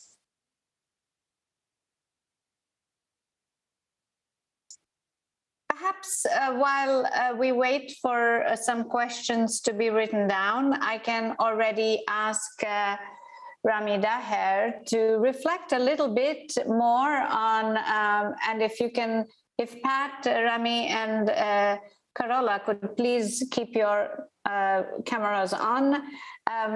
While we wait for the questions, maybe I could begin by asking Rami Daher about the lessons for climate change that you see. You gave us a very deep look at the city of Assault, and I'm just wondering what you see as the lessons for other cities in the region, other historic cities in the region, or the window that it provides us looking at cities elsewhere, which are also in similar, maybe perhaps somewhat arid regions. Right. Thank you, Jyoti.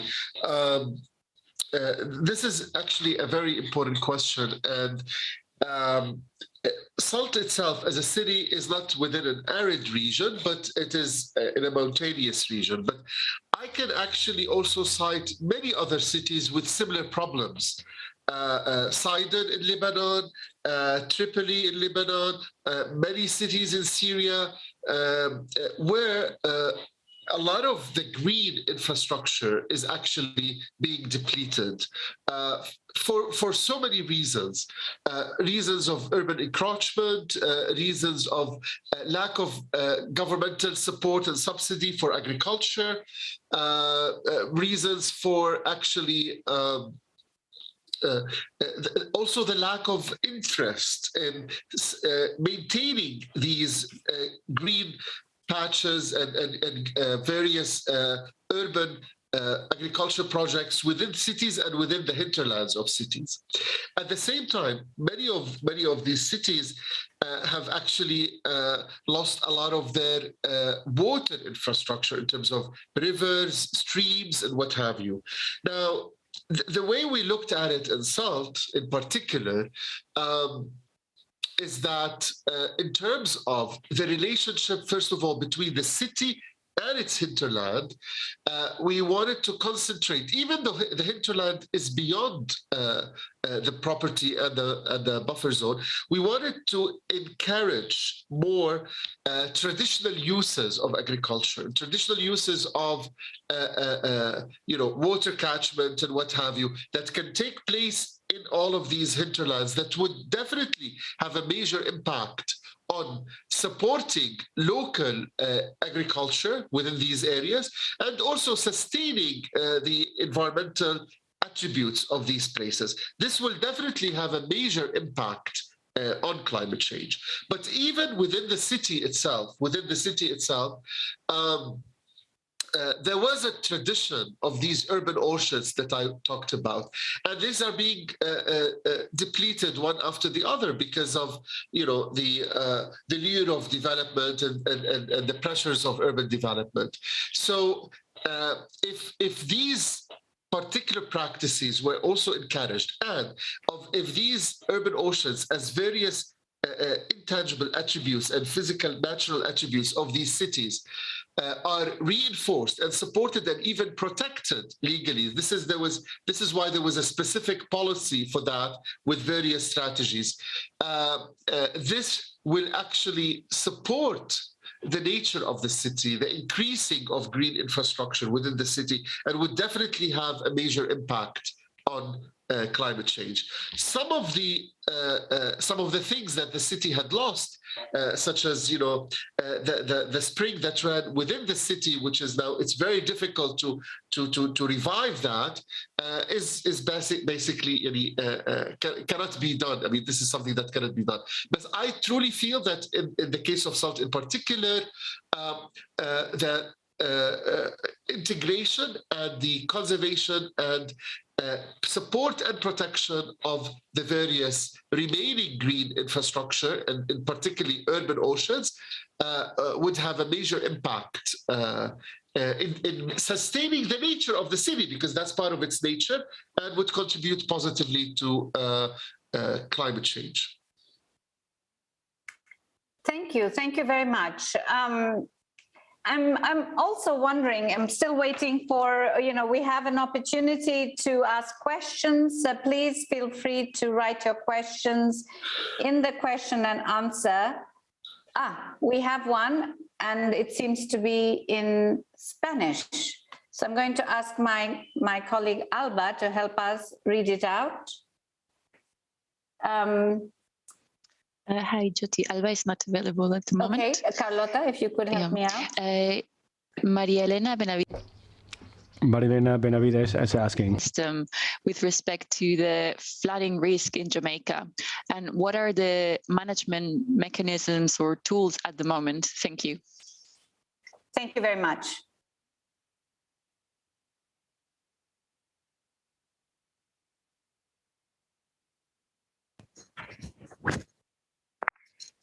The management, hello?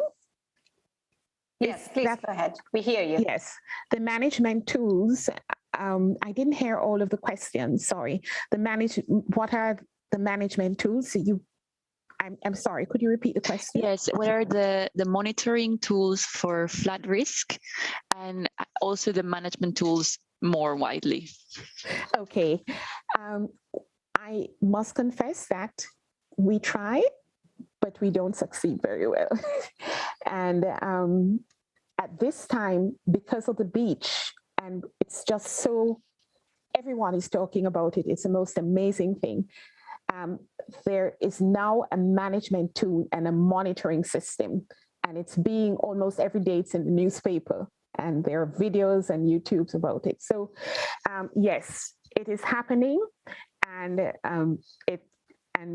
the flooding and various things that's happening in our country, it's happening in a context with development that sometimes is a little unchecked. And so that in itself, I think we need to step back and deal with the governance of development. So in order to mitigate the disasters that are happening. And we have become very vocal about these because we recognize that things are happening in our environment, and everybody is impacted, and property is at risk. So if you have an investment of your office or a home, we're now seeing at risk.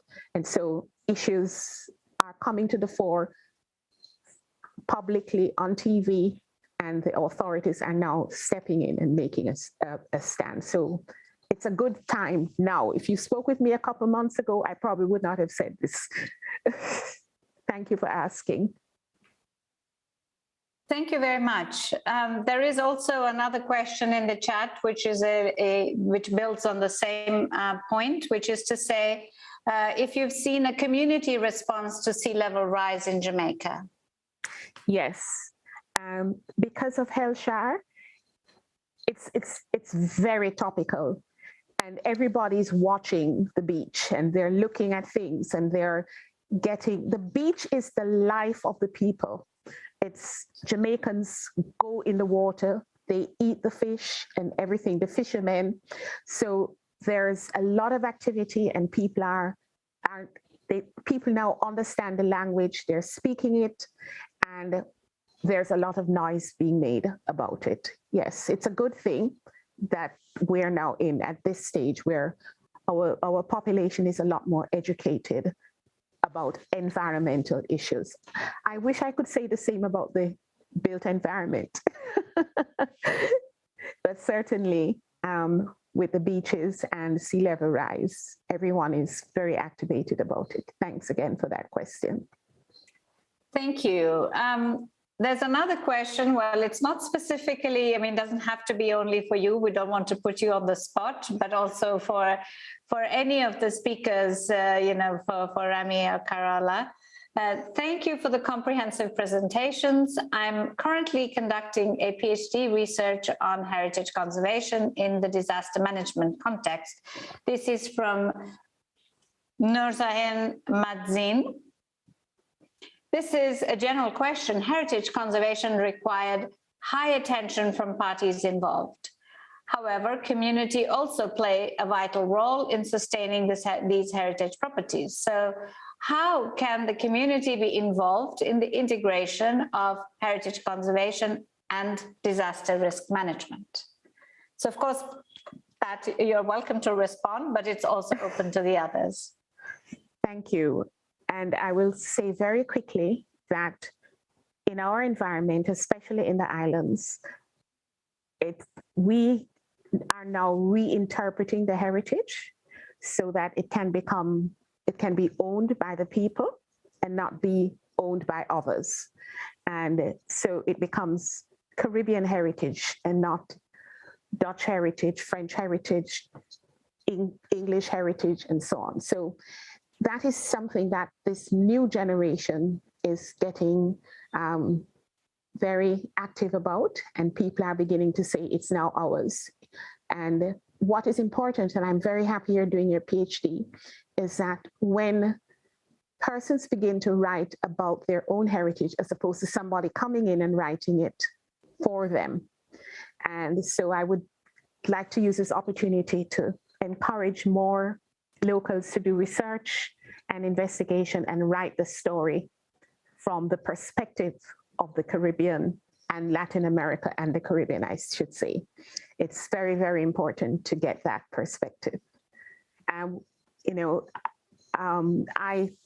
I studied in Spain, Sevilla, and I just cherish the archives. So internationally, there are archives in Holland and England, and which just filled with lots of wonderful, rich resources that needs an interpretation from our perspective, being the local perspective as Latin America and the Caribbean people. Thank you very much. I have a question for Carola, since I see that there's no one else yet who's raising other questions. Please, I'm addressing all the participants who've been listening so patiently. This is your moment to quiz and to engage with the speakers. Please put your questions in the question box or in the chat box. Carola, I wanted to hear from you a little bit.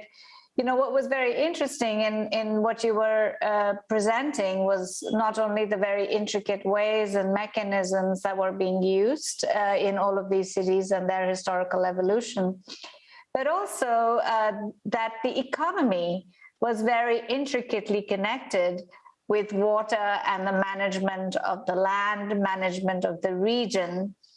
And I was wondering, because the economy has, of course, completely transformed today. You know, we're not running these mills, we're not, manufacturing in the same way.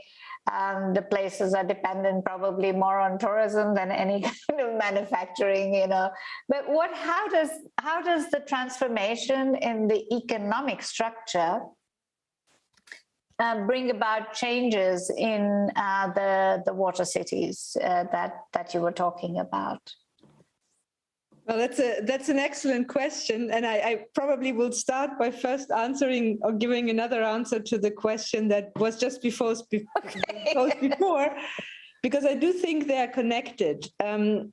First of all, I think your question on disaster, heritage, and communities is one that starts also at the level of how do you define a disaster? What makes a disaster? And historically, you have had very different sociocultural responses to disaster.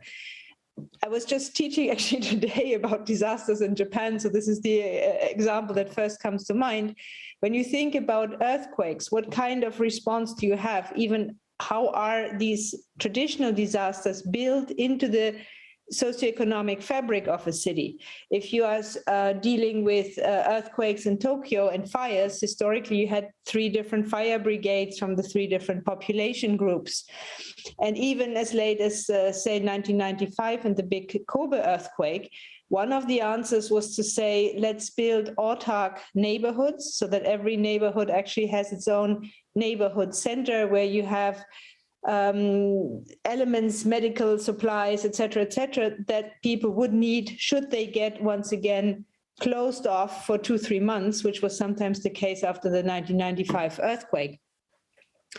And on the one hand, you have these very high level national interventions on earthquake laws, et cetera. But on the other hand, you need these local communities to be constantly active and to engage with each other. And at that level, I think it's also a question of heritage. And just giving again the example of Japan here, many of the traditional shrines and temples were also places of gathering in case of an earthquake, because they have open spaces which are of temporary use. So even whether you have a disaster or you have a festival, often these spaces are the ones that are being used for types of gatherings. And even water plays a role in that, because fire is such a danger to these Japanese cities that they have set up pocket parks. And so you can, in a regular day, the kids can just play with the water in the park. But in the case of an emergency, these become sites where you can gather and have the water for firefighting.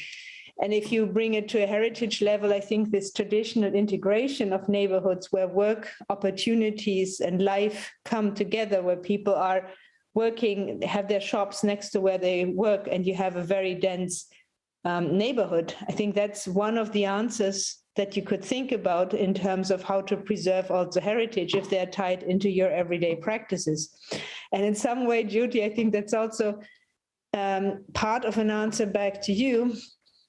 Yes, definitely. I mean, right now we have all big multinationals fighting or influencing places around the world where they are not specifically anchored.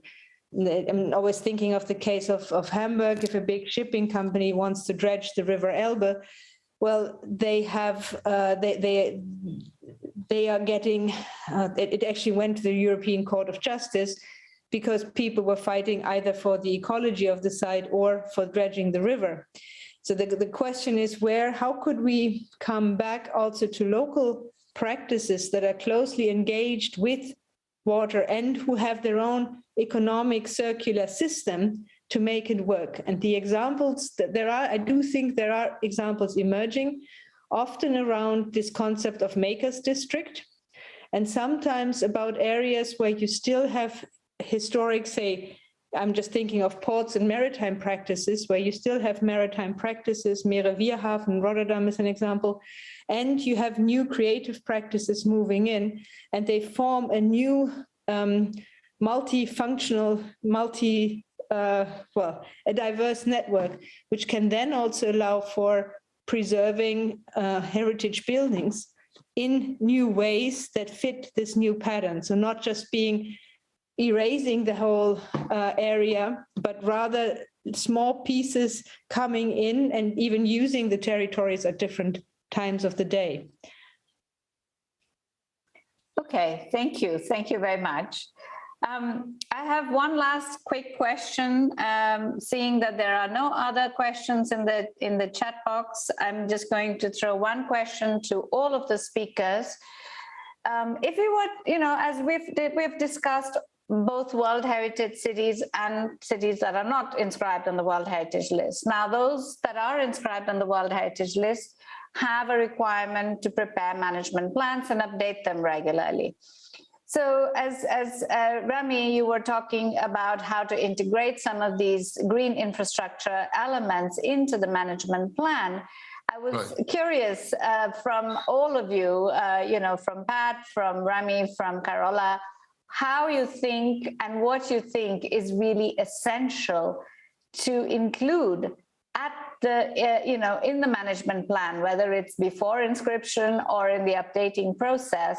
What is it that needs to go into the management plan of a World Heritage property, of urban heritage, in order to ensure that that these elements that are crucial to climate action are integrated? If you like, I can start with that.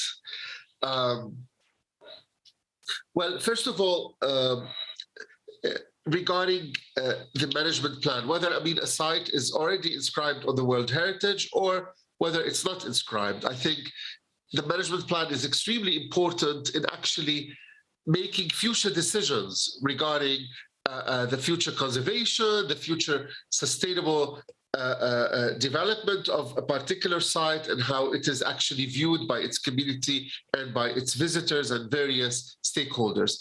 So before I talk about, I think, what should be included in terms of climate change, I would like to emphasize a very thorough place understanding of its various attributes. And this is really based on on very thorough field work and understanding of that place.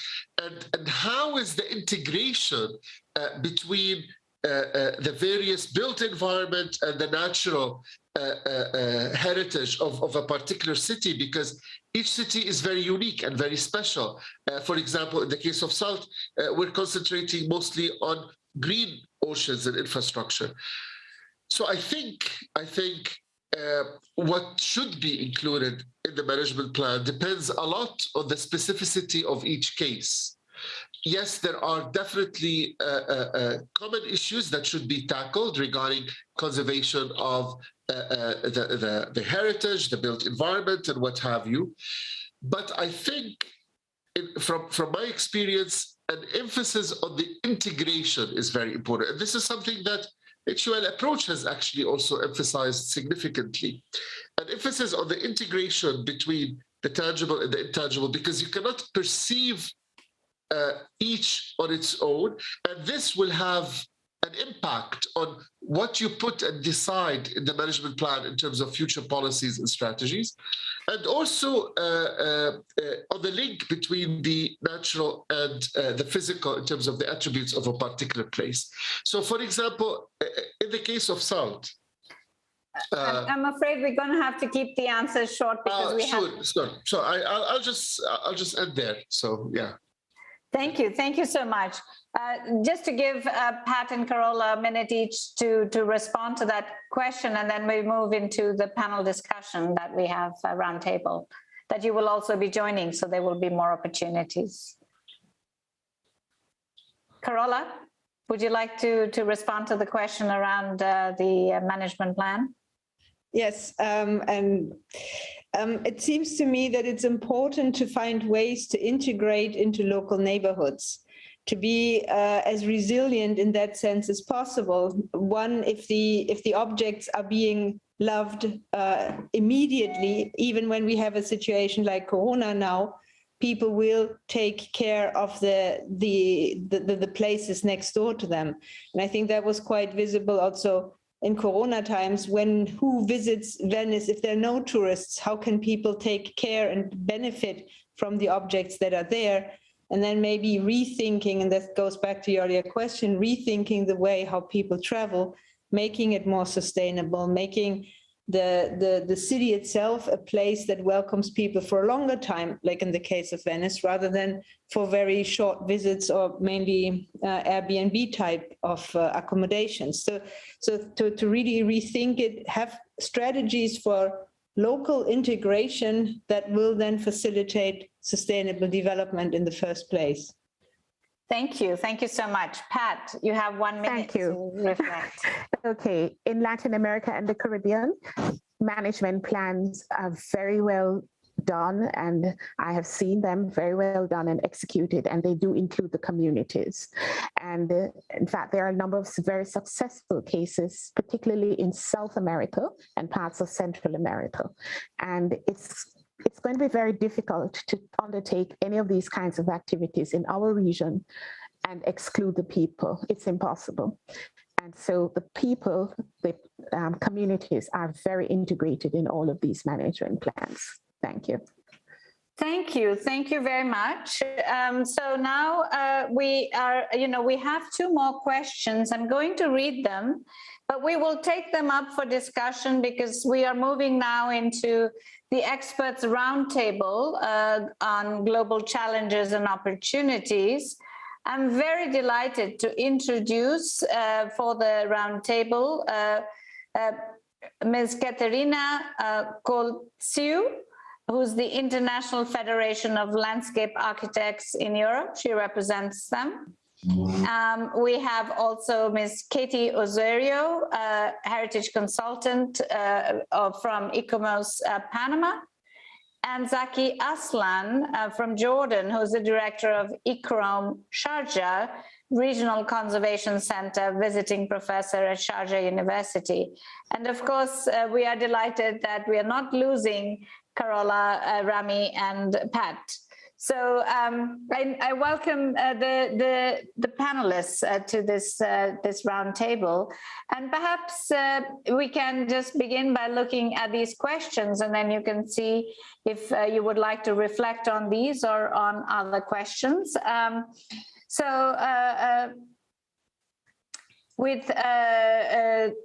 just looking at these questions now. So we have a question from Ms. Maria Elena Benavides Villena, who asks, in Venice, what is the biggest risk facing the future given the increase of tourism? And we have Ms. Ana Tejera, who asks, disasters are a product of human anthropization or human action on nature from our policies that affect our present and future, especially in those countries with few freedoms or greater poverty. How could we work together to face a global climate change from the World Heritage, for example? So we can, I want to see, I wanted to put these questions out there, but we also want to be able to talk a little bit about some key questions. I think we can talk about what we can learn from urban heritage and historic cities about resilience and climate mitigation and adaptation. Let me perhaps begin with you, Katerina. We're delighted to have you, and we want to hear from you what your views are. Thank you very, very much. Thank you for the invitation on behalf of IFLA Europe, the European region of the International Federation of Landscape Architects. I was delighted to follow some of the speakers today, which I found very interesting. I think there are very common issues with how landscape architects are thinking about the subject.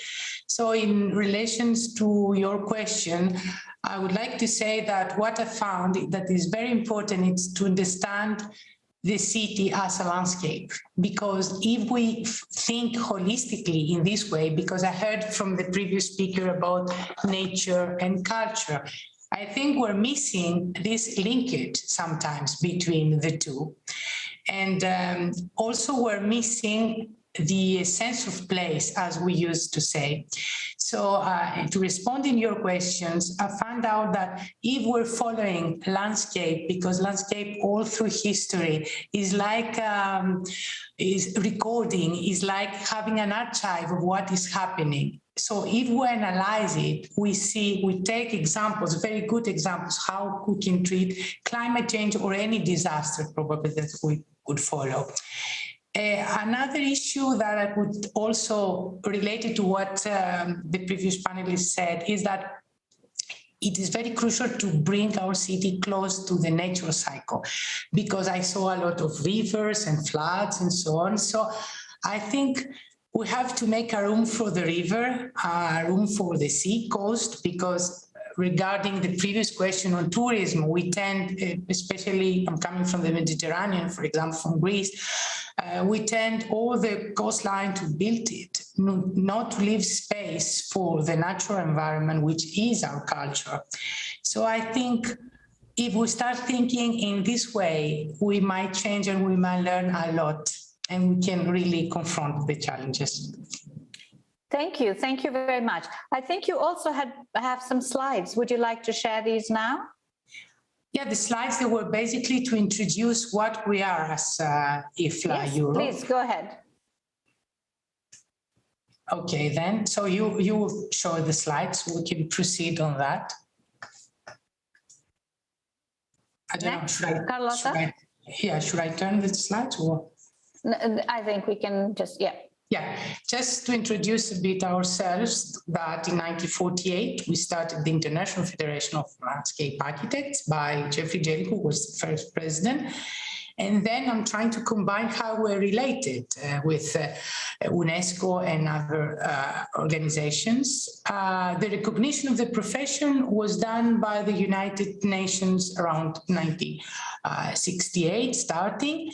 And then the International Federation was admitted by UNESCO as a non-governmental organization. Today represents 77 countries. IFLA Europe, who is, as I said, the European region, has around 20,000 members.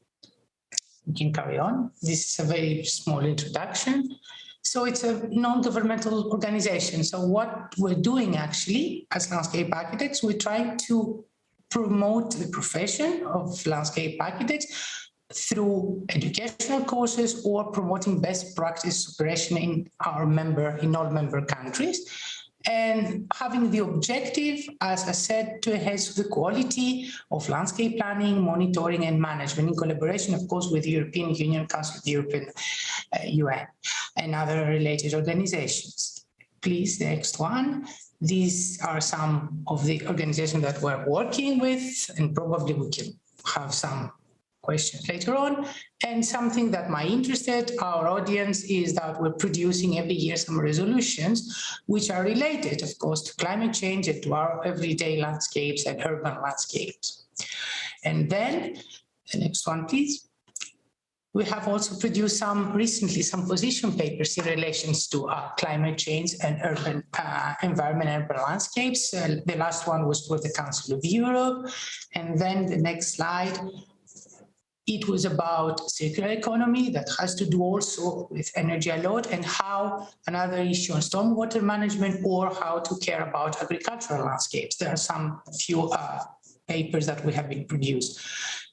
This is our way of thinking, and I think if we start thinking, as I said, holistically, landscape as a complex interactive system, as a setting, as a specific site of cultural expression, as a natural system, and as a holistic entity, and not the separate things, because people they tend to separate the different uses, then we will, I think, heal all the malfunction things that are happening. And to conclude, here as our role, basically we design landscapes having in mind sustainability, having in mind collective memory, having in mind that heritage and cultural and territorial justice. That's all very quick introduction, just to show how we're thinking and to connect to your questions. I cannot hear you because thank you very much. It's very rich and very important. And certainly the landscape perspective is at the heart of what we are talking about, because the historic urban landscape recommendation approach is a landscape approach, but it's more a cultural landscape approach because it's looking both at the natural landscape as well as the local communities and the built heritage all together. So it's absolutely, it's aligned. I want to see now if Katie Osorio, are you here? I don't see you on the... Yes, yes, I'm here. Yes, wonderful. So we're delighted to have you with us. Would you like to introduce us to some of the work that you're doing and then tell us a little bit about how you think urban heritage in historic cities could play a role with climate change, with climate action in terms of mitigation and adaptation strategies? Yes, I'm going to make my presentation in Spanish. And if you could please run the slides. Voy a presentar. So what I would like to present is a little bit of the work that we've been doing on the fortifications of the Caribbean coast of Panama, Portobello and San Rasul, which was inscribed in 1980. They were listed on the World Heritage in Danger list in 2012. Now, the reason I chose this as a case was that with the OUV of this site, it was actually connected with its landscape. And like I say, these fortifications went into the World Heritage List because they were part of this unique phase of human history, and the way that the fortifications changed over time matched changes in the technology. And what you can see in the map on the top left, it does actually talk about the topography of the map. You can see the mountains around the property, and this actually forms the basin around the bay. And these fortifications were part of the landscape that they were in. The fortifications, as you can see here on the map, were there to protect the area. So they were there for defense, but also they were essentially guarding access when it came to all of the wealth being extracted from Peru. Basically, it was protecting trade routes between North and Central and South America, and the flow of riches to Europe from the New World.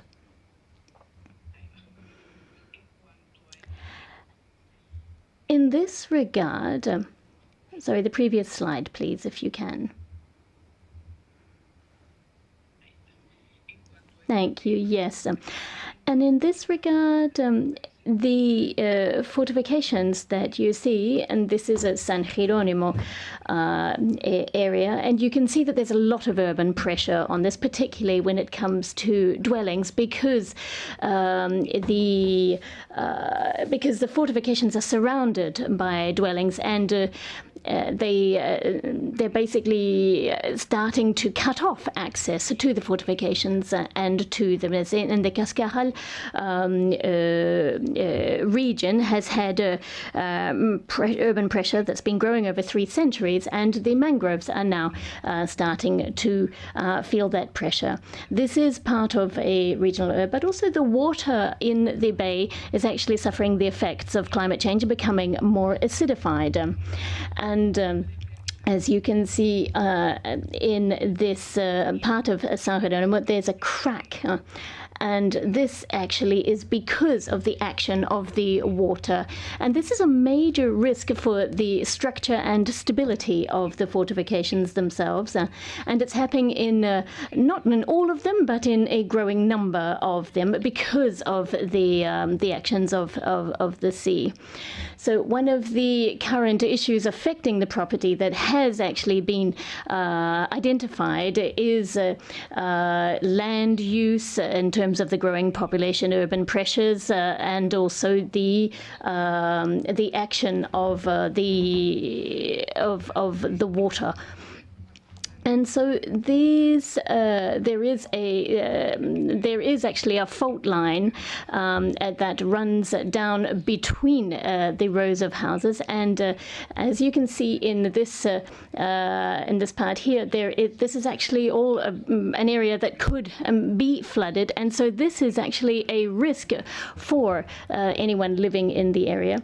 And so all of these environmental aspects are considered risk emissions. There's also the sanitation aspect, which you have hard water and you have the runoff problem, all affecting water quality in the bay. In part of the HUL, as been promoted by UNESCO and through the World Heritage Centre, we came up with a desired state of conservation so that the site could be removed from the World Heritage List of Danger List. As I said, that was inscribed on that list in 2012. And here we have a list of suggested actions, and in particular, there is an integrated management plan that should be made so as to manage the growing urban development. Currently, there is insufficient protection, and the urban land use plan needs to be modified. What this means is that we have to have the overall management and the urban management dovetailing together to ensure sufficient protection for the site. And currently, the Ministry of Culture, the Ministry of the Environment, and the Ministry of Urban Planning all need to communicate and come up with one dovetailed plan that will cover the built area and also resistance to climate change. Siguiente, por favor. Next slide, please. This is one of the 2 options, and we're presenting two options for the public consultation on the management plan. And I'm just going to introduce the first one because I'm trying to be brief. Here in the orange line, you have the municipal boundary, which is circumscribed around the monumental areas near the mountain, near the bay. So the whole town council needs to be, or the town area needs to be approved in terms of buildings which may affect the monument, and it needs to be adopted by the Culture Ministry. And the Environment Ministry also has oversight over the decisions here because of the national importance of Portobello. So you have the monumental heritage, you also have the national park, and you have the town per se. And you can see a street here in red, which is the High Street, and it goes to one of the sources. And of course, this was built before the government grasped the importance of protecting these fortifications. And you can also see the urban pressure, which is very strong. There are many shanty houses which have not been properly built, and you've also you can also see the original outline of the older human settlement. And then you have a barrier which contrasts substantially from the rest. The letters are the fortifications, and there are 7 fortifications, but there are also structures which are in danger. Next slide, please. And in this last slide, we can see proposal 1, option 1 of the 3 options regarding land use being used or put forward in this management plan, and it seeks to organize strategically the selected territory, and again with the Environment Ministry and the Culture Ministry involved. And in green, these are areas which can't be touched, and they're also subject to the risk of flooding and landslides. And in those areas as well, some of the housing needs to be moved out. And the idea is to keep the community in the historic centre, given the dependency of this settlement on the sea to a large extent. And there are also economic zones which have been established, concentrated on the right, with most of the major economic activities, while the striped areas are areas where you have monumental sites, for example, and they have been clearly separated here. And in the fuchsia, the pink, bright pink areas, these are mixed commercial areas, and the yellow areas are residential. Interruption by the chair, device that each owner may make mixed use of those buildings. And that, I think, brings my presentation to an end. Thank you. Thank you. Thank you very much, Katie. This was very helpful. And gave us a really broad overview of some of the approaches that you have been using. I want to see now if Zaki Aslan is online. Zaki, are you there? Yes, I'm with you, Jyoti. That's wonderful. Welcome, Zaki. So, Zaki, would you like to introduce us a little bit, very briefly, just really, this is a panel discussion, not really presentation, so we would really count on only a couple of minutes. So we really hope you can do that in just a couple of minutes so it can be a more interactive session. I have only 2 slides, I have to say, and thank you for the invitation once again to this significant event. I just wanted to inform everybody that I work with ICRAM. ICRAM, many of you perhaps know, is an intergovernmental organization established by UNESCO in the 1950s, and our our mandate is mainly related to capacity building in broader sense. Our headquarters is in Rome, and we have a regional office in the United Arab Emirates in Sharjah. You see the two pictures here in front of you. And our work at ICRAM is based on strategic directions that are based on the Sustainable Development Goals. And from there, I have to mention that we are addressing issues of this particular seminar related to urban conservation, but also to climate change, risk management, and all the issues that you have been talking about today.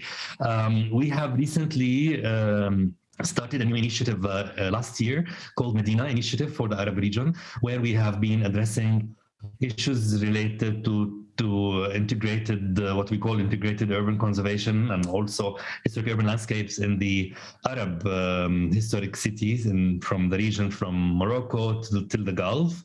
And within that program, we had addressed several issues. You could see some here on the screen, ranging from issues related to knowledge, economy, capacity building, institutional capacity building. But I think what is more important and more relevant to this meeting is that we have already also addressed, or started to address, I should say, issues related to the natural environment and risk management in historic cities in the Arab region. So I would stop here, and I will continue perhaps to talk more about this in the discussion. Thank you, Jyoti. Thank you. Thank you very much, Zaki. So now we have, the possibility to discuss a little bit more for a few more minutes. And I want to pick up on the issue that we haven't discussed that much about, which is energy transition, because when we are talking about climate change and we're talking about water, I mean, clearly these are all interconnected. But energy and renewable sources of energy are also very much integrated, as is the type of building construction, the traditional building construction that was more climate adapted, you could say, that used local materials, so that there was lesser need for intervention to deal with for energy consumption, because there wasn't that much energy that they had access to, unlike us. So, but just to open this question and see where and how we can talk about energy transition in the context of historic cities and climate change. And the floor is open to anyone who would like to speak. Just raise your hand and you can claim the floor. Wow. All right. Well, Katerina, let's begin with you. And then Rami, and then maybe Zaki, I think, wanted the floor as well. Carola. Okay. Yes. Thank you very much. Very interesting, this question, because it brings us really to the crucial role of energy in the city and how we can deal with that. And for me, and as we have from any experience from other countries, especially in Europe that we're representing, is that cities now, they have to start, and mostly historical cities, they have to start producing more energy and more water than they consume. So we have to find more means from that we have to start thinking that cities should act as a sponge for water and greenhouse gases. So the aim is for green blue cities, as we used to say, if that makes any sense. And sometimes we're using the term nature-based solution and we're forgetting nature. Sorry to say that, but we're mostly referring to the technical responses on this. So I think we have to start thinking on the overall green concepts, including really nature, because this is our indicator of saving energy and confront the energy issue, and not so much on the technical responses, which of course are useful, but we have to look back in our roots, since we're talking about historical cities. And as I said, from them we're learning. So for me, this is one aspect to deal with. And the other aspect is you were involving the public and raising awareness, which is really important to bring people close to to nature and to sensitize them how to save energy. We have really to promote this, and we have to promote this integrated, as I said, natural and cultural approaches, this linkage between ecological and social value and culture about our natural resources. And of course, everything has to do with consumption, energy consumption and so on. So these are some few things that came to my mind, and I hope the others can really contribute and we can really exchange. Thank you. Thank you very much. Rami, over to you. Thank you, Jyoti. I have a sad We don't news, hear you very well, Rami. Can you hear me now? Can you bring the mic closer? Wait a second. The mic is open. Okay. And can you hear me? No? Yes, we do hear you. Okay. I want to talk specifically and very briefly on renewable energy production. And unfortunately, I have a sad news from Jordan regarding this issue.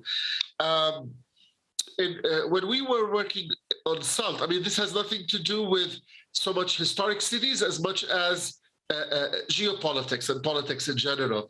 When we were working on SALT, and sometimes, for example, in the Arab world, support for heritage and support for projects of renewable energy depends a lot on who is in charge sometimes. And at a certain point, when a mayor of a particular city is enthusiastic about certain issues, and there were plans actually for renewable energy production. But unfortunately, in many countries in the Arab world, and one is Jordan, there is this trend of privatization of the energy sector and the electricity sector. So even when you are trying, and there is money actually especially with the abundance of sun, in order to create renewable energy, unfortunately, the system and the government cannot accept that, because they cannot accept you selling, for example, electricity to the system. They don't put regulations and tariffs for that. So unfortunately, a lot of initiatives, and there were so many in the 90s, have stopped, because what's very unfortunate in many third world countries, and we are one example, is that the system cannot support or accommodate such initiatives, and you cannot even be part of that or even sell it to the government or to the grid. So this is a very sad news. This is just what I wanted to say. Thank you. Thank you. Carola. Yeah, I think you made a very good point already. One more to add is the question of land use or even sea use. The energy transition will require more land rather than less. So how do we plan for, on a landscape scale, these new spaces for the energy transition? And for example, in the Netherlands, every municipality has to have a climate plan, but most cannot generate enough energy on their own land. So the escape plan is always the sea, and that means windmill parks on the North Sea, with all the effect that then has on the habitat on the sea, or even the future planability. So that's one thing. And the other thing is kind of path dependency. So practices that have been established during the oil era, think of electricity lines and so on, that have been established for other practices, continue to be used and are necessary for the energy transition. So it's very hard to get out of the practices once they have been established. Okay, thank you very much, Carola. And Pat, what are your thoughts on this? I think of the plan from Mexico, which is it's very high tech and using energy, renewable energy, and so on. There's a lot of that kind of discussion taking place within the Latin America and Caribbean region. And another part of our cultural diversity is the difference and the varying climatic zones that exist in our environment. So we have tropical, temperate, and desert, and so on. And the designers, architects, engineers are directly integrating alternative energy and sustainability in design projects and also for conservation. So it's very high on the agenda. And yes, we do respect and understand, as Rami said, about selling the electricity to the grid. When you do generate it as an engineer or whatever, the company who provides electricity turns around and bills you higher and so on, because they think that you're now stealing electricity because you're no longer paying them a bill. But those are things we have to deal with. And another issue, Joyty, is that we're speaking about smart cities. So that kind of exploration is taking place amongst us here in Latin America and the Caribbean. Thanks. Thank you. Thank you very much. Zaki. Yeah, thank you. I think it's a very interesting conversation. Talking about concerns, I would like to highlight the issue of education, where I come from as Ikram, but at the same time I wanted to draw attention to a latest report that was issued by the IRENA, which is the International Renewable Energy Agency based here in Abu Dhabi, where they issued a report on renewable energy policies for cities. I think I think the main issue, which has already been mentioned by the other colleagues, is education at large. So talking about issues related to education at university level, education at the school level, but also, so if we talk about concerns, I think we need to create a kind of a culture for conservation when it comes to energy transition as well. I'm talking, of course, in the context particularly of the Arab region in a very particular and special sense. So talking about governance, talking about education, training, and how to engage the communities in raising their awareness. Although here in the Gulf, where I am, I mean, they talk also about smart cities, and there are also initiatives. There is Masdar who are also looking at renewable energies. There's Expo now, who's actually at Expo 2020 here in Dubai. They also are addressing issues of sustainability and issues related to renewable energy. So I think the bottom line is really education at different levels, engagement of communities, because this report also that I've just mentioned referred to the fact that global energy transformation starts at. Yeah, I think we lost you there, Zaki. Okay, thank you. I think you ended there. Yeah. Okay, thank you very much. Kati, okay, but very short, please. Thank you. I would like to add to what has been already said, that the pandemics also brought about the need to think more clearly about energy transition in Panama, especially because our historic center in Panama City is very small and is inserted in the larger city. In terms of Portobello, which is the one I presented, it's an open opportunity, because it is it's a small town with very small infrastructures, which is open then to be a laboratory for this kind of initiatives. But the pandemics, more than ever, gave an impulse to smart city and other considerations that were developed in the last 5 years, but it has been slow to be implemented. Okay, thank you very much. Well, I think we need to wrap up, but I wanted to see if we could just ask one quick question and see what what your responses are before we wrap up. So, if you had to advise the historic city on looking at and ensuring the integration of heritage with climate action and energy transition and water management, what would be your top three advice to them? And just in a few lines, what is it that what key advice would you tell them? And you have only three. You have to prioritize and tell me the three top things you would advise them. So since you're with us, Katie, maybe we could start with you. Well, things have been said by Mrs. Green. There are so many variables in Latin American region, but one of the first would be to go back to the conservation of the shores regarding the mangroves. The mangroves are very important, especially because coastal cities are exposed to maritime disasters, for example, and that would be a first point.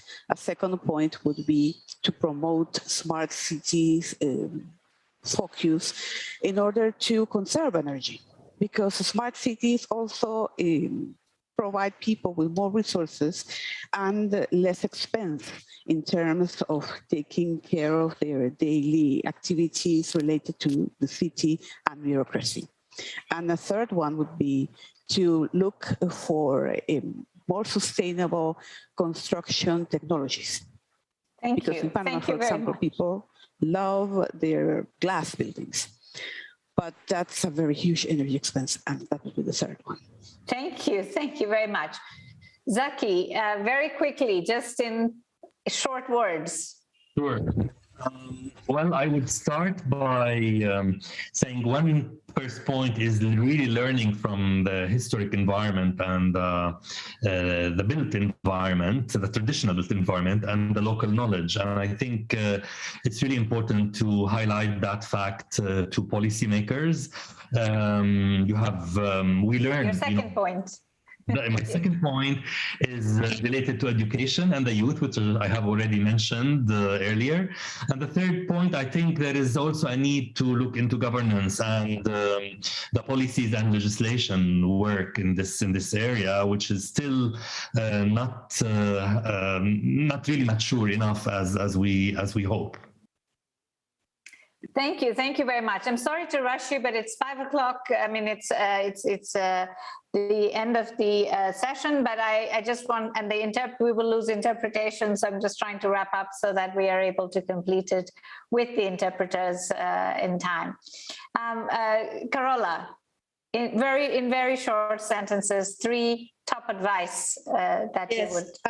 So echoing understanding long-term developments and the reasons how things in the past were integrated into socioeconomic systems, because then we need to so taking a system approach is the second one, and understanding what contemporary local economic values could be to revitalize and to reimagine historic practice in future practice in historic cities. Okay, excellent. Thank you very much. Pat.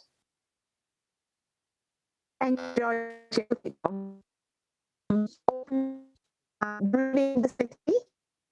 We're not hearing you clearly, Pat. I'm sorry. Greening the city. Just okay, greening the city.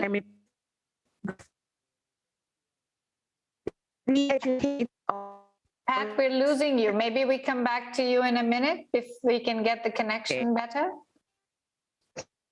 Maybe I just pass it on to Rami and come back to you, hoping the connection will improve. Sure. I would say the first one would be more awareness about traditional practices and how they can be reintroduced and reintegrated in a new way. And the second would be more and more green infrastructure. Maybe I'm being a bit biased towards my region because I know that there is a major need for that. And the third one is demonstration projects. A lot of demonstration projects that would spread the word and that would also lead to awareness building and capacity building. Okay, thank you very much. Pat, are you able to speak now? Pat, did we lose you altogether? We don't hear you, Pat. Okay, maybe we pass to Katerina and we can come back to Pat. Katerina. Okay, very quickly, I would suggest to inherit the or to introduce the landscape approach. To the second one, to speak about policies, meaning integrate landscape into any climate policies or policies related which affect the environment, such as any agriculture or any other cultural policy. And secondly, to strengthen the relationship, and the relationship between people and the environment is what the previous panelist said about make awareness and education of people. So these are my three advices. Thank you. Thank you very much to all of you. Pat, let me try one last time to see if you're there and if we can bring you in. Pat, can you hear us? Are you able to join? Joyce, I was trying to type. Oh, you can hear now? We do. I hear you completely. Okay. So maybe we can even see you. Okay. Yes. Redefine modern. That's one word. And that's redefine modern for the young people, and do more scientific analysis on historic buildings. Okay. All right. Well, thank you.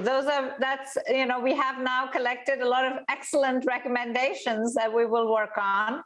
With that, I want to give a big hand to all of the panelists today and for your very rich contributions that have been so very important and very, very interesting and engaging. And thank you so much for your engagement. I want to just, before leaving you, recall tomorrow's plan, because we meet again tomorrow at 1 o'clock Paris time, and we will have a short summary, and then we have really a day of, today was the day we looked at the global issues and global approaches, a bit more theoretical perhaps, although we had lots of rich case studies. Tomorrow, we're really diving into a much more local approach, looking at very specific, a range of specific case studies from different places to understand the localization of these principles and approaches. So we will have case studies from Vietnam, from Yemen, from Lamu, and also from Algiers and Paraty in Brazil, and from southern India. So please do join us. The session tomorrow is from 1 until 4 o'clock, 4:30. We will also have an opportunity to see a film that has been made in collaboration with us by Carola, by the UNESCO chair for water and port cities and historic cities. And so I think this will be a nice way to round everything out. So we look forward to having you back with us tomorrow. And please, for all the participants, do come in with lots of questions so we can engage all the speakers, and we do leave time for questions. So it's a good moment to really engage. Thank you very much and have a nice evening. Bye-bye. Thank you very much. Thank you. Bye. Thank you. Bye-bye. And a big thank you to our team. I want to make sure that we recognize not only the interpreters, whom I thank very much, but also our technical team who has been supporting us, as well as our team from the World Heritage Cities program. So very many thanks to all. Bye-bye.